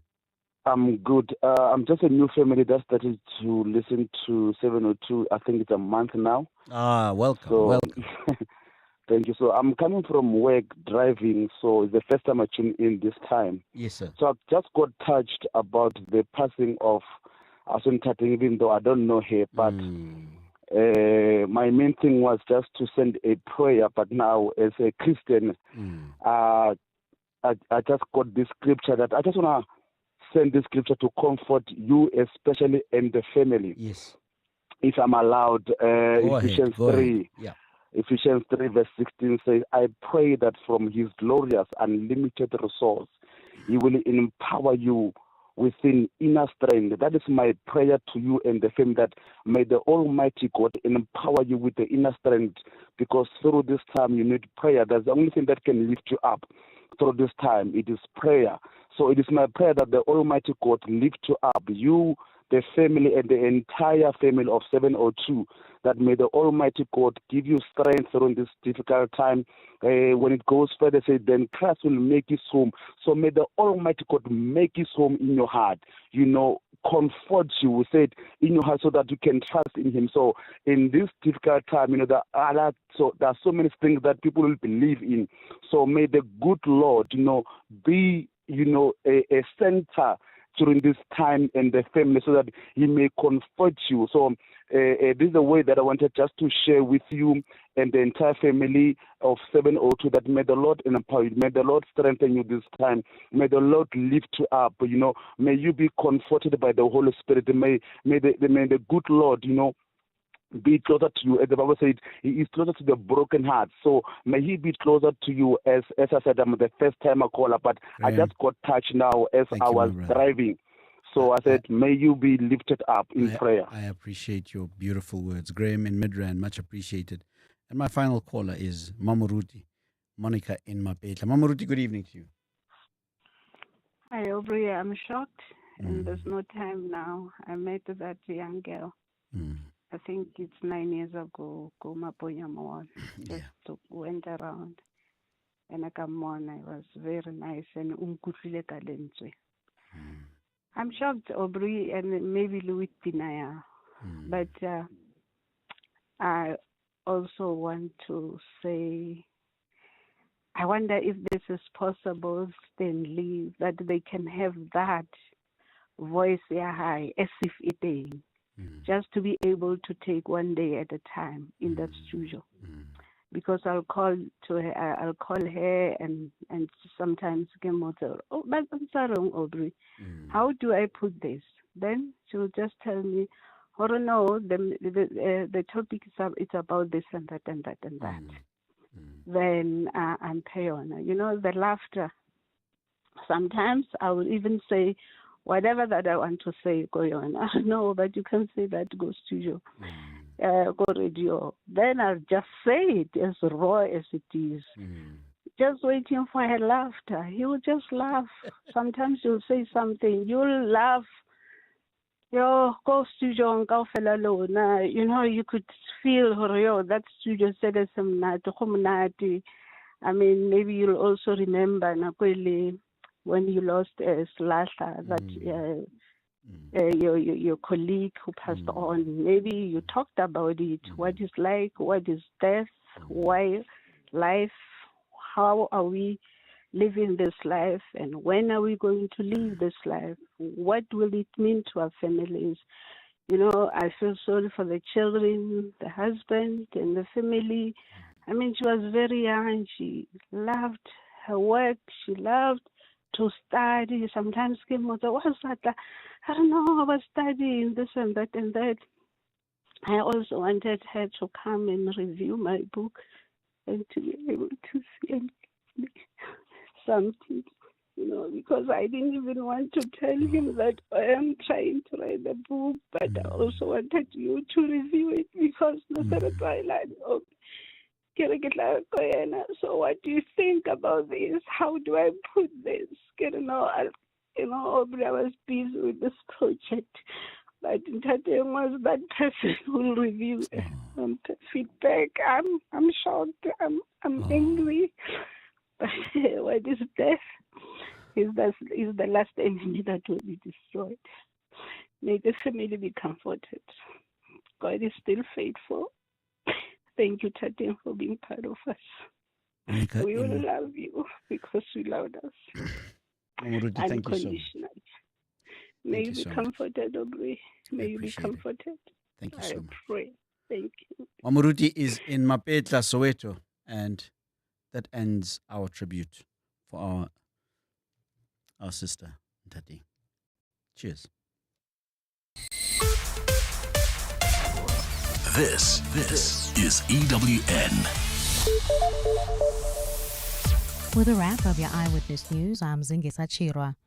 Public Works Minister Dean McPherson says he suspects a wider network of corruption within the Independent Development Trust. McPherson opened a criminal complaint against IDT CEO Tebogo Malaka for corruption and bribery. This follows a bombshell video released by the Daily Maverick, the publication that first exposed suspected corruption in hospital oxygen supply tenders. He's now instructed the IDT board to investigate all contracts that Malaka may have been involved in. Lindsay Datelinger has more. Besides being offered a cash bribe to kill upcoming stories linked to the IDT, Daily Maverick journalist Peter Louis Myburg was also offered the option of nominating a preferred contractor for new tenders. Minister Dean McPherson says this indicates that the rot at the IDT is extensive. He's now ordered the board to investigate all contracts awarded during the tenure of suspended CEO Tebogo Malaka. To trace the flow of funds linked to these contracts, to identify any additional instances of corruption or abuse, and then to take immediate action against anyone who has been found to be complicit. McPherson says while he's been falsely accused of co-opting journalists to report negatively about the IDT, the Daily Maverick video points to the opposite. It's my considered opinion that this attempt to buy cooperation is not an isolated incident. McPherson says he's asked the police to investigate a possible broader web of bribery and corruption linked to Malaka and spokesperson Pasha Magolane. Lindsay Dentlinger, Eyewitness News, Cape Town Police Station. The Pretoria High Court has heard that Legal Aid South Africa believes the discharge application by the accused in the Senzo Muyiwa trial is not likely to succeed. Some of the defense lawyers have butted heads with Legal Aid over the funding of a Section 174 application. The body has refused to foot the entire bill for time required by some of the lawyers, leaving the court uncertain on whether they will continue with the application. The state closed its case last week, and all eyes are now on the defense to make its case. Khomotso Modise has more. Addressing the court, a representative from Legal Aid South Africa said its Constitutional Case Management Committee has refused to pay one of the lawyers in the matter, Advocate Charles Mnisi, a daily fee while he takes 4 weeks to prepare a discharge application for 2 of the accused. Mnisi's colleague in the defense, Sipho Ramusipele, who represents Bongani Ndanzi, addressed the court on legal aid's reasons. Having discussed the matter with our instructing attorneys, they feel that we stand less chance in succeeding the merits thereof. We don't have a leg to stand on. Now uncertainty lingers on whether Mnisi and Ramasipele will continue with the application for their clients. When proceedings ended, only accused number 4, Mthokoziseni Mapisa, was certain that he'd proceed with the application, and only Fisakuhle Nduli, the 5th accused, had abandoned his. Khomotso Modise, Eyewitness News at the Pretoria High Court. Staying with legal matters, civil society organization and coastal communities have launched a formal appeal against government's controversial decision to greenlight Shell's Northern Cape ultra-deep oil and gas drilling project. The Department of Mineral Resources granted authorization of the project a month ago. Green Connection and Natural Justice say the approval is not only reckless but potentially unlawful. Carlo Peterson has more. Community Outreach Coordinator at the Green Connection, Neville van Rooy, says Shell's project threatens South Africa's marine ecosystems, food security, climate commitments and constitutional rights. Van Rooy says the project threatens to derail South Africa's commitments under the Paris Agreement, with no plan in place to manage carbon emissions from oil extracted in the region. We are very disappointed at this decision because it seems like our government is taking irresponsible and reckless decisions and allowing more fossil fuels and more oil and gas in our oceans. Van Rooy says Green Connection, Natural Justice and affected coastal communities are calling on government to immediately set aside the project. Shell and the government departments involved have not yet responded to the appeal. Carlo Peterson, Eyewitness News. And the Portfolio Committee on Trade, Industry and Competition says South African exports will become less competitive in the United States as the new tariff takes effect. The committee has also warned that the 30% tariff on certain South African exports will have a devastating impact on industries like agriculture and the automotive sector. The Portfolio Committee says decreased local production will lead to job losses in the affected sectors. Babalondenza reports. The Trade, Industry and Competition Committee says given the current levels of exports to the United States and the significant value chains between the two countries, the additional tariffs would make many South African products more expensive in the U.S. market. It says this could potentially disrupt the existing value chains. The committee says the demand for South African products may decline as a result, leading to a drop in exports to the world's biggest economy. The committee warns that this could result in decreased local production and job losses, particularly if companies can't find alternative export markets. Committee Chairperson Mzwandile Masina says the two countries are still engaging in discussions and those involved should refrain from making reckless public statements that could derail the negotiations. Babalondenza, Eyewitness News. And in your weather, a fine start for Gauteng on Friday, otherwise partly cloudy. Johannesburg dropping to an overnight low of 4 degrees, peaking at 17. Pretoria 6 and 19, Vereeniging 3 and 17 degrees. Cape Town will be partly cloudy with a light south-southeasterly breeze at a low of 11 and a high of 19. That's a wrap of your Eyewitness News. EWN, in touch, in tune and independent. For the latest, visit ewn.co.za or download the EWN app. Back to the best of 702. 702 replay. Before the president holds his national dialogue, We're holding this one with you. The People's Dialogue. With Clement Manyatela on 702.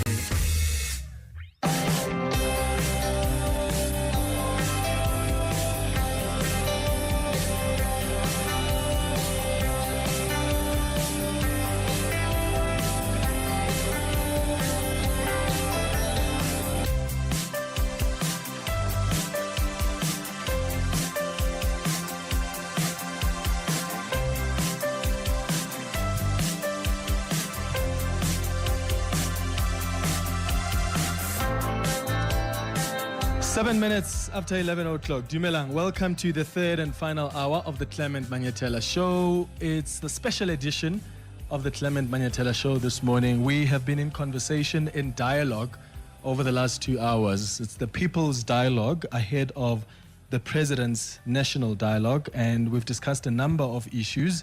I do want us to touch on crime and gender-based violence this hour, on health, on race relations, on housing and land as well. Just some of the issues I also want us to touch on. Remember, you are welcome to join us on 011-883-0702. We've got WhatsApps as well that are coming through that I'll get to them on 072-702-1702. Some of the comments that are coming through on the WhatsApp line on YouTube as well. Hey, Clement, this People's Dialogue, I think it's the beginning of a process of coming up with sustainable, people-centered solutions, and that's exactly what we want. Another one says, hi, Clement, that great contribution by the people there at the People's Dialogue. I like what the lady farmer said about getting rid of middlemen or rent seekers who inflate prices and get government departments to purchase stuff from the competitive free market. That's a message there from Basil. Another one says the time for talking is over. We should have government officials and the leadership at some point listen to the concerns that are being raised by these patriotic citizens. All right, so we are back here at Prime Media House, and I'm going to start with you, Dr. de Kock. If you can start us off with the issue of crime, and especially also rural crime that was raised there as well by Koketso. Go ahead. Okay. The first comment I want to make... Hold on. I don't think the mic is on there. The first comment I want to make is still linking to unemployment. Yeah. How can we expect that crime, organized crime, and corruption also have a massive impact on the unemployment situation? There's not a sector in South African economy. We can take it from mining right down to farming, where organized crime is not involved. I mean, we have the Zamazamas, but you must remember the Zamazamas are just the people who are doing the dirty work down in the mines and die there. There's people up there which receive this gold and the money that's made by exporting this illegal gold overseas. So again, corruption and crime. We can take any other, the building industry. I mean, the building industry is suffering under and can't create jobs because we have this building mafia. So we can continue with every sector and we'll find some or other mafia there. I don't think all of them should have that name, but okay, we are used to use that name. So that's my remark on the previous session. I'm going to stop there. On crime, sometimes, you know, I'm listening to your station, the car radio, the house radio, every radio is on 702, and I especially listen since I wake up in the morning to you and your colleagues, and then later in the day I'm becoming busy, and then late afternoon I'll listen again. And if I listen to people who phone in and what yourself are saying, it's sometimes I get a feeling we are paralyzed by crime. And we don't know what to do with crime. But I think we must just go a bit back in history, in recent history, not to the old days of, let's say, apartheid history. Let's just go back and look at the 2000s. You know, at the end of at about 1999, 97, this country faced a massive crime problem. It was in the time of President Mandela. He even called a few summits, a summit on rural crime, a summit on police killings. Police were killed at about 200 per year. The same with so-called farm murders. People were killed. And then came a very determined national commissioner, which is late now, and they also, unfortunately, in the end, corruption also played a role there, with the name of Celebi. Now, I worked under him.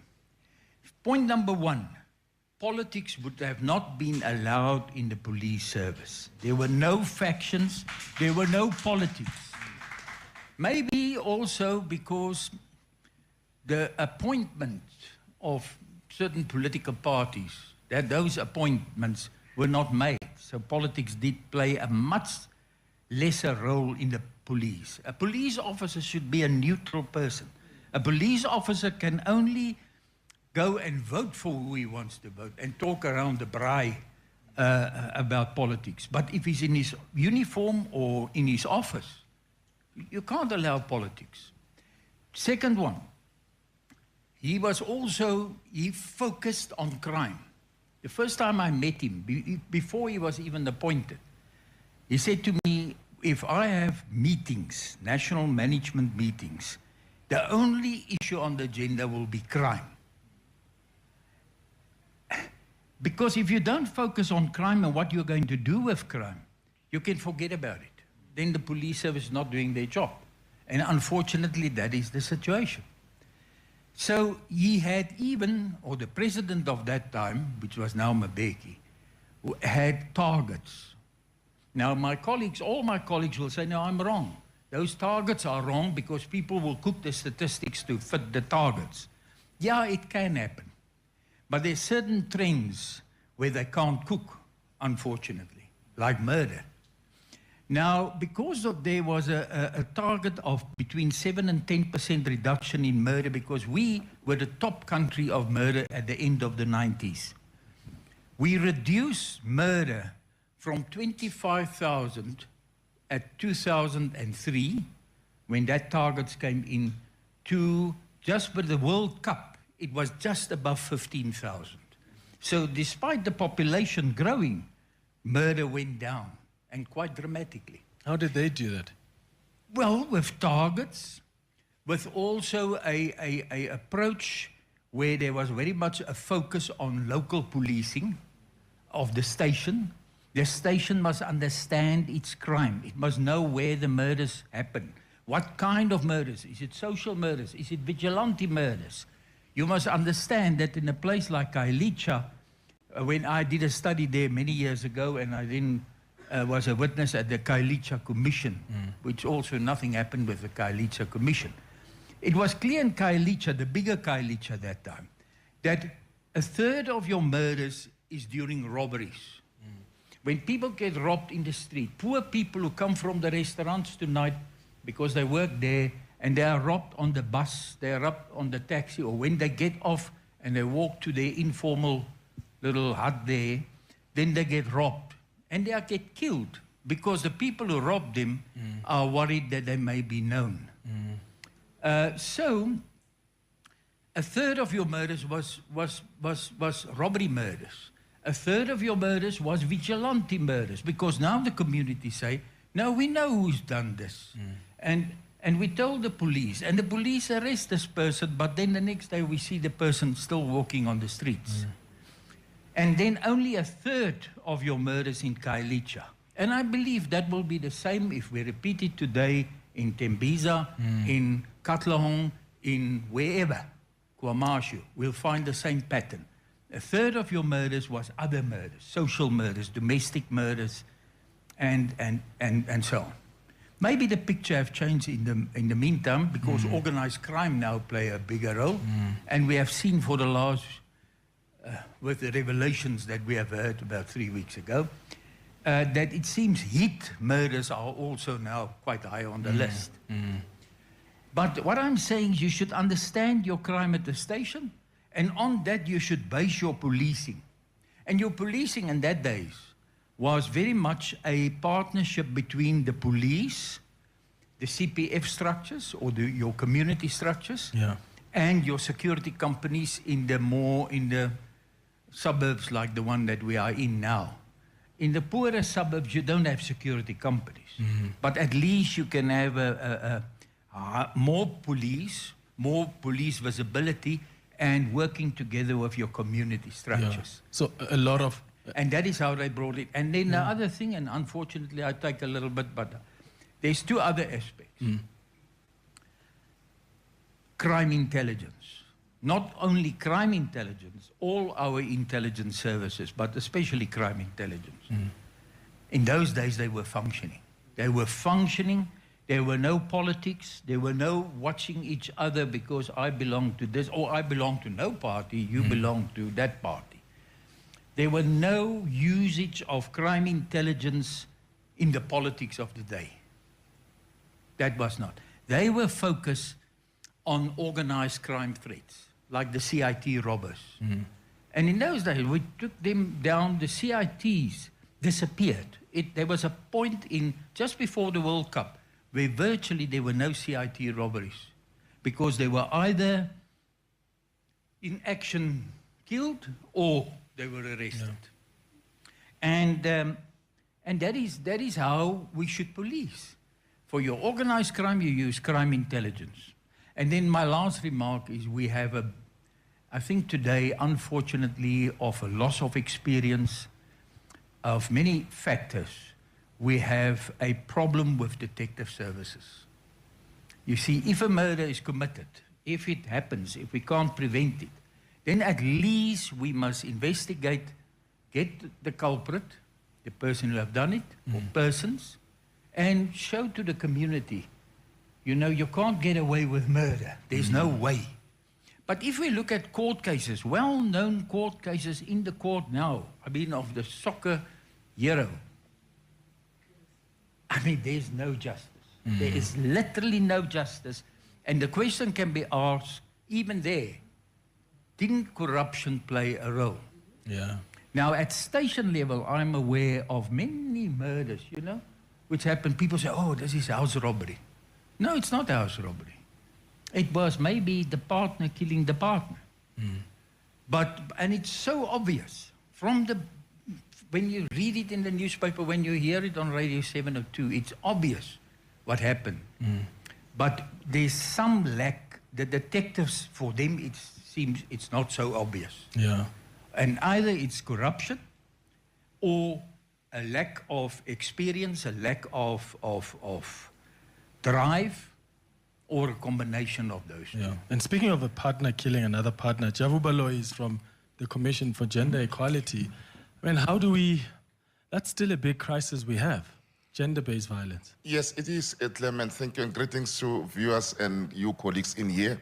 It is, Clement, because one of the saddest part that the Commission will be doing assessment, will be doing research on gendered issues and will present them before the portfolio committee in Parliament, yet nothing is taken. I'll give you an example on a study called Emergency Response Action Plan on government departments.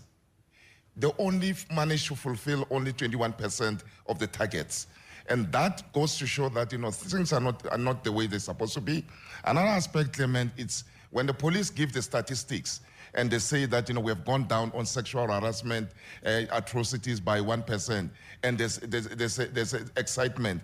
That shouldn't be an excitement to all of us in the country, because we were supposed to be having a National Council on Gender-Based Violence and Femicide, which was clearly promulgated by during the second presidential summit. Yet nothing has happened this far, Clement. And when you see statistics, South Africa said women in majority bear the brand of abuse, harassment, and killing. Every day in South Africa, a soul is being lost, a girl child is being raped, churches are mushrooming, which are also perpetuating the stereotypes that, you know, maybe churches are seen to be this safe haven for women to be raped and killed. So it's saddening, Clement, that, you know, as a country, we need to frown at this and also hold people accountable, like Doug have said and others, that we're not holding people accountable enough. The citizenry and the civil society that was so vibrant, even leading to this presidential summit, is nowhere to be found. We do not know what happened. The Commission has written to Parliament severally. We are working with Department of Higher Education, Dr. Mimi Gondwe now, Clement, because there's a lot of rape, harassment at institution of higher learning. That's something that, you know, when you sleep as a parent, you know your child might come back in a body bag, Landslots are taking advantage, NEFSAS is not releasing money, and all these things constitute to gender-based violence, trauma, depression, suicide rate to some people, and also men are in majority. There's a statistics that says from Human Rights Research Council, 7.8% of men in South Africa are also affected by abuse. 5 million women do not report gender-based violence because nobody cares anymore. The police, they don't get them to them. Withdrawal of cases is very high. So it's a lot, Clement, in the fraternity of gender-based violence. Every day we do not sleep because of gender-based violence. Have we become so accustomed to it? And I think that's a problem we have sometimes in this country, is we get so desensitized. So when something happens several times, we end up getting used to it. We have normalized it and we have outsourced the responsibilities. The principle of Ubuntu, what someone said here, the moral decay that is there, there's no longer empathy, even from the police and the compassion. So even when it's being reported by Clement, it's reported by Bongan on 702, society says, no, it's not happening to me. As long as it's not happening to me, it's happening somewhere else. We do not care. The gentleman sitting next to me here, I can relate with Tembisa's stories. The gentleman behind me, they even wanted us as a commission an award for being there in the public space. But who gives us assistance there? Because we're not implementers. We just play an oversight role. Absolutely. All right. Anybody else who wants to comment on gender-based violence, you can raise your hand. I want to go to Terry Oakley-Smith, who is from Diversity. He's a founder and CEO. Terry, we've spoken many times about the issue of race relations. Where are we sitting right now, if we're being honest? If we're being honest, I've been doing this work for 30 years, since 1993, and we really made lamentably little progress. I think it's for a variety of reasons, but one of the main ones, and can I just say how much I've enjoyed this morning? I've learned so much from people that I would never normally have had the opportunity to talk to. I mean, Oscar and I do very similar work, but in very different neighborhoods. And I learned from the gentleman from Tembisa, the reporter, and was kind of horrified. And it just strikes me that as South Africans of different races, we do not get together. We do not socialize. And in fact, there was some research done recently, I think 2 years ago, which shows that only something like 3% of South Africans ever have somebody of a different race in their home for dinner. And I wonder, if I look around this room, how many of you have had someone like me for dinner? Or how many times? I'm very fortunate. I have a diverse family. I have black people in my family, white people, colored people, different religions. I have Islamic people, Christian people. And you know, yes, it's tough, but it's such a blessing. And can I just say that as far as racism goes, South Africa's not really interested in dealing with racism, Clement. It really isn't. It took years to get the hate speech bill passed, and people are very, very rarely charged with hate speech. I don't know if many of you remember, I think it was last weekend or the one before, a white woman drove into a group of black Zulu women celebrating the maidenhood of one of them who'd just begun menstruating, and it was a celebration, a Zulu celebration. She asked them why they were bare-breasted. She didn't like their answer. She drove back into that group and killed one of the women and injured others. So we don't have a lot to say about race relations. We need to do a lot more work. We need to get to know each other. It needs to start in schools. It needs to happen in universities, churches, temples, mosques, businesses. Businesses take a one-night stand approach. Come in and do a workshop. Diversity and workshop. We've done it. We've done diversity here. So it's all performative. It's not going deep and really understanding each other. But Terry, what about, again, self-accountability? I find that even on my show, the minute I raise that topic, oh my God, it's like I've just killed someone. The People R word. are so uncomfortable about it. Totally uncomfortable. So it's almost like when you raise it, then you come across as, why are you doing that? Like, it's like we shouldn't even go there. You're something different. I mean, I remember years ago being interviewed by John Robbie on this station, and he said, there's something wrong with you, because I was a person that had friends of different races. And there's still that feeling to an extent. In the white community I'm talking about, there's still that feeling that, oh my goodness, she's got a child that's black. Is he adopted? No. He's not adopted. so how did you get him? You know, so there is just no, I promise you. And can I also say, and this is painful, and I'm sure you'll be surprised, I'm also a rape survivor in South Africa. People often think, oh, white women were safe. I was raped at Zoo Lake. So we have so much in common, but we need to get together more. We need to start addressing each other as allies, as friends. Sisters, brothers. Yes. And can I say, Clement, that I think it would have been wonderful to have had this in Tembisa. I mean, and maybe, you know, I'm lucky because English is my first language, and everybody here obviously speaks very good English. But maybe it would be good to have it in other places, you know, not in English, where we can really hear the people, because I only represent 8% of the people as a white person. So if we really want to hear the people, let's go to the people. And let's talk to them in their language. Absolutely. Then we'll hear Come on. Preach, Terry. We've been to Tembisa, we've been to Sosha, I agree with you, and our plan is to do these people's dialogues, actually, and not just have this one. I see there's some hands want to respond to what Terry has also said and what Javubalo has also said.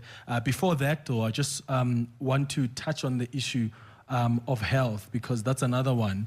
Monwabi Sambasa is with the Truth and Action campaign in Gauteng.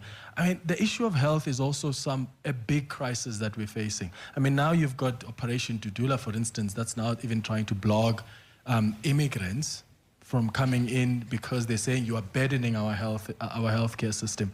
And to an extent, you can't argue with them that the illegal immigrants are not. But how do we resolve that? How big of a crisis is it? And is government taking it seriously? In fact, that's a tip of an iceberg. There's a bigger rot than that, which you have just raised now. In terms of our healthcare system, is in shambles, to say the least. And unfortunately, I'm sorry to disappoint everybody here, including the listeners, is that what is promised under Section 27, subsection 1 of the Constitution, that everybody has a right to health care, I mean, is just a platitude, because in reality, it's not the case on the ground. One, you have a public healthcare system that is understaffed, that is under-resourced, that is overcrowded. Why is that? It is because in terms of how we disseminate resources, it is where the genesis of this inequality emanates from. Because we spend 8.5% of our GDP, 51% of that goes to private healthcare, which services only 14%. And then you remain with 49%, that services 86% of the population. And unfortunately, the spin-offs of that, you will find people waking up as early as 4 o'clock to go and queue in a clinic or even in a hospital, and then only to wait the entire day to be told that, no, the doctor is not there. Only to be told that, no, please come tomorrow. You find people sleeping on the floor. You go to Rahima Musa, here just in town, you find women giving birth on the chairs, on the floor. That is the reality that we have. If you go to Tembisa Hospital, it's overflowed, right? And you've got people that would stay in the emergency room for over 4 days without beds. That is the reality that we're faced with. Let's come to the issue that we've just raised. Indeed, you've got Operation Dudula that are causing this particular mayhem in the communities. What are the spin-offs of that? You've got people living with HIV and other chronic diseases as well. Remember, we've got a national strategic plan that envisaged to end HIV, TB, and STI by 2030. And those immigrants are the very same people we're looking for. We've got a shortfall of 1.1 million people who have quitted treatment, in other words, have disengaged from treatment. Now, if you've got Operation Dudula that cares less about the laws, cares less about the Constitution. I mean, there are many ways that we can use to have a dialogue, find a way, bring government on board, find, something that can be able to sustain this particular healthcare system. Unfortunately, we've got people who are caring less. Unfortunately, they're in power who care less about what is happening on the ground. Because they don't use the system. They don't. I mean, have you guys ever seen an MEC or minister in a public clinic, public hospital? Absolutely. You've got another platitude which is called the National Health Act that has been signed by the president.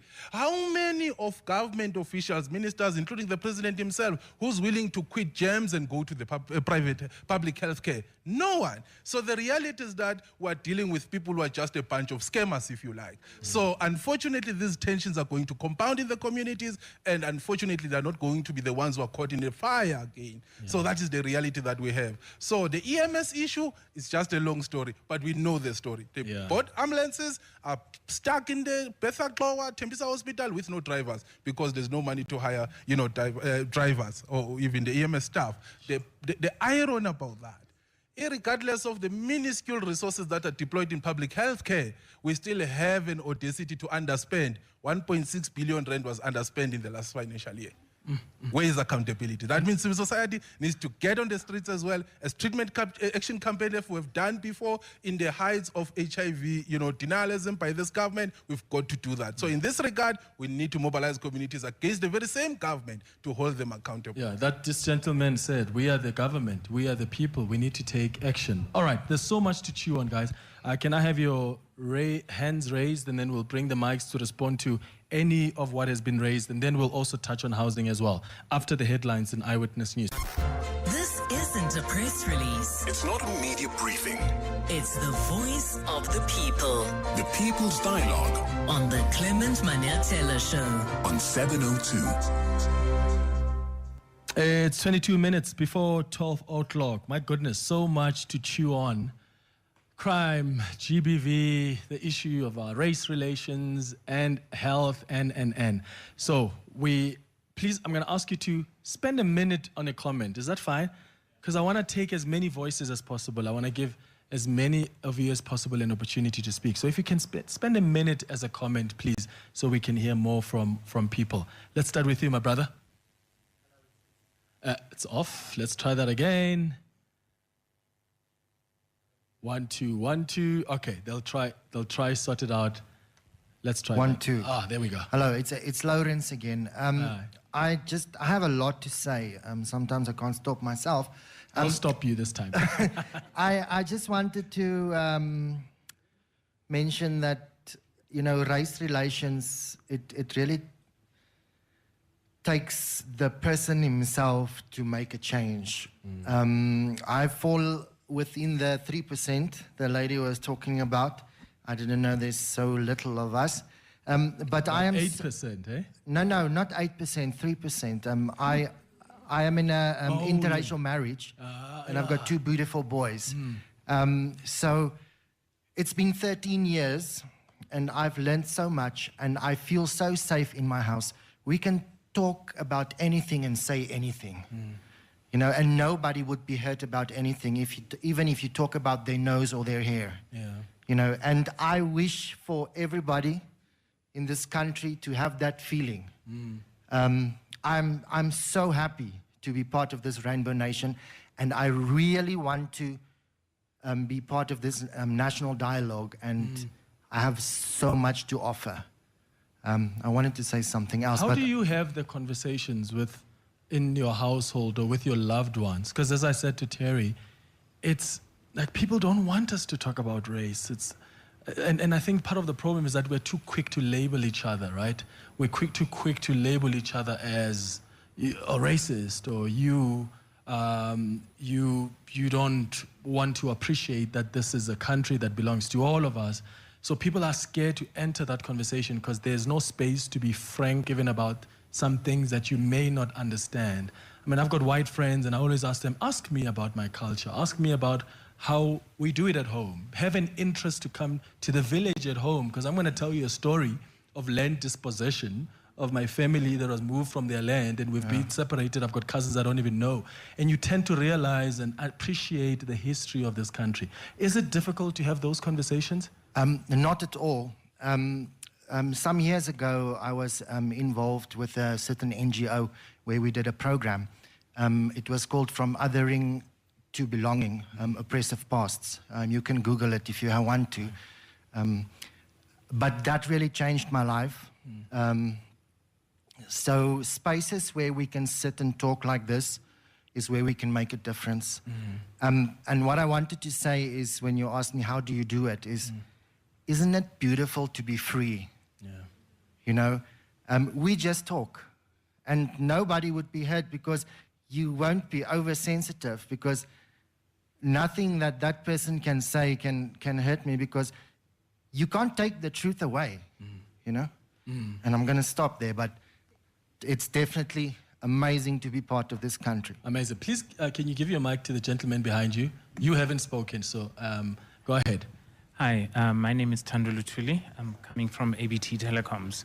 I'm really here as a concerned citizen. I think in this scenario, we are very quick as a nation to say government must. A lot of these spaces, we are the ones that, one, are having the conversations or should be having the conversations.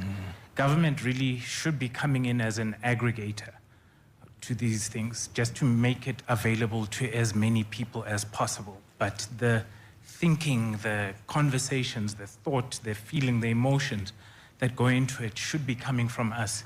I mean, we've elevated people with no morality to become moral arbiters for all of us. I mean, children are being taught morality at school, not at home. That's not how I grew up.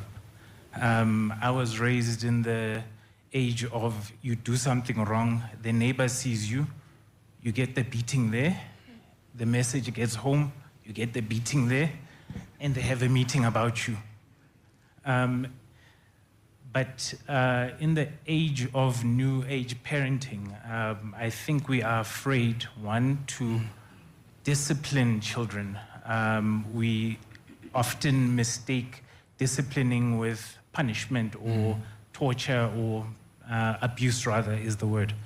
But this is where I think as a country we've lost our moral center, because it used to be community-led. Now, I recently got robbed in my own neighborhood where I grew up for so many years because, one, I don't know the people there anymore. They don't know me. And, you know, you don't know who the people that are moving. Back in the days, you used to know, okay, that house, that's where the shady stuff happens. Yeah.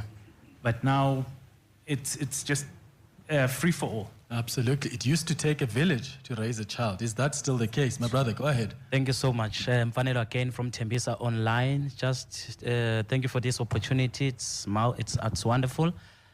More than responding to crimes and also stories, I've learned a lot just for listening today. So thank you so much for everybody's inputs. But just to highlight, the doctor there spoke about the crime patterns. I think I will then need to pledge from the subs, especially with the crime patterns. Nobody's there is willing to listen. You know, if I am a journalist, I'm taken as this person who's at the forefront. So if SEPs are not ready to listen to me as a journalist, then how are you going to solve crime? I am not listened. Then what about the normal community well-being? So if SEPs can bring back at a station level, as the doctor has said, at a station level, there are no longer communication officers. But you say you work with intelligence. Who is going to communicate what? Because as we have vigilantism, do you know if I post a story about a criminal being killed, 100% of people, they are happy about that. No communication, no awareness as to what you did. It's also crime because you have murdered somebody. So there's literally nobody willing to listen. So if they are taking things to a national dialogue and everything, they're at SEPs, they should revisit the structure to say, who is communicating with the community? Because they have centralized communication. There's just a story there at Winnie Mandela. Then who is going to be available for that? I'll make an example on health. On the 29th of July, I responded to a scene where I was a first responder. A lady there who is a Malawian gave birth to a very beautiful and healthy child, a boy. So when I reached there, the clinic was closed due to electricity and everything. I spoke to the lady and said, where do you come from? She said, I'm coming from Cosmos City. I was coming to Tembisa to think, because there at Cosmos City, there's this problem of barricading and closing outside because they are foreign nationals and everything. She thought there by Rabbit Clinic she will get help, but unfortunately there's no maternity arrangement. So she gave birth just by the gate. But when I reported on that story, everybody was just like, no, she must just go home. So nobody is really interested, as you were speaking about race relations and everything. So I think dialogues like this, I've learned a lot today.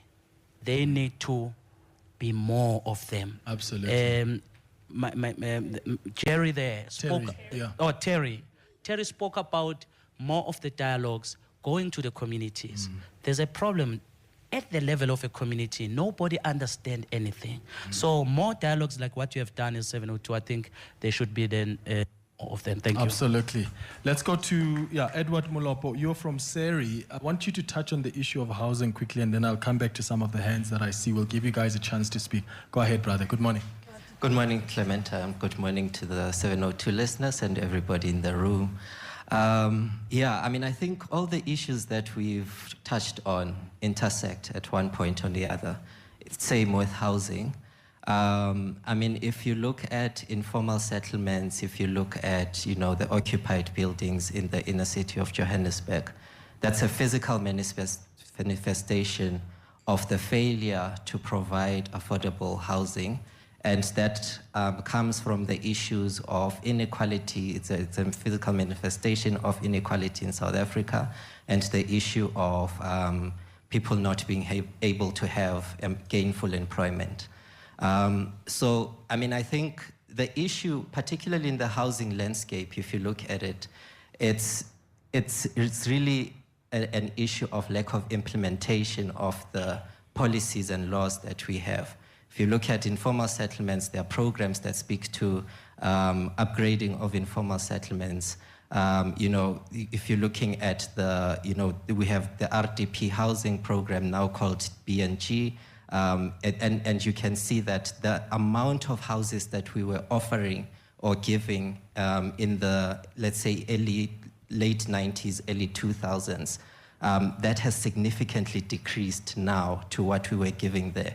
But the need has already, it's still rising. So the lack, so the need for housing is increasing, but the supply is decreasing. And so we see people then going into self-provision, which is what informal settlements are. I just want to give two examples briefly of, just where we are seeing this issue of non-compliance and the issue of political will not being there to implement, where we could be elevating some of these issues. There's a community maybe in Tembisa, Winnie Mandela Informal Settlement.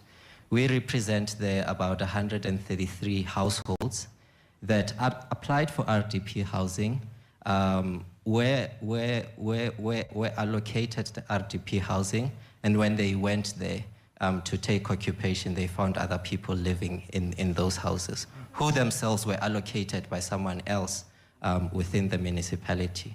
Now, we know it's a matter of corruption because the municipality did themselves confirm in the court that that allocation was due to corruption that happened. You know, without even asking me, that no one was prosecuted, no one was arrested, no one was incarcerated for that corruption. And to this day, the municipality was ordered to provide housing for these ones that we represent. And to this day, they have not been given that housing. These are rightful people who have been supposed to have been given the housing, they have not. Second example, in informal settlement, Slovo Park in the south of Johannesburg. 10 years, almost 10 years ago, it's 2016, the court in Johannesburg ruled that the city of Johannesburg needs to upgrade that informal settlement in terms of the upgrading of informal settlements program. We are going to 10 years next year, and to this day, that process is still a long way from being, we can only speak about electrification at this stage. Nothing related, water and sanitation still outstanding, roads, infrastructure still outstanding, and everything else. And these are I'm just giving 2 examples where there's a clear way forward to say this is how you solve the housing issue in this particular communities. And in both settlements, we are speaking several years. That has not happened. Yeah. What more about the ones that do not have legal representations like these other 2, and where people are basically having to fend for themselves? And some don't even have access to radio stations like ours where they can raise those issues. All right, please let's take the mics at the back over here as well. I'm going to come, I'll start with you, and then we'll go at the back. It's 8 minutes now before 12 o'clock. Let's do that after the break. Dear Mr. President, lend us your ears. The people have something to say. The People's Dialogue on the Clement Maniatela Show. All right, 5 minutes before 12 o'clock. We're just about to wrap up the People's Dialogue. I'm going to give you guys 30 seconds to speak, no longer 1 minute. Is that fine? And I've got the timer here, so when I start doing this, you must know your time is up. Go ahead, brother. That's not on. Let's try it. Yes, there we go. Go ahead. Yeah, my name is Peter Mnete from Gauteng Housing Crisis Committee. So, because of time, I think, I will just add on my brother from Seri about the situation that we are facing from the Gauteng South. I think I can relate to the situation of Slovo Park because I'm just from Freedom Park. So, we had marches and we fought for houses, RDP houses, in 2015. And we were given in 2016 by then the Minister of Human Settlement, Lindiwe Sisulu, and I think Paul Mashatile was something in the housing also, human settlement. They said they had a plan to build 48,000 houses, RDP houses. But till now, it's only 3 months, they just started now to build those 48,000 RDP houses. However, there is a lack of consultation with the community. Community is online, doesn't know anything. And as much as they started now, apparently we just heard that they are starting with the bond houses. So which means it's going to be mixed houses. It's no longer RDP houses. And mind you, the community is not even consulted. So the brother from Kailso also spoke about the developers having the upper hand, the investors. This issue of building the investor confidence. Now they are prioritizing building the bond houses other than the RDP. And mind you, it's been long. I mean, since 2015 until today, we are still waiting. However, when they start the project, they start with the bond houses. Forget about people who have been on the list on that RDP house. Exactly. All right, got you. Over there. Okay, thanks, Clement. Good morning, everyone. My name is Simeon Mashego. I do research on land and youth. So I see time is not on our side, but let me just make a brief presentation that I shared with Parliament last year proposing a youth land ownership in South Africa. In the main, the objective was to try address the crisis of youth unemployment because I think the future of this country, South Africa, is land-related economic future. So we have a crisis of youth unemployment, we have the issue of transformation. But in the main, we need to flood young people into land-related economic sectors. Because if I can ask all of you here, your parents, and ask who's going to be the employer of your kids who are at school now or universities, you expect white people to hire your kids. So I'm saying, let's give youth the land so that we give them financial assistance, so that we can create a 10, 15, 20 years long-term plan for our country, so that in the next 10 years, 15 years, we know that we have young people who have a good relationship with the land, have experience working the land, not only agriculture, but all land-related economic activities from A to Z. But you don't have time, Clement, anyway. That was in the main, the proposal is sitting in Parliament now. But in the main, go and tell young people that they deserve to own the land. Land is not a matter of adults only, because young people, they need to start families. They need to be economic participant, like you were saying earlier, that we don't just train them to go to school and become workers, but they need to have a good relationship with the land. Yeah. So we need a starting point to achieve the promises of 1994. So in the main, I'm saying the baseline for that objective is if we promulgate a youth land ownership policy. Got it. Thank you so much, brother. Go ahead. Hi, Clement. I just wanted to really appreciate, on behalf of the NPC, to say that these are all issues that literally are reflected in every chapter of the NDP. And so we're looking forward to being a part of more of these discussions where we can also hear emerging issues and how we need to change our mindsets from only, if we go back to the point on the economy, only looking to jobs as a way in which people can integrate into the economy, but looking at other ways in which we can integrate new ways